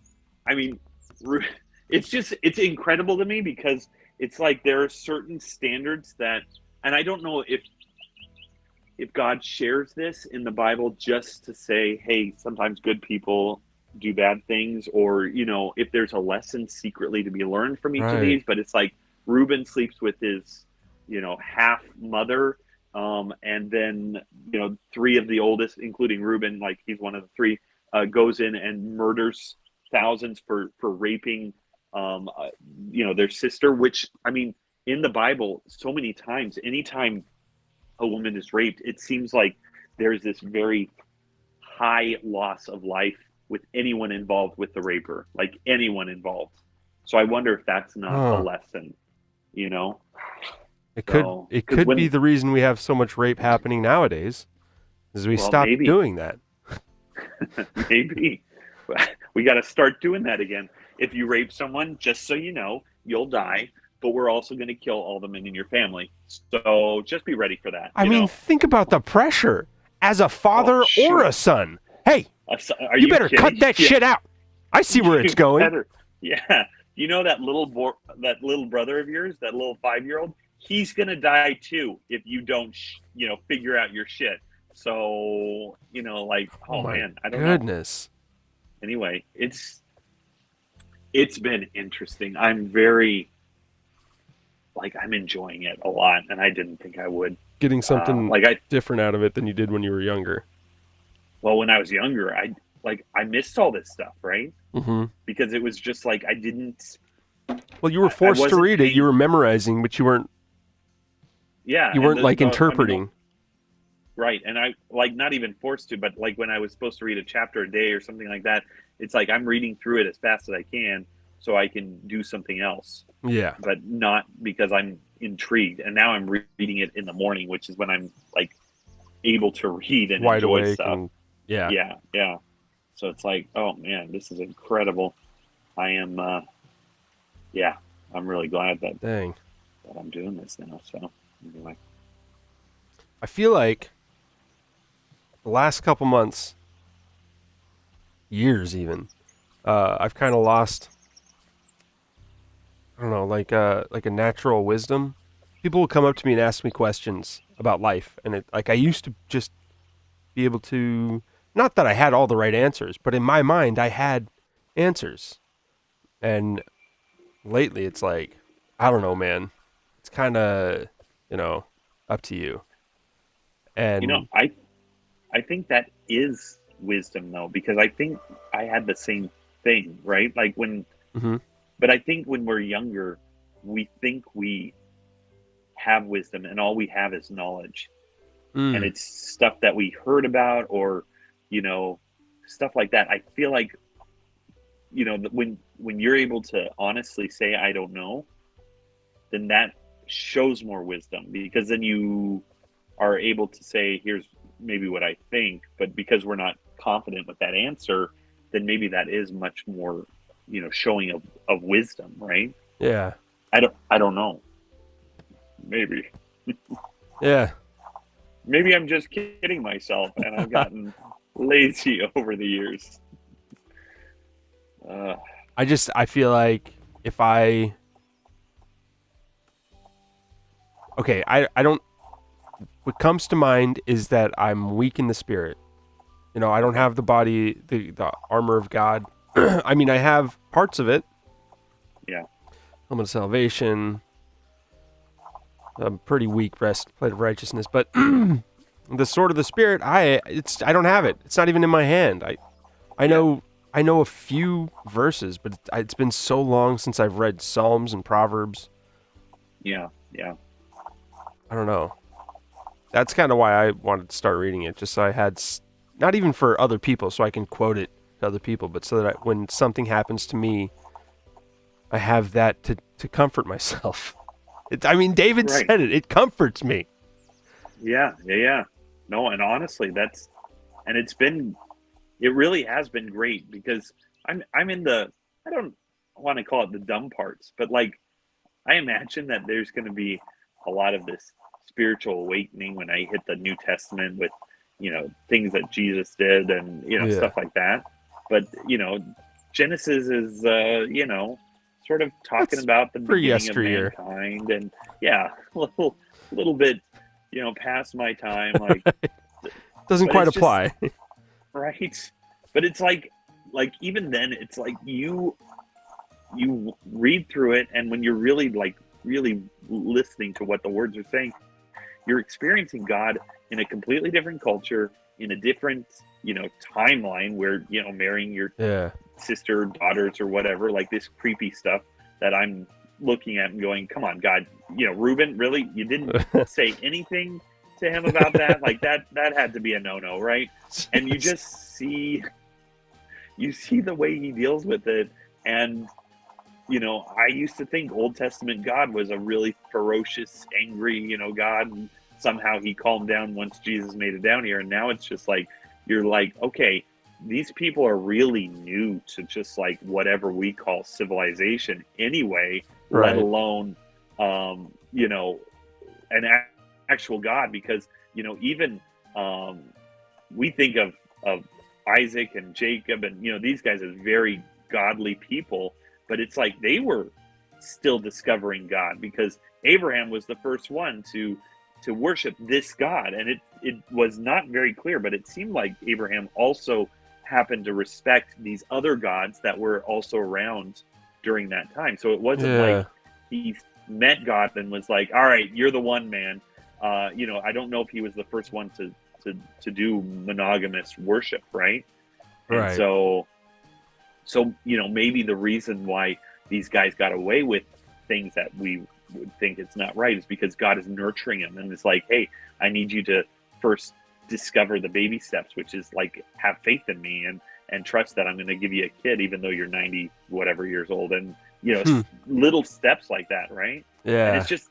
it's really amazing because you already have in your mind that God is this loving person or loving entity or whatever it is, who he is. But he's this loving person who cares for his children. But then when you see it there, it's just like confirmation. Like he's just like amazing. Like it's so Right. awesome that he's our God, because there's so many things that if I was the God, humanity probably would have died out a long time ago. Like it just, They messed up. Let's oh start man. over. Oh man, and I would have, like, the whole flood thing, I would have been like, all right, never again will I flood the earth. Didn't say I'd burn it to the ground though, Right. bitches. I would have come up with different ways to kill them because they don't deserve it. This is Like, this is oh kind of my why gosh. I'm an evolutionist though. Is God doesn't strike me as I need it now kind of guy, you know? Right. Yeah. Like in so many real life aspects that I've seen, but also in just the growth of humanity. And Yeah. I picture him kind of, snapping his finger doing the Big Bang thing. Maybe not even that, maybe something completely different. But then just like, I want to see where this goes. And he sees Well, life starting to grow on a planet, and he cultivates it, and he, tweaks it here and there so that, just gotta make it a little better. But yeah. I picture him like a guy with an ant farm, but a guy that loves each and every single ant in his ant farm. Oh yeah. Well, and I mean, not even like I picture him like a guy playing Minecraft. And mind you, the macroevolution I have a hard time with just because of the science behind it. But the microevolution, Right. I'm completely on board with. And the fact that day one, like when it said there was evening and there was morning, that he was using that metaphor because to Right. explain millennia and eons to an ancient civilization might have been a little difficult, right? And so he's like, how can I put this in words you understand? How All right, many guys, moons there was ago? a day, Like a billion? yeah, day and night. I snapped my fingers and there was light. Like that would be a perfect way for him to explain the Big Bang, right? Because you can't say, well, I took this infinite nothingness. I created an explosion of an ever-expanding universe. It's currently expanding right now if you use your telescope. Damn it, you didn't invent one yet. All right, Let me start by So- explaining gravity and fusion to you. right. He's like, you know what? Forget it. Day one, day night, light was made. All right, Right. you're good. When did we Let's get here? go again. 7th day, and there was stuff made in between. I can explain it to you if you want. You do? Oh, shit. Oh my god. Sun and I moon? mean, it totally makes sense. So I totally get the whole, like, if scientists said, was it 3 trillion years? Like the universe is 3 trillion years Something old or like something that.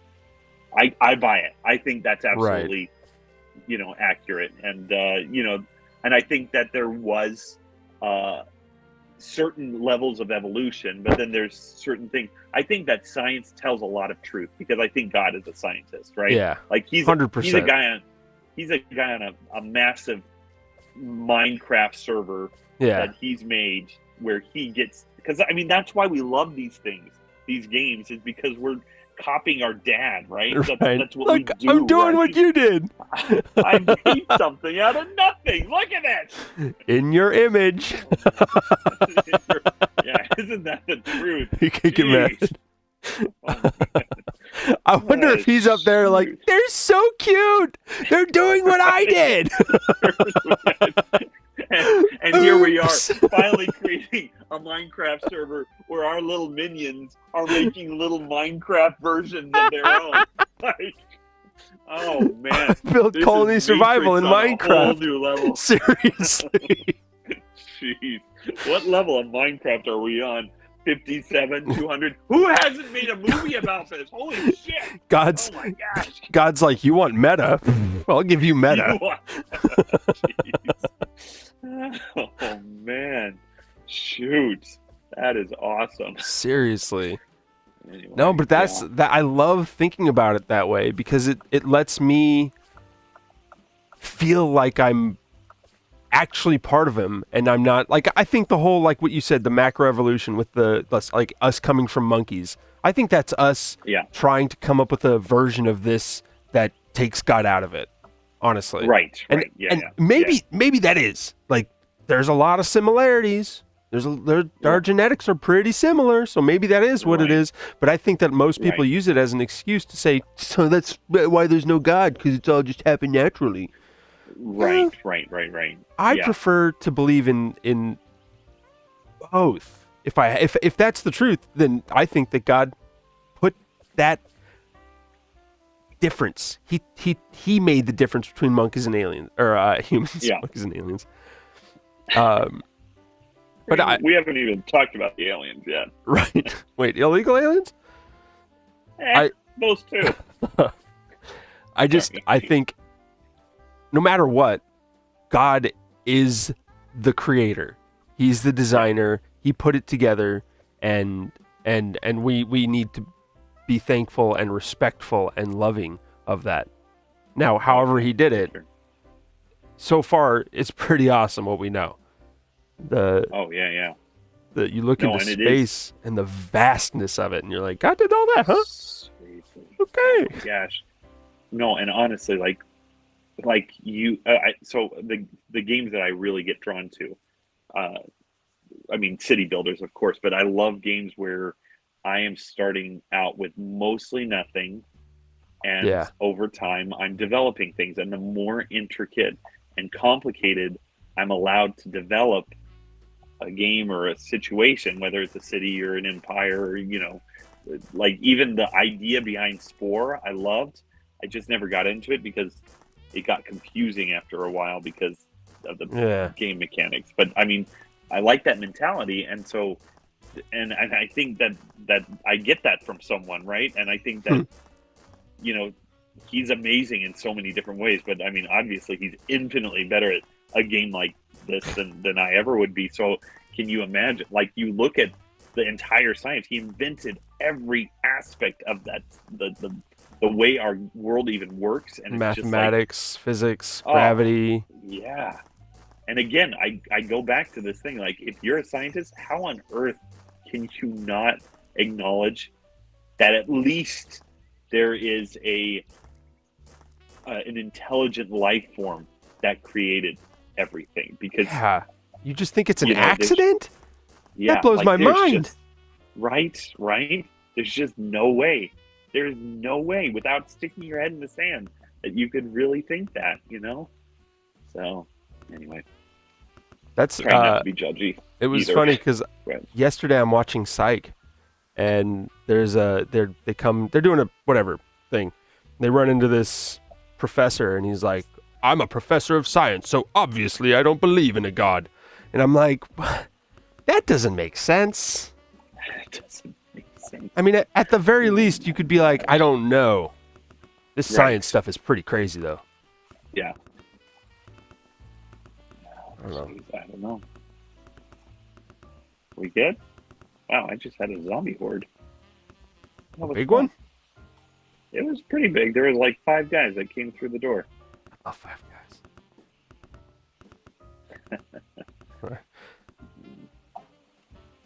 Of course, you would say that. I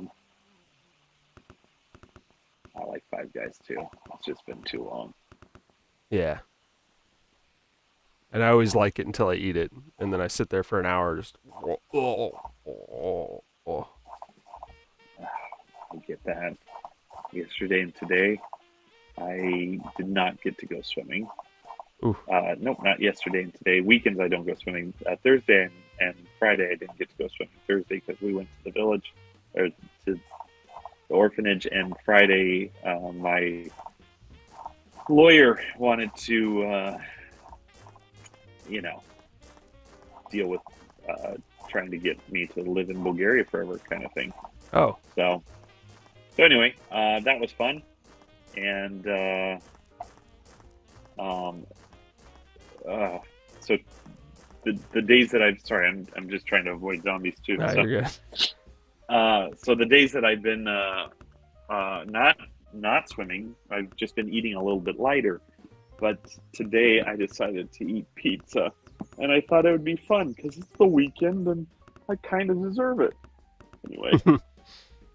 Like, even now, as we've been talking, my stomach's just sort of been growling and going, "You idiot! You shouldn't have done that." We're so not used to this. Or we are, but you got to stop swimming and going back to your sedentary Right. lifestyle, because you can't have both. You can't have your pizza and swim too. That's the new phrase. Oh man! Oh, there's a gas station right near a Western Forest that I go to all the time. They got these Genoa salami and provolone packets. Okay, yeah. So good, and like $4, so it's perfect for lunch. But they also Yeah. sell pizza and burgers and different stuff like that. And so Yeah. for a while this last year, it was like every day I'd go in, I'd get a burger or some egg rolls or pizza. Yeah. I put on like 30 pounds, and I was, I'm like, I'm fat, I eat too much. So I've been cutting back, and then I go in the other day, I'm like, I'm gonna get pepperoni pizza, and there's a guy that's about my size, except he's fatter, like he's my height. Okay, But- gotcha. Yeah. He's like kind of a sloppy fat, and he goes right for the food, Okay. the pizzas and stuff, and I'm like, oh Yeah. no, that's how I'm gonna turn out. Yeah. But then he grabs a pizza and a burger. I'm like, oh, it's not so bad. I'll just get one of those. Yeah. You look at him and you're like, "Fatty." At least I'm not that guy. Om, nom, nom, nom, nom, nom. Oh my gosh, I hate that so much. It's the poor man's judgment. Yeah, no kidding.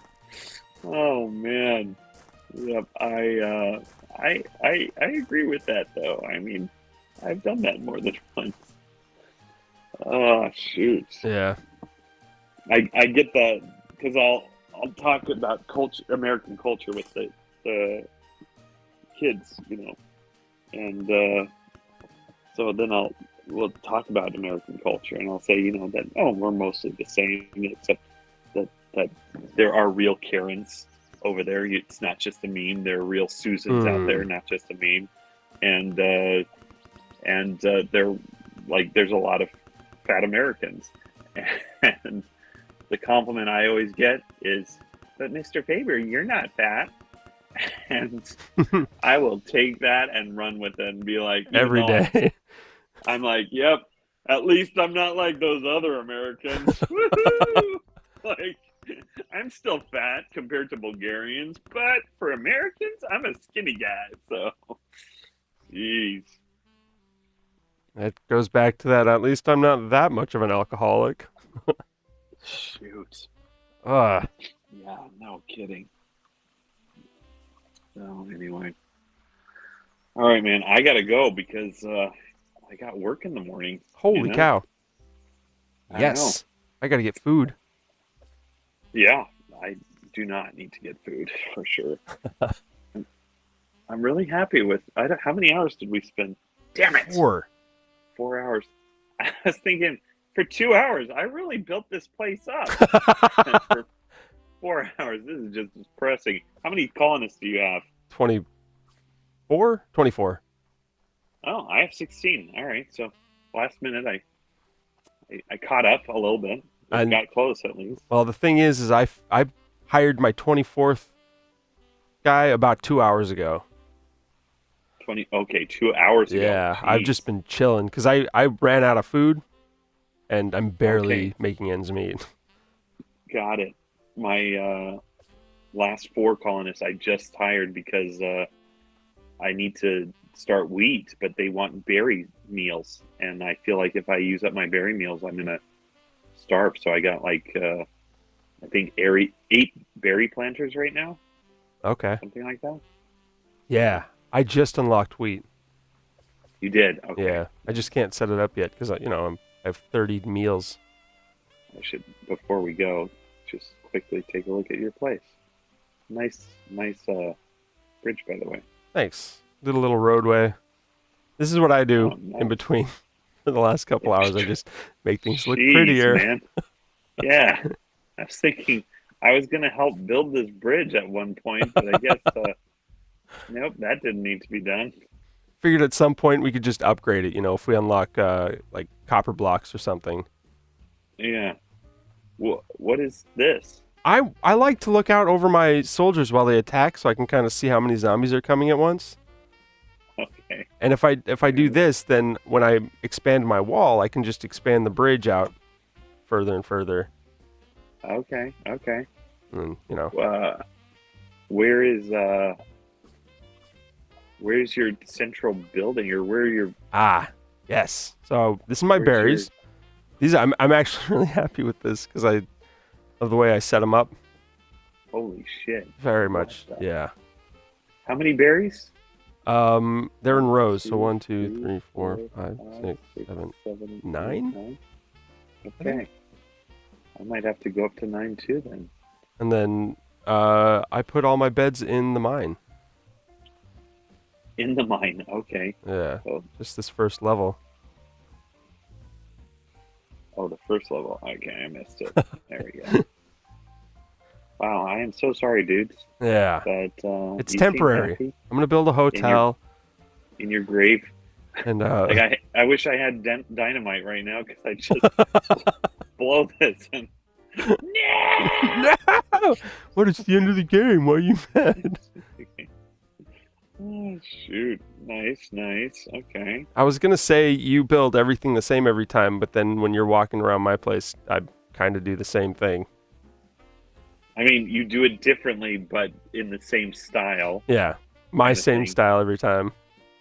Yeah. It's the same for me. Like the main building I usually build is way more massive than it is this time. Yeah. But I thought I'm just using that central building only for bedding. I'd like to do like a bunch of different buildings for like one building for science, one building for Oh. metalworks or things like that. Yeah. And so then I needed a smaller main building so that I could actually fit other housing. So Have you ever unlocked the maximum flag, the one that with the biggest boundary? well, now you don't unlock it through science, right? It's the colony points. Oh, really? Yeah. So I don't know what they have 14 levels. So yeah, definitely not. Holy cow. It is massive. Like by the time we're done with our colony borders, I bet you they'd touch. Oh yeah, for sure. I wouldn't doubt it. Like even looking at it now, it says there's 14 levels of upgrade, and the next upgrade increases it by 5 blocks. So Holy if you cow. imagine 5 blocks times 14, that's Yeah. what, 700 blocks, When I played, I think there were only like 4 or 5 upgrades. Holy cow. right? I mean that is massive, which is really great if you set up the right type of wall structure, right? Yeah. So I don't know. That's so then I'm looking at my building from far away. That's the inner sanctum.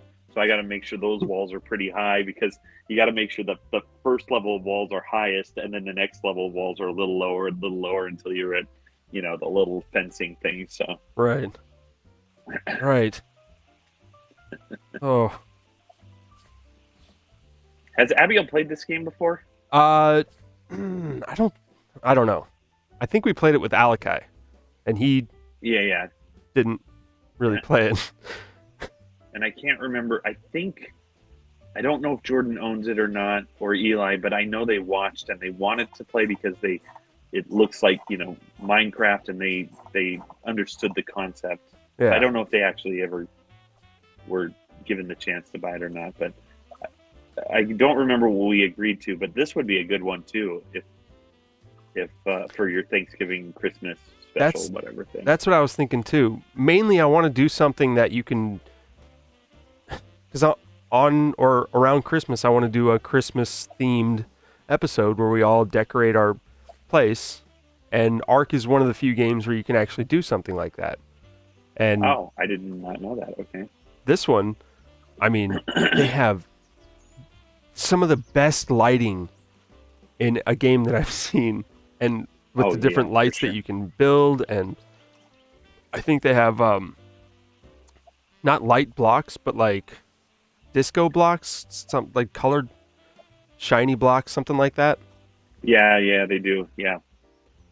I just think if we played this or the other one for a few weeks, we could really do some cool stuff. Some cool stuff. Well, Although- I'm on board. If we played with Jordan and Eli, I might restart and do no zombies during the day, because that does slow it down quite a bit. It's true. Yeah. Well, and it depends on what you really want to go for too, because if you're, I don't know. I haven't played games with them recently, so I don't know how that would work. And then also, like how much Abigail would get into it. But like if we did a little RPG kind of thing where, we're not necessarily focused on the zombies, but more of like our colonies and, like the personality of foresty land versus, this or that or whatever, right? Worcestershire. And you just sort of goofed around like that. Then you could even turn the zombies off and focus solely on, the creativity limitations of each person and what they were building, right? Yeah. Well, and that, So, I did a no zombies run. I spent maybe 10, 12 hours. I got 1,000 colonists, and honestly, in any game I've ever played, I've never had such a beautiful piece of land. right. Yeah. And I mean, it's super awesome because when I don't even think of it because I like having a little bit of like Challenge, you gotta defend yourself and stuff. Yeah.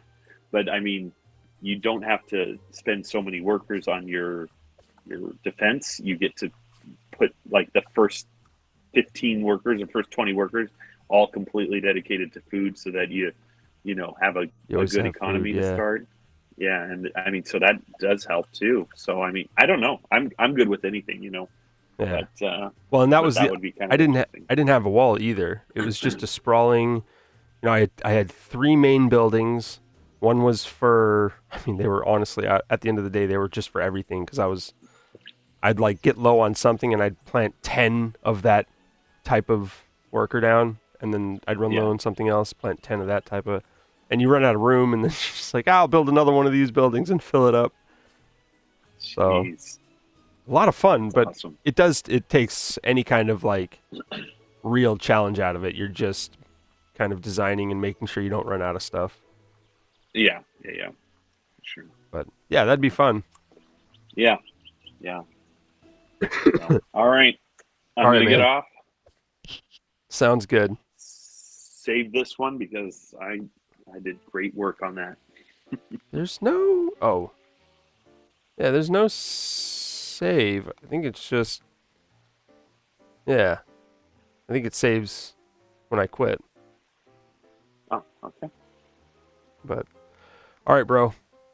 This was a lot of fun. All right, man. Yeah, it was a lot of fun. Oh, one other thing. Oh, I gotta do this now.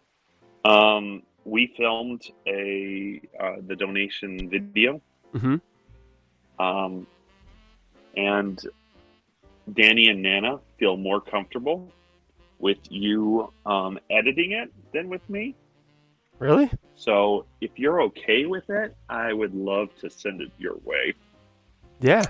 Also, yeah. Yeah, send me whatever Nan- footage you got and I'll take a stab at cool. it.